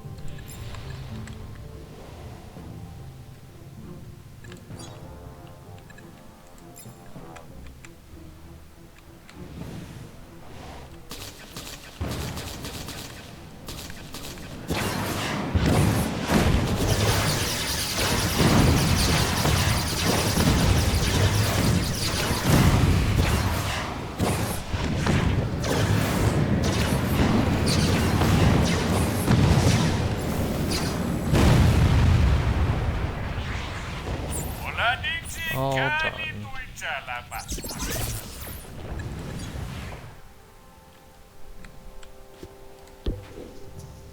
We don't get any turrets, so this planet is kind of defenseless out here.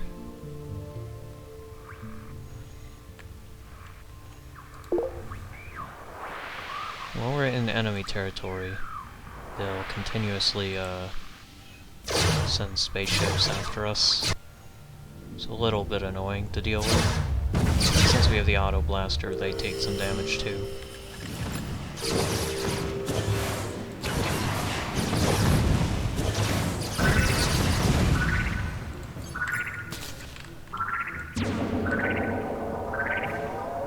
Take some extra cash.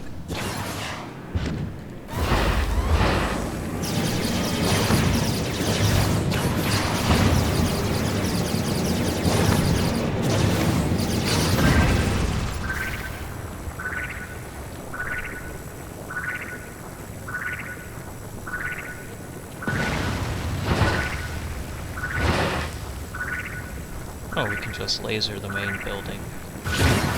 It's a little bit easier.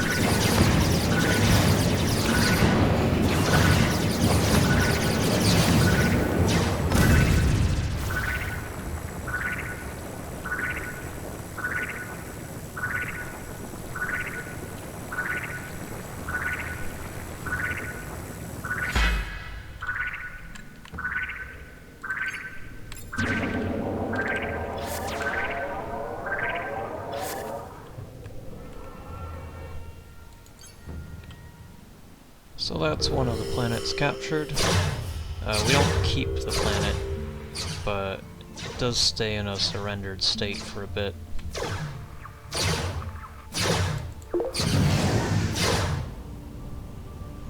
Let's go recharge our resources. Which is pretty cheap because we're getting that from our own nation rather than buying someone else's fuel. Now this planet, since it's a home planet, it's going to be a little bit tricky to take over.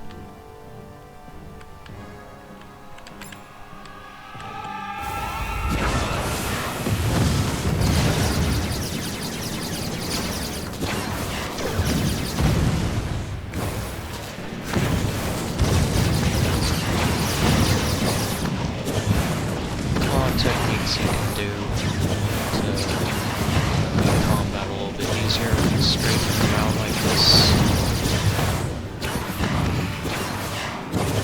So some of their weapons will actually miss. Fortunately, sometimes their turrets are laser guided. Sometimes their rockets even don't.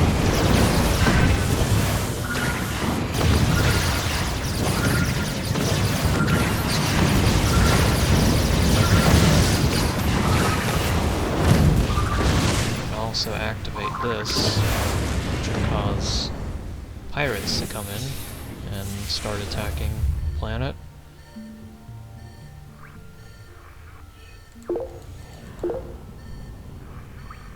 Don't want to take too much damage, so head back, prepare, and continue conquering their home planets.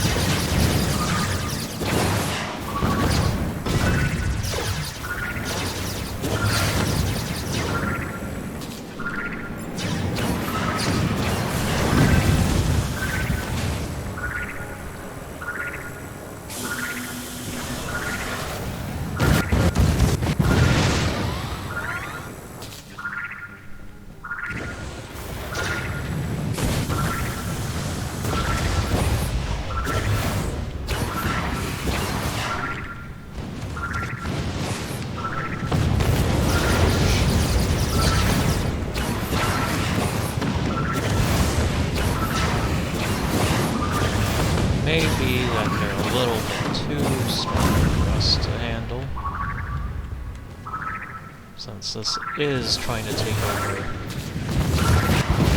planet. Just the very start of the game. We should probably take this one and get out. That was pretty expensive.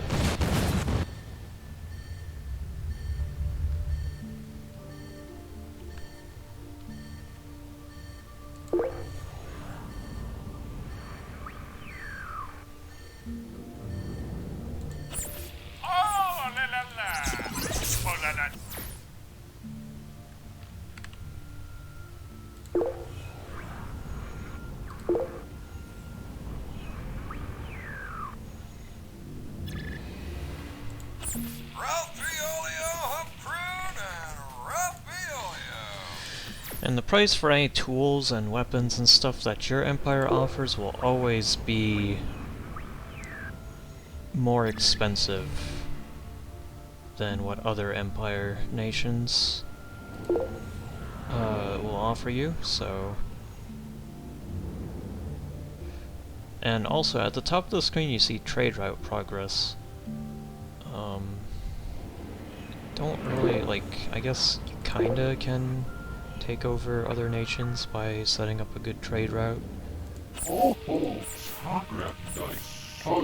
not too sure about that. So, selling some spice. And I want this mini bomb, but it's kind of expensive.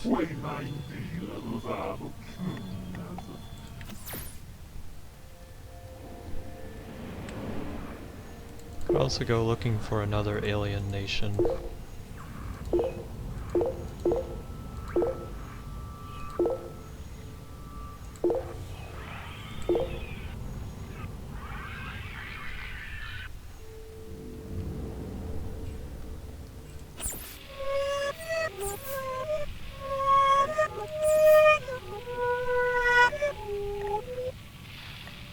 So, can increase our health here. Thank goodness for that.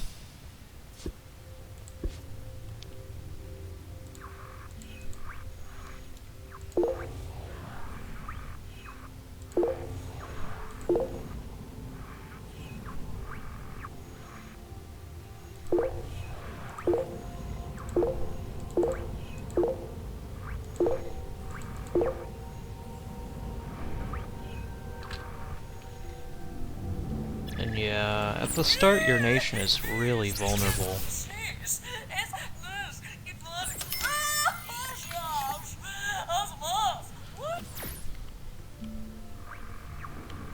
But I definitely do want to start doing missions so we can possibly get some cash.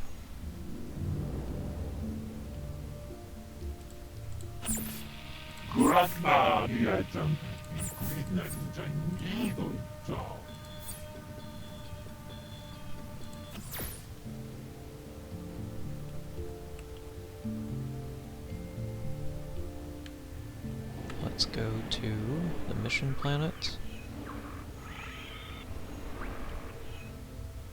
Should be somewhere over there. That's what that circle is for.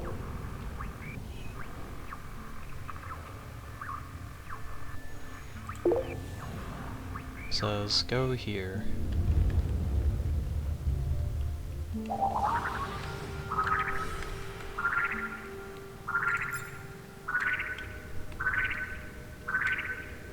Don't think it's referring to these trees. Oh, it is. Might as well scan all the things here.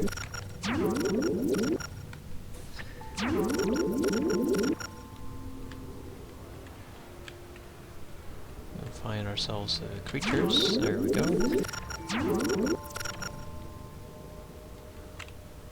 And the other creatures. These ones.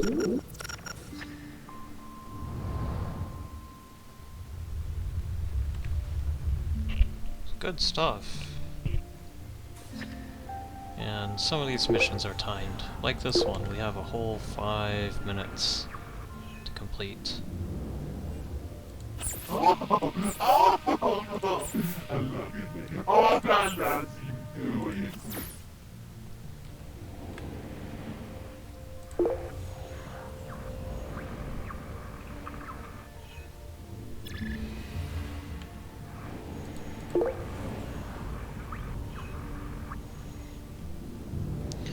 some reason, we're not generating any spice on this planet. What's up with that? Perhaps I have to set up factories and stuff here.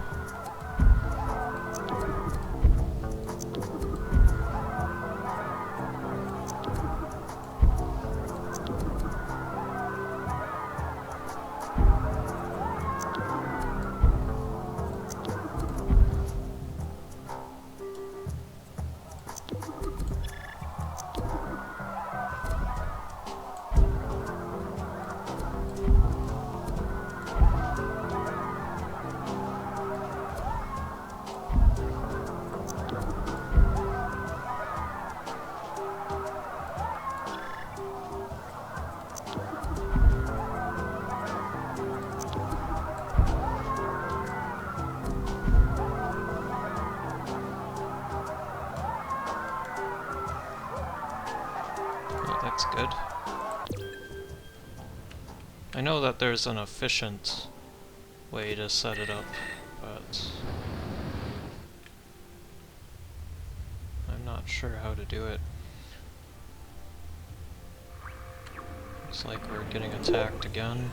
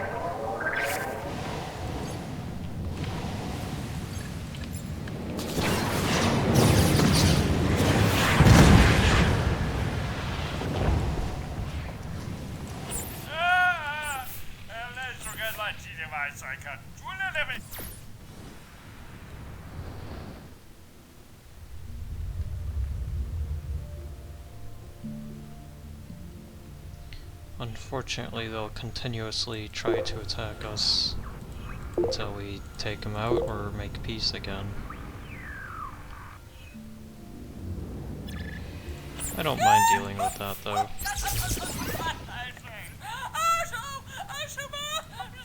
Looks like we unlocked another tier of missiles. Good stuff. Definitely want to pick up more spice wherever we can.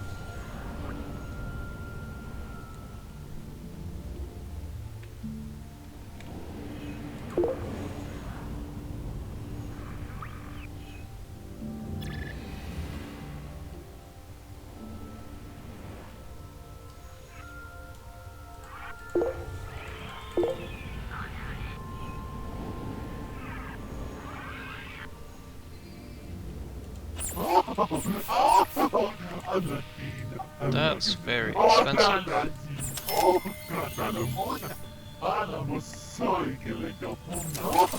Now we get the mini bomb. And these guys also have something rare, so I'm gonna steal that.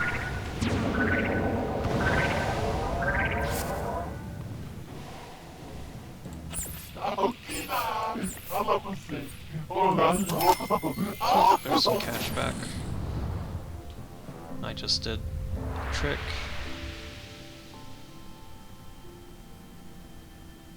Your actions gained you favor with this empire. You can open up an alliance.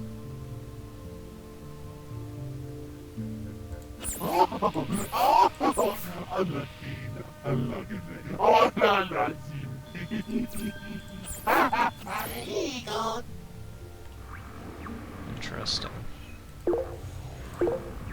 You're always in an alliance, so I'm not sure what it was referring to there. Oops.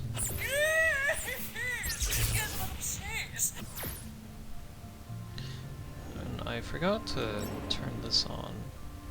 Not that. This. Shows us any planet that we've visited at a glance. And the travel trail shows us... Oh, there's frequent flyer. That's important to get. Travel trail shows us recent planets that we've been to. Frequent flyer unlocks the ability to travel further distances, which is very, very useful.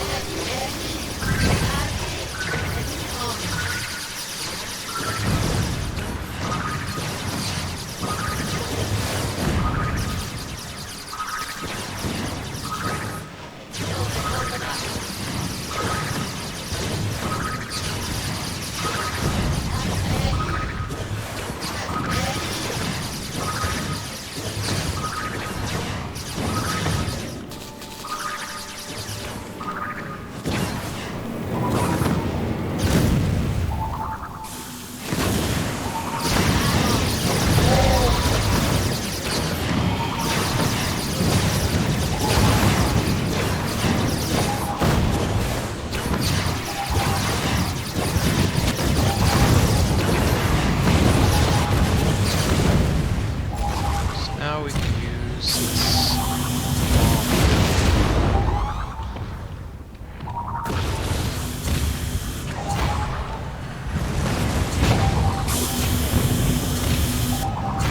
much easier way to...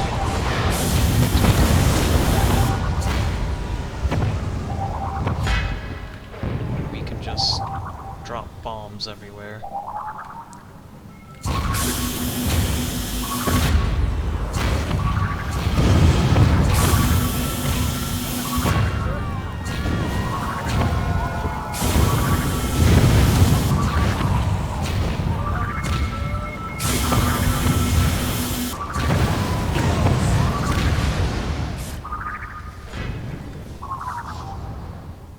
Probably a good idea that we go recharge. And I realize that taking over that planet is kind of pointless, so it's better to focus our resources on the tier 3, but this is why I want the mini bomb much sooner. So it is very, very important that we got that, and that we wipe out this alien nation before they have a chance to expand to other solar systems.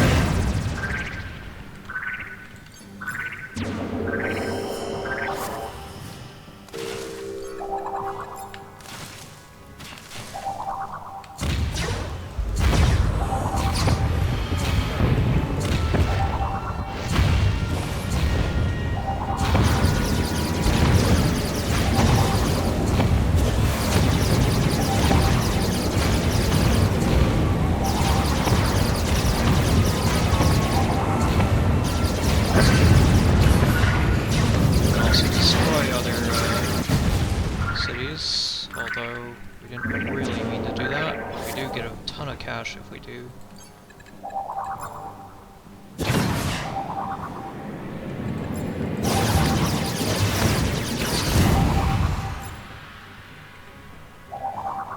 So now we only have 4 more cities left to conquer.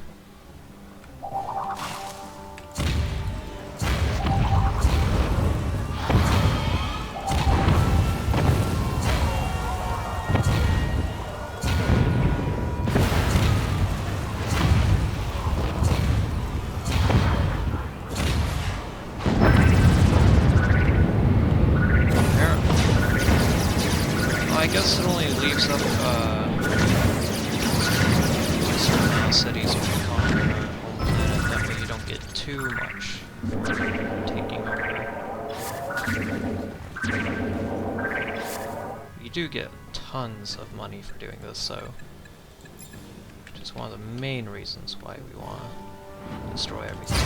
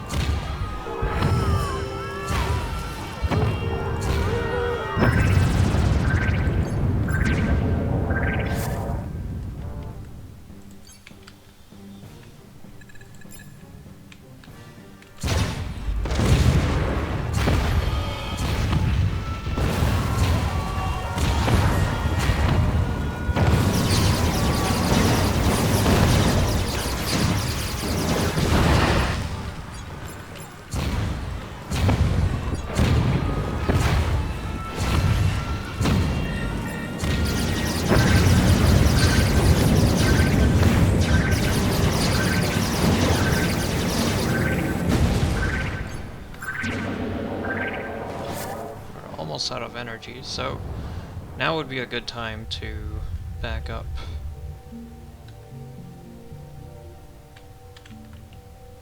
Rescue our own colony. Unfortunately, it seems like a random event also happened.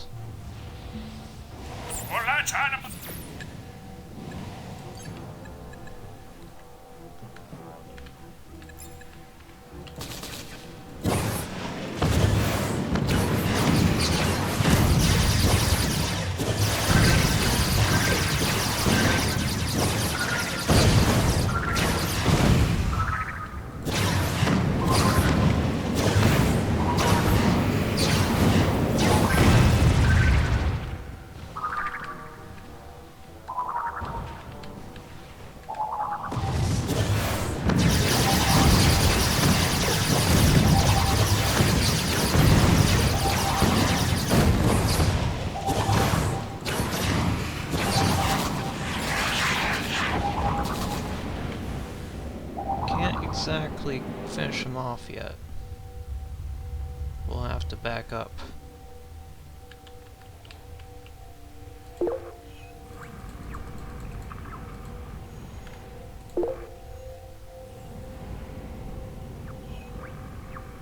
Recharge here. Mr. Sherm, the Mr. Sherm! Oh, Sigma Flurgner! Oh, Can get the interstellar drive right now though, which will help. Yep. So now we can travel vast distances. Help put a stop to this last guy that we couldn't deal with.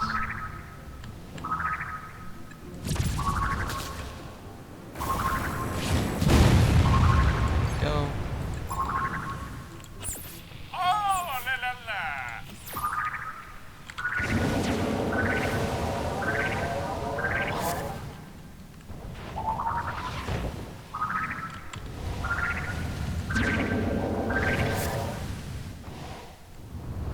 Extra cash. Yeah, I know there's a rare there, and we'll get it. Just not right now. We want to take over this planet, don't we?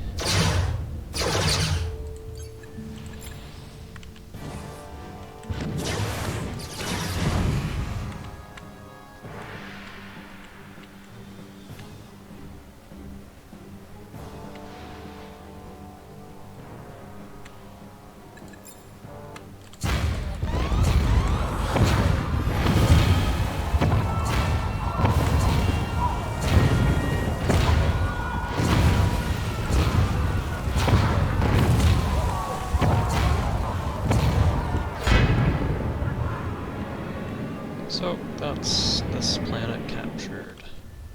I'm gonna head back to that smaller one and easily take out everyone here. By everyone, I mean just one lonely planet city. And we claim it. Ours now.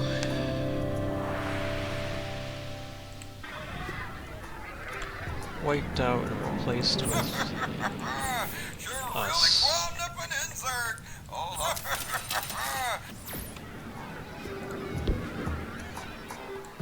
With all these destroyed buildings.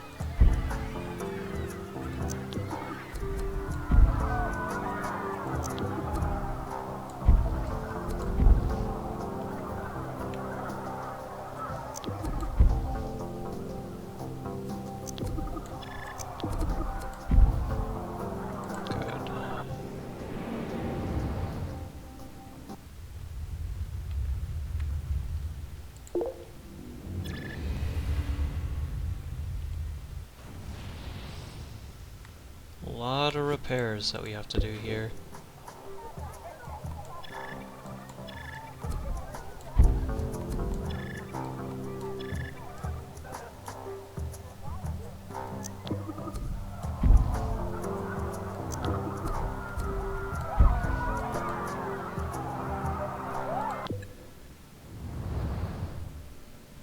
But I can't afford to repair it all. At the very least, we get a nice amount of spice to trade. Looks like that other event, which didn't affect us, by the way, is totally over.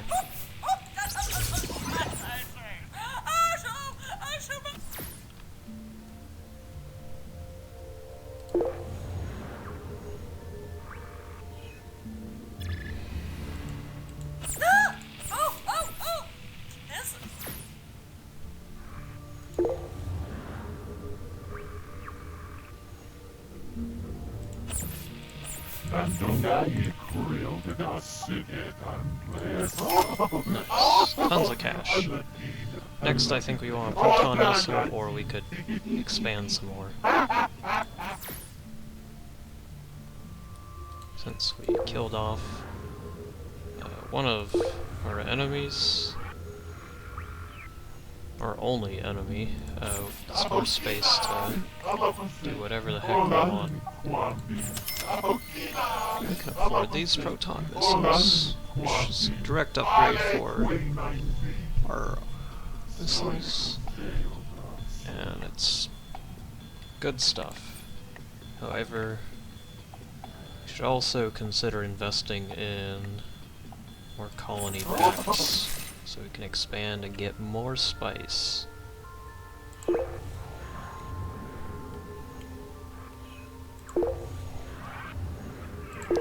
Looks like we can finally travel over to this nation, which I didn't do earlier.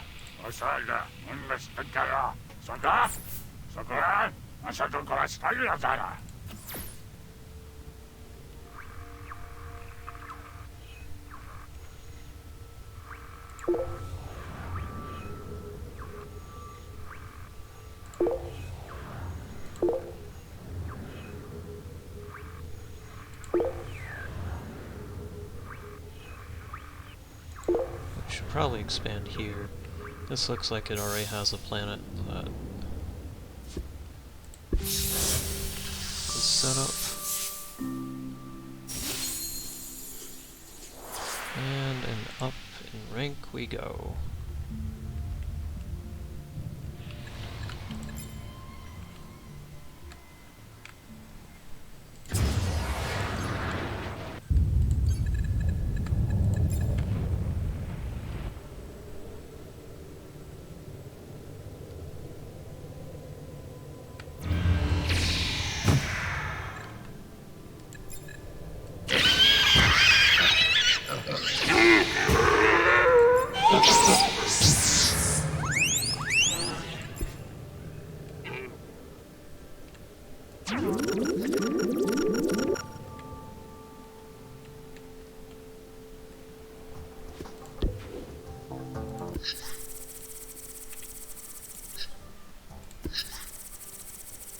Kinda like these buildings, as they remind me of, I think, Sim City 2.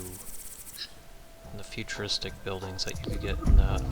It's either SimCity 2 or SimCity 1.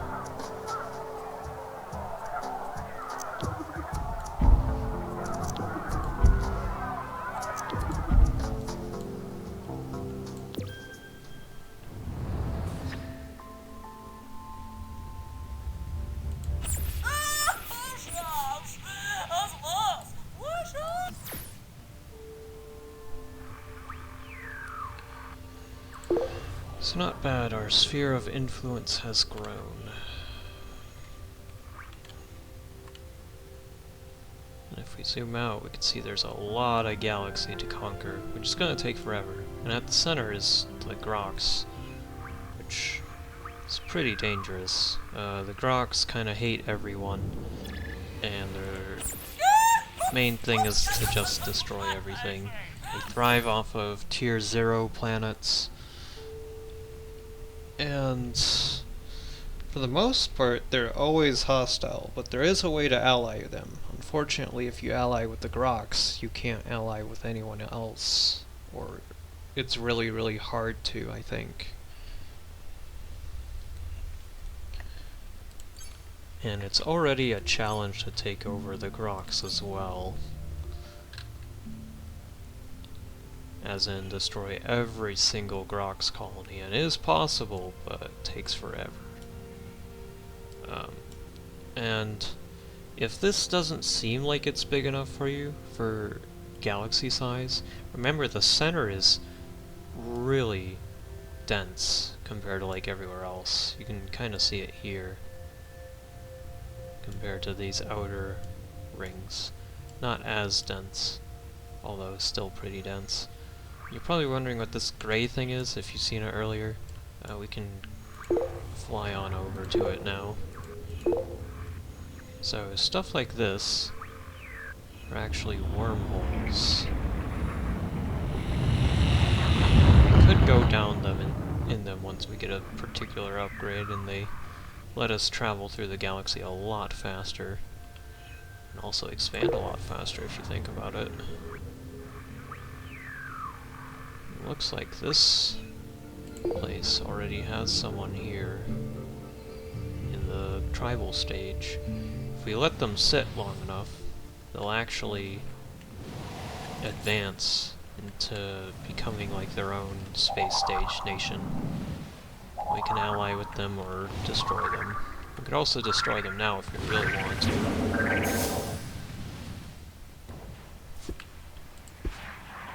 And nice. Another relic found. Let's go ahead and destroy them, since there's no use in having them sit around like this. You can't conquer the galaxy if these guys, if there's a tribal or civil civ around here. Now the thing is,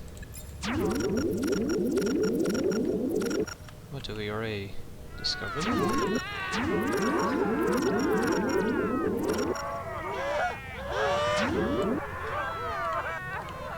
The thing is, I'm pretty sure killing off civilizations like this actually is against galactic code. And what that is doing certain actions like lasering citizens or using certain weapons is considered kinda like too mean to do. It's supposed to be kinda like something that we have in real life where we can't use certain weapons, otherwise every nation has to see that as an act of war.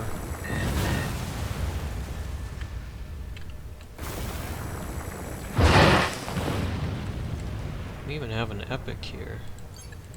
I'd like to scan this thing. He's too big to pick up.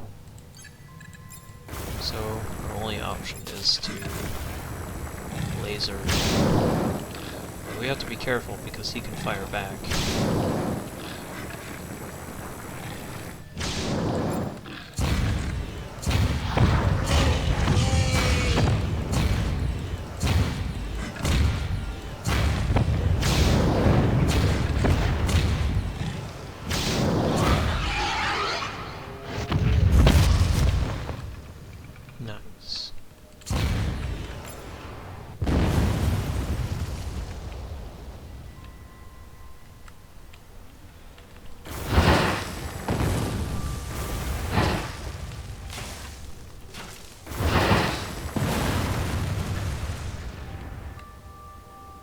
At least I think killing off citizens is considered against galactic code.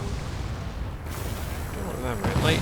I know it makes whatever the civilization here's abducting really, really mad.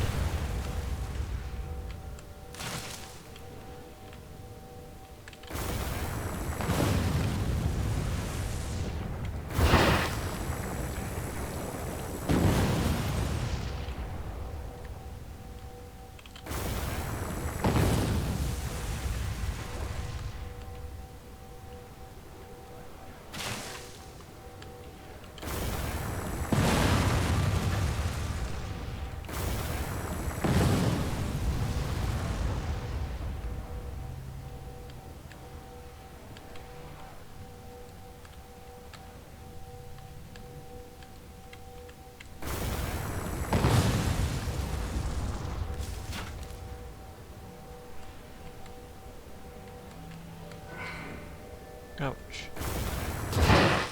Fortunately, bumping into stuff isn't too bad. It doesn't really damage us, I don't think.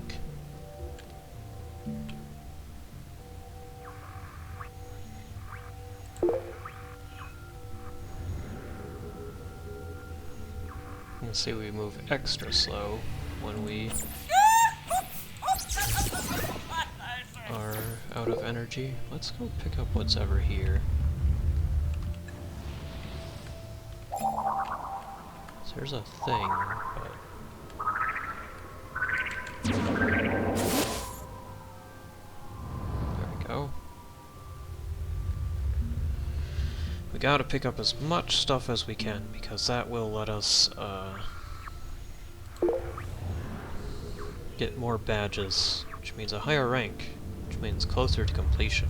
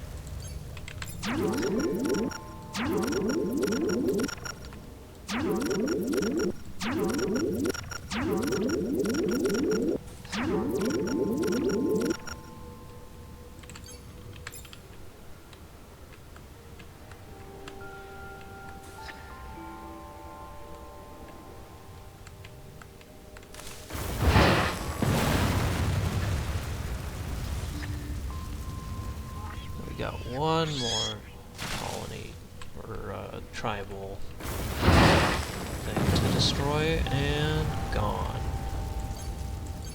So now this place is completely wiped of any tribals. So if we wanted to claim this galaxy for ourselves, we could, which is a good idea, because it's got some nice spices.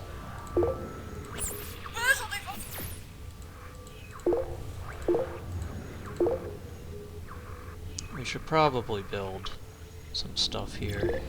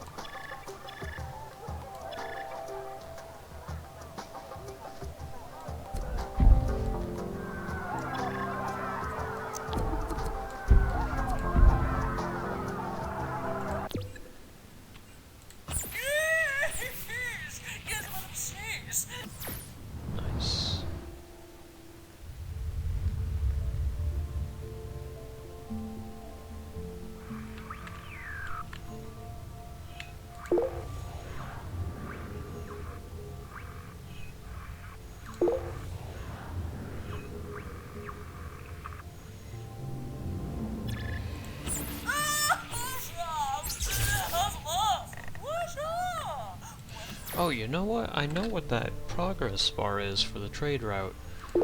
Basically, the trade route ends at some point. That's what it is. And you have to re-renew it, which kinda sucks. But, oh well. Money. Lots of money. Could even upgrade our missiles. It's good stuff.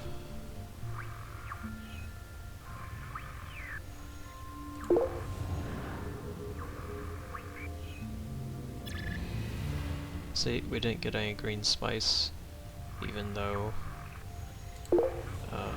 we had a trade route set up. So let's claim this planet for ourselves, now that we have a new colony pack.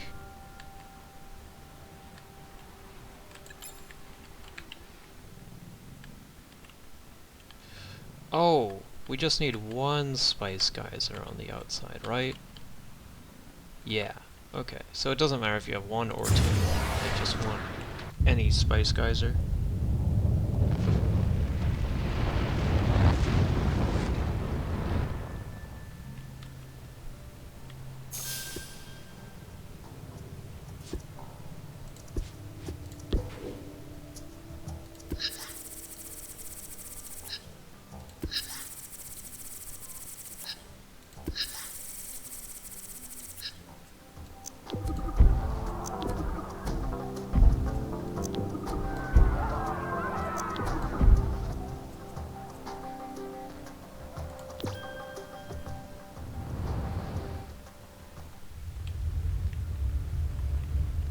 Well done. Wonder if purple is expanding. Don't seem to be. Car flag. Oh, we got a random encounter or mission. Travel to this planet and delete any infected creatures. These are pretty annoying, but if you don't do it, then it lowers the ecosystem stability. One of the most annoying things that this game does, and these can get pretty frequent, so at least I remember them being pretty frequent, happening even across the galaxy where you can't get to.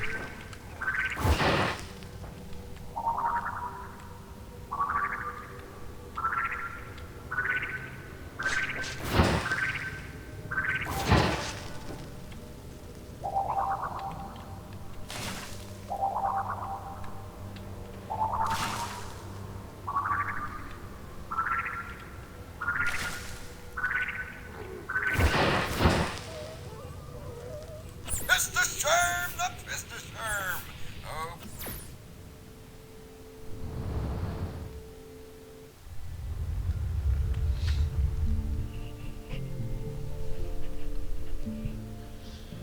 All's well.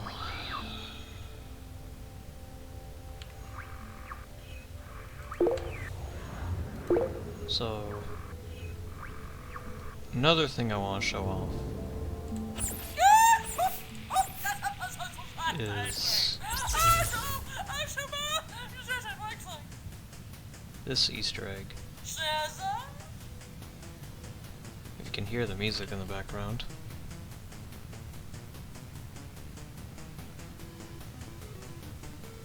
It's kind of quiet.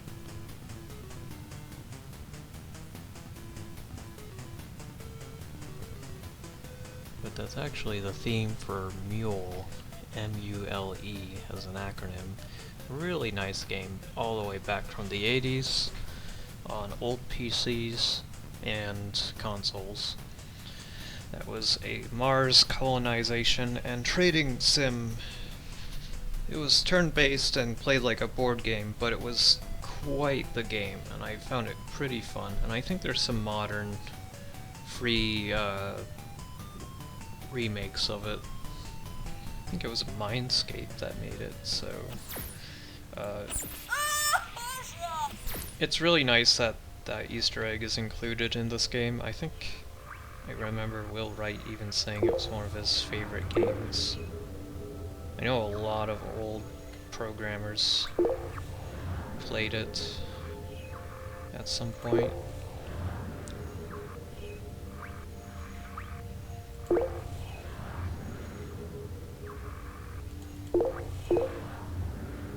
And the best part is, on old computers you could tinker with anything that you wanted, so you could easily, you know, fine-tune the game if you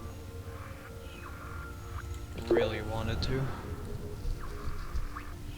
I don't see any good trade routes. We could set up a trade route here.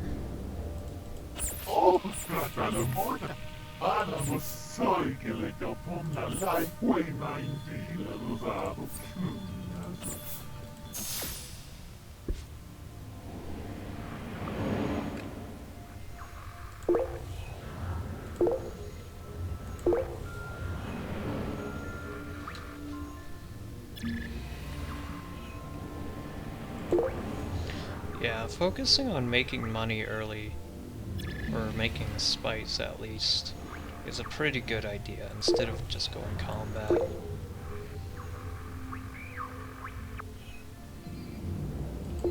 Here's that planet I said I was gonna go and pick up whatever it was.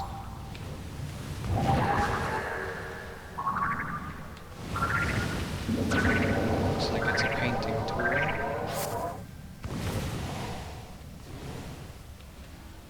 Gear mountains. Nice.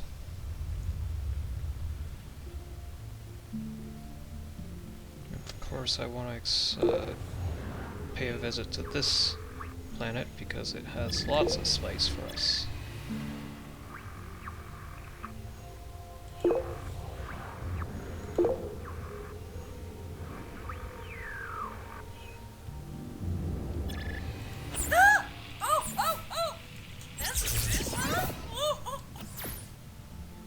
Now we can sell all this red spice to this colony, I think, and they'll buy it really expensive.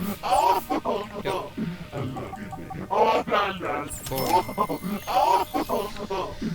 Oh, and they sell these tools. These are the ones that are infinite use, that let you change the atmosphere, increase it and decrease it. Very, very useful tools. Definitely want to get our hands on those.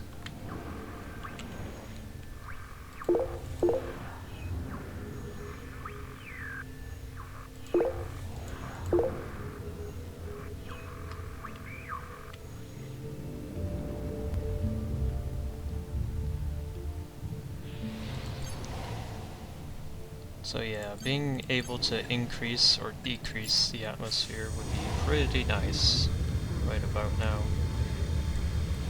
While we do that, we can also add meteor showers.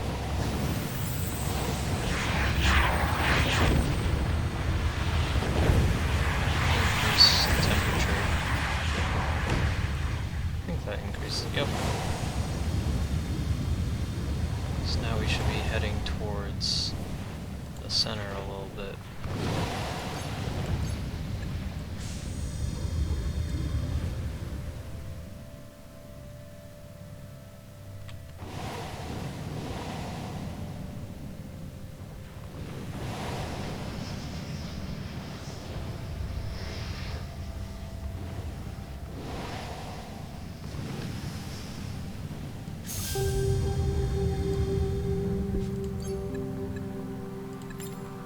Unfortunately, that takes up a lot of energy to use, so this late game it's not so bad, but early on it's pretty good.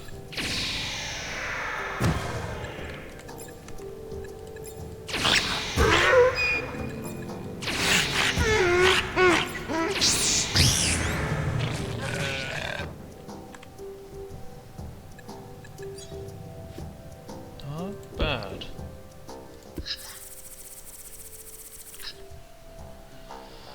And we'll want to set up some factories and buildings, because this is a purple spice planet, and purple spice is rare.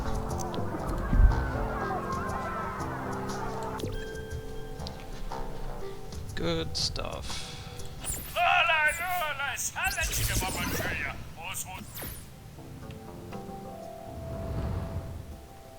So now they'll slowly generate some spice, unlike all these other planets.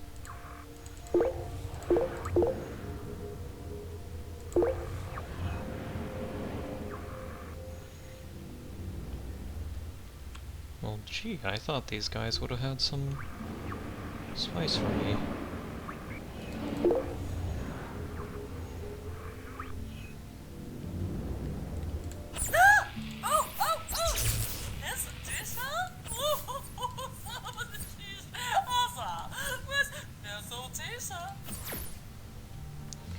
Destroy all the planets on the system.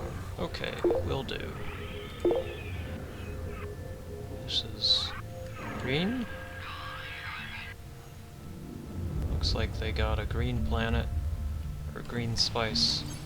Definitely one that I want.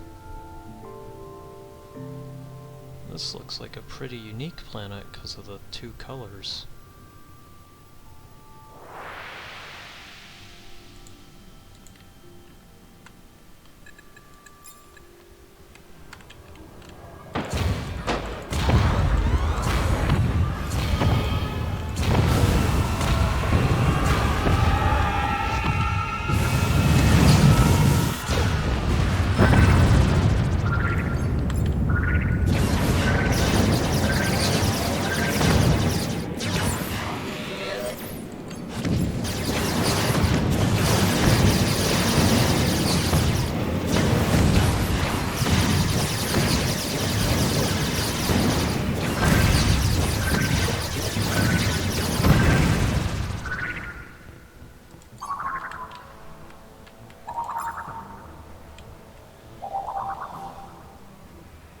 They got another colony for us to destroy. First up,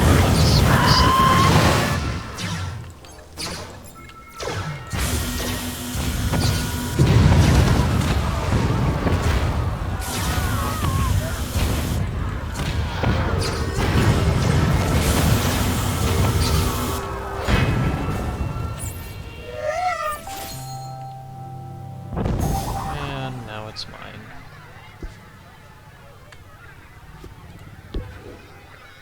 Let's clean up the debris and set up some... sell this. Set up a factory for us.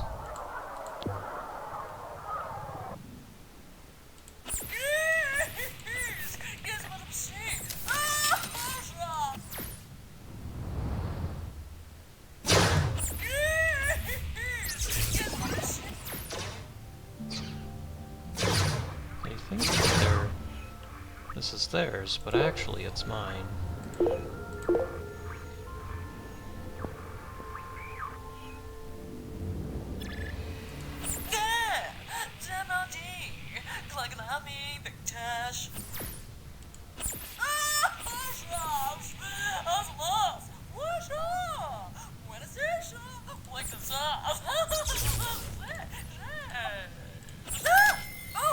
Very nice.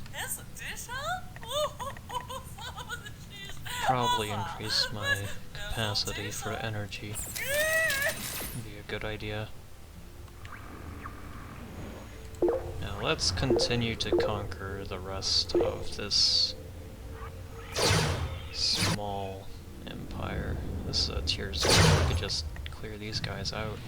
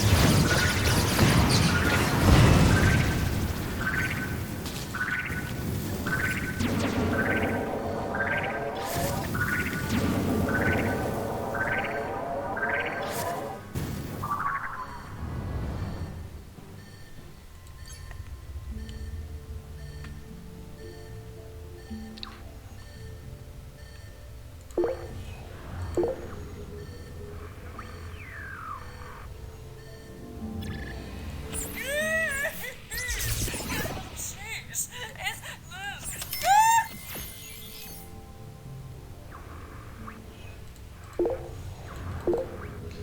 And another thing about this game is, so there's multiple save files, but you can actually interact with your different save files, kind of.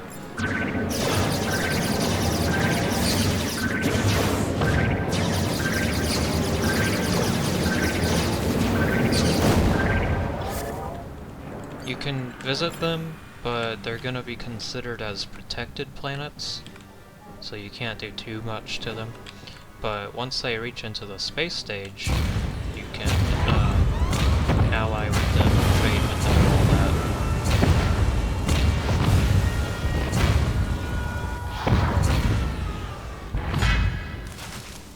Which is pretty cool.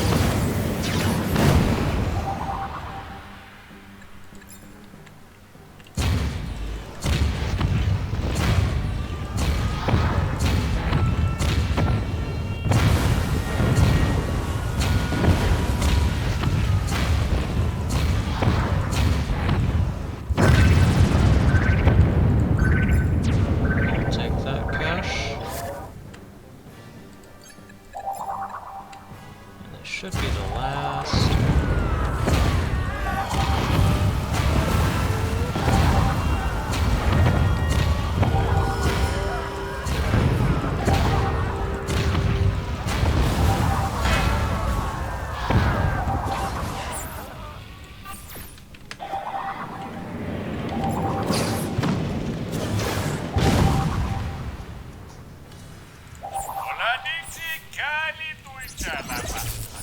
So now it's ours.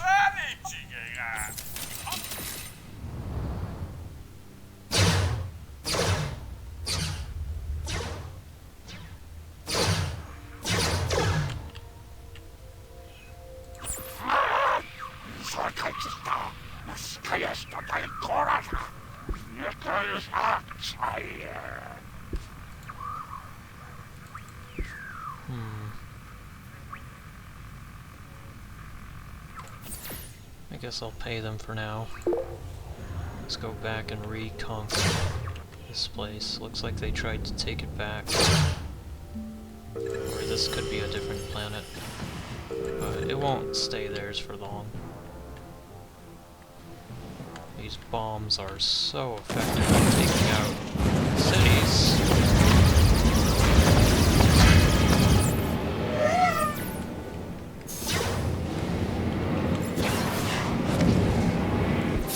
Now we get some more weapons, as well as a new ranking.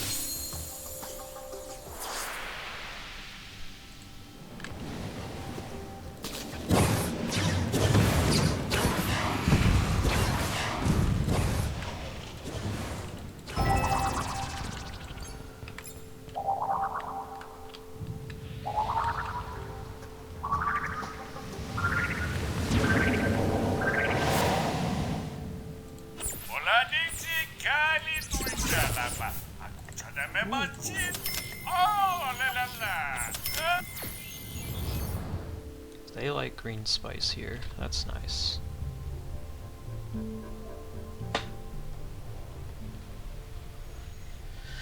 So our empire has grown quite big. Well, relatively. It's still pretty small, but I'd say it's big enough.